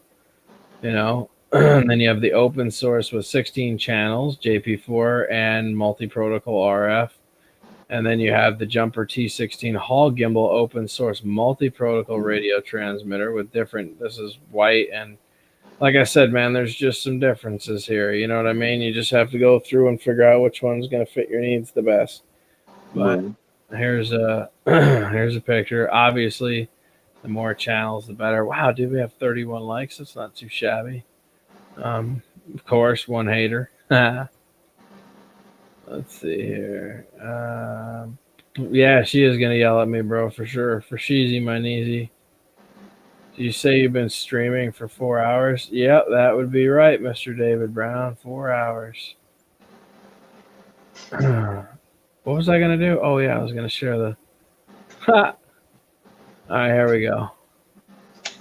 Jumper. Can you see it? Yep. So let's go to the nice one here. I'll try to give you the rundown. So this is all touchscreen with color, blase, squaze. This is the JP4-in-1 module, multi-protocol. So this one comes with a load of stuff preloaded on it. I don't care. You know, it's a really nice transmitter.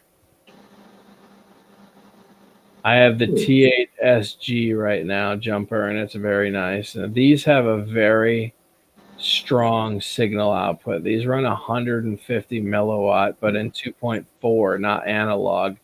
So they're actually extremely strong signal. You could probably fly a couple kilometers away with no issue on this transmitter. So, yeah, that's a nice little system. See what else we got here. Boom.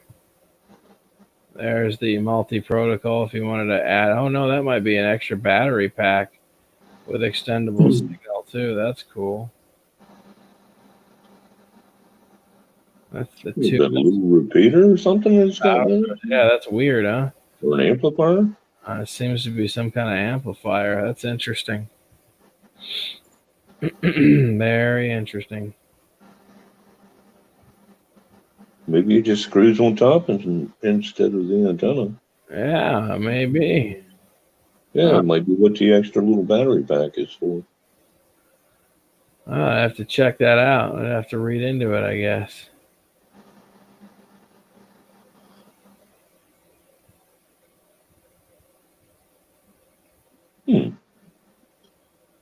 Let's see here. Yeah, pretty basic on the back. Yeah, see, there's where it plugs in. You see it? Mm-hmm. Goes right up, huh? I just plugged it right into the back. Interesting. So you could probably upgrade that. That's a $200 transmitter. It's about the same price as the QX7. You know, fully set up. But like I said, man, this is actually quite a bit more advanced. This is going to come with like the Bugs 3 and all that stuff already tuned to it. Bang toys. Most of your Bang toys protocols from China. So most of your little Chinese junk crafts that you can get are going to be flying on it. Snap Tane, all that kind of stuff. You'll probably be able to fly the majority of all that Chinese crap right out of the box. I wonder what kind of range you could get out of a Bugs 3, but I don't know. My TSG actually has a Bugs 3 setup on it. I think I still have it. It's up. My Bugs 3 is here, but yeah, my Jumper T8 5G or T8 SG has Bugs 3 and Bang toys already. Well, Brian loaded it on there, so one of these days maybe I'll do that. Maybe I'll bind to it and I'll put a fresh battery in it, put that 3-in-1 milliwatt camera on there, and send it out and see how far we can go with it. that'd be cool. I'd have to take it to the golf course again and fly as far as I can down the golf course and then mark my area where I turned around and then fly the solo down there to see how many feet that is, you know. Well, that'd be interesting. So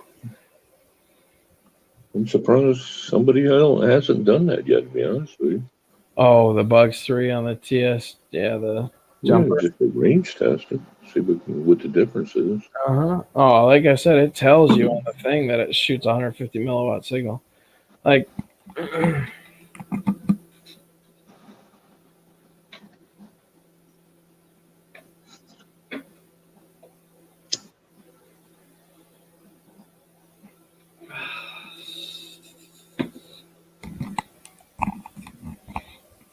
that hurt. Okay, here, let's do this. So as you can see, I've modified the back with a little 2S LiPo. Just connect to it, right? That's that. Mm-hmm. The simple jumper. But don't get me wrong, Mike. This is just as good as the other ones. It's just cheaper. You can pick this up brand new for like $70, and this is all multi-protocol as well. You can plug this in and tune it. It's got all your standard gimbal connections. It's got all the channels fully across. This one also has the little screen on the bottom, which runs deviation. If I turn it on, you'll see it says deviation software on the bottom, right? So this runs pretty much the majority of stuff. It's all multi-protocol. I have it set up for the Tiny Hawk. It currently says that it's running 150 milliwatt output signal with 8.26 volts. And let's see here. Model menu, model setup. Let's see if I have the Bugs 3 still. No, I just figure if I'm going to get one, I want to get, the one that's most capable to begin with instead of having to upgrade later. Oh, yeah, this is deviation, fly sky, fry sky. This has all your stuff on it. That's what's cool about multi-protocol. As long as you upgrade it, you can add in all that stuff. Hell, this one even has Silverware on it and Hummingbird, as well as Project Mockingjay. So this has all the stuff for the diatone quads, most of your toothpick models, any of your Mobulas this can run, Tiny 7, Iron Man, any one of the Iron Man quad series. This does do the B-Fight 210. There's a ton of models on here, but it shows DSMX Inductrix, so you can run the Inductrix right out of the box. I don't know, man. There's a ton of stuff on this, and then it says Bang protocols: Fry Sky with no mix, Fly Sky with mixer, Silverware version 2, Silverware version 1.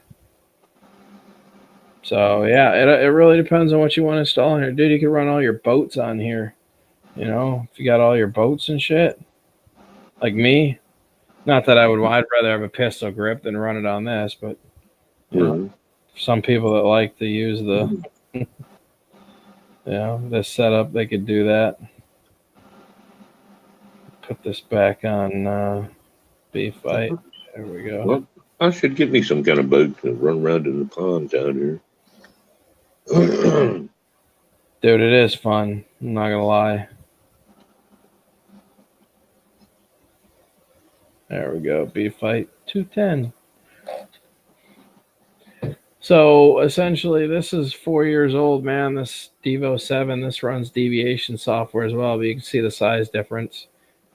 You know, and this is just for basic Devo 7 use. Now you could use this with some of your stuff like your trucks and some of your boats and stuff like that, but it's nowhere near as good as something that weighs half the weight now and does like 5 times the amount of stuff. You know what I mean? Right. So it's really up to what you want, dude. I still see you got there saying 7, but I ain't seen any. Nah, there's a lot of lurkers, dude. Some people are probably just getting ready and watching us for breakfast or, you know, whatever they're doing right now.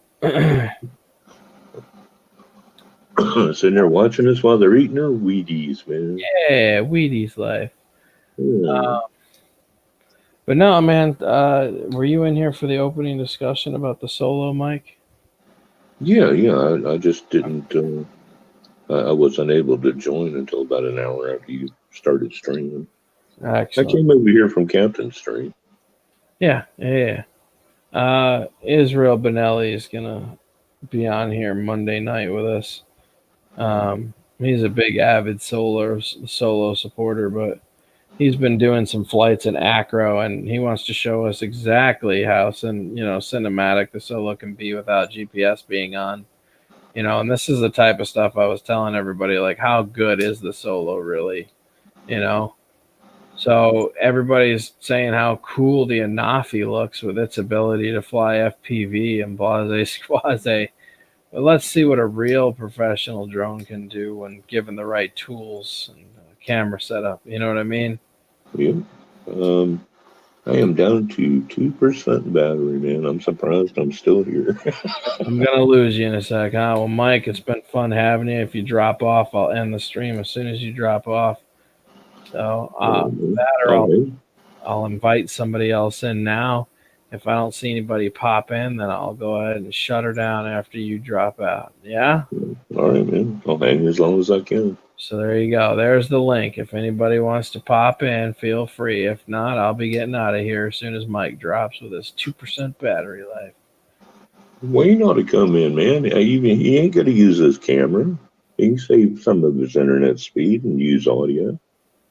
Jump in here, Wayne. You don't have to activate your camera. You'll save a ton of data, but hell, dude, you'll barely even use like 2 megabytes in an hour just doing audio. There's like nothing involved with audio. Audio is like the easiest thing to send.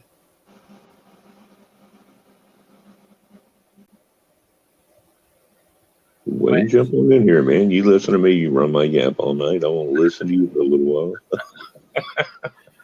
Is he on the phone? I don't know. He just said he's got slow internet, so I'm not sure what's going on there. And tell me how to get to. Damn, I took too many pills.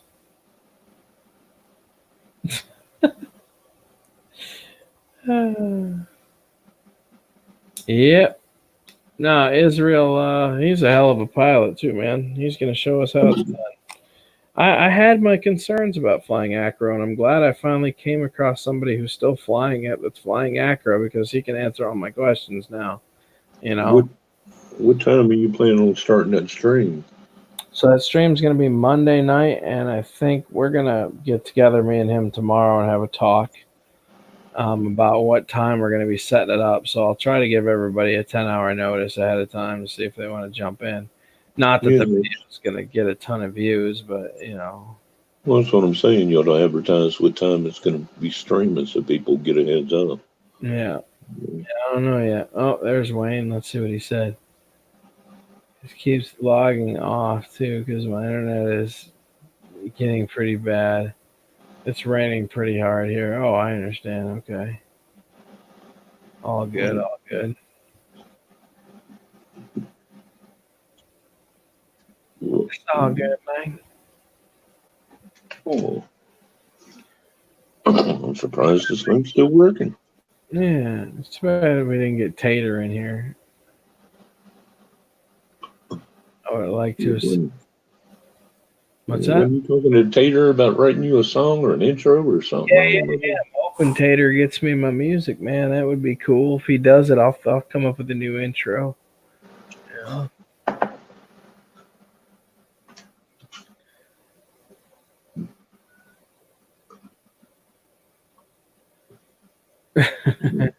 You should get horizontal before your jewels hit the floor and you take you by surprise. Yeah, maybe. Like I said, we're just sticking around until Mike either loses us or I'm using both my phone and tablet now. Oh boy, anything to stay in the game. Yeah, I won't be able to make it much longer, man. I'm at this point I'm shutting down pretty fast. I'm doing my best. I've been fighting it now for like 7 hours trying to pass out. I wanted to try to put myself to sleep when I was going to sleep like a baby through anything. You know, she's getting up early here. She should be getting up here fairly soon to start homework. So I've been kind of waiting for her to get up to start her homework. So when I go in there and pass out, I'm going to be dead to the world until I wake up. You know what I mean? Mm-hmm. I figured the longer I could fight it, the easier it was going to be for me to sleep through all the sounds she's going to be making and all that craziness. Yeah. So I usually take steroids and antibiotics and crap, man. That stuff will keep me awake, keep me bouncing off the walls, man. Now let's bring Killer Whale in here. He's I've been popping in on his show here. I'll see if he can deal with me while I'm on meds. This will be fun. Oh wait, you know what, Mike? I left this on solo layout here. Let's get you back in here. Let's see if Killer Whale wants to jump in StreamYards with us. It's not like anybody could see me to begin with, but okay. Yeah, I've been over to Killer Whale's stream a few times. Yeah, he's fun. He's fun. Well, there we go. Hey, Roland, how you doing, man? Oh, Roland pop in? Yeah, Roland ought to jump in.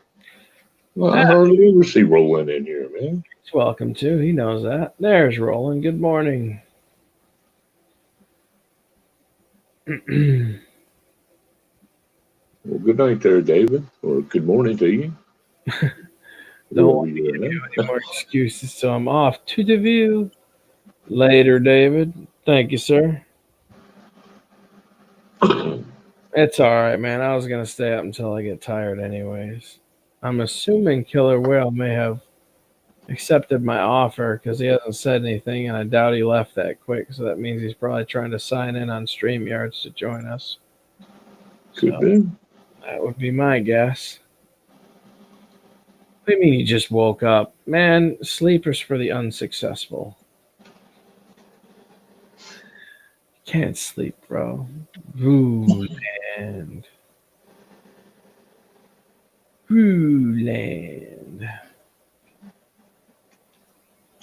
Well, I finally fixed the Tiny Hawk too, Mike. We're going to have to get that out and fly it here pretty soon.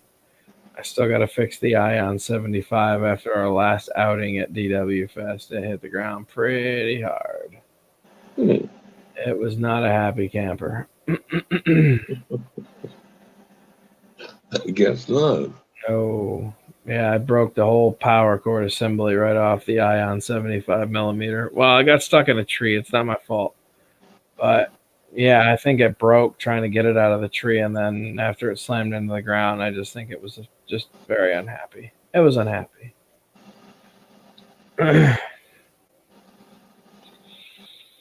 Let's see if Killer Whale decides to stick it or run with it.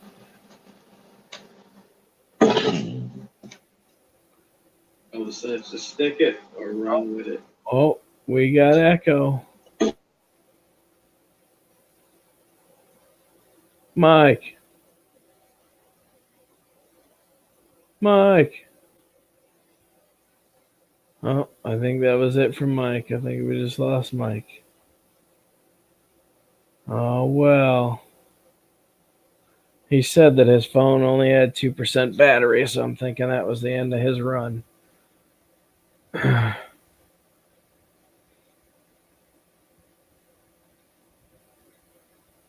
All right, well, looks like I'll close Mike on out of there. Oh, he's back. Wait, you there, Mike? Nope, he's done for. Okay. Mike is done. It's too bad. Roland, what's up, you fruit? You gonna come on in here, man? Join us. Fruit Loop. Here's the link, bro. Feel free to pop on in here. We've only been at this stream for 4 hours and 18 minutes now. We'll be all right. I'll go until I just pass out. I'll pass out on camera. How about that?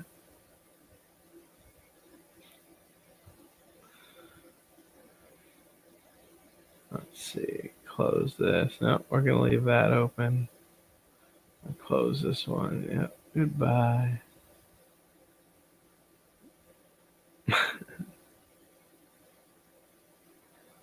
Wait, Killer. You going to jump in here with us? What's good, man? Killer Whale.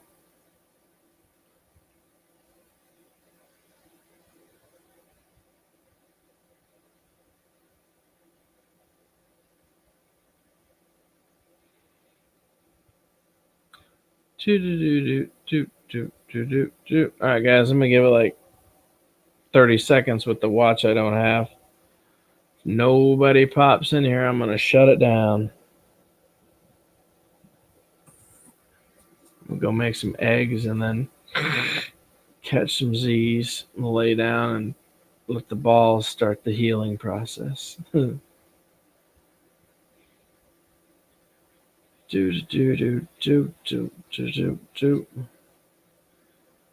Well, Mike, that was a long night, brother. That was a fun one, but it was a long night. I was up for talking some more, but I think we'll wait.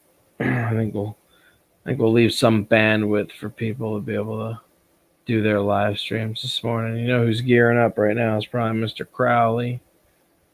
I expect Mr. Ruland has already got his stream up and going.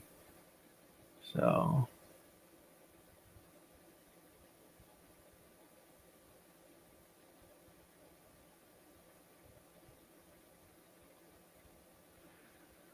alrighty, guys. I'm calling it a night. Yep, coffee time. See? It's been fun. Well, gentlemen, I'm calling it a night. I streamed for 4 hours and almost 30 minutes tonight. I saw off the whole night crew and I just brought in the morning crew, and now I'm going to go relax and finally get some sleep. Call it a night. So if I knock on my screen, will you hear it? No, I don't think so. Well, ladies and gentlemen, it has been a fun morning / throughout the night. But I'm getting ready to shut this down. I'm very tired. My meds have definitely kicked in at this point, so they're ready to see me off to bed. So that's where I'm headed. So anyways, guys, I will catch you on the flip. Don't forget to smash the like button. Show some support. And I am gone. A toodaloo.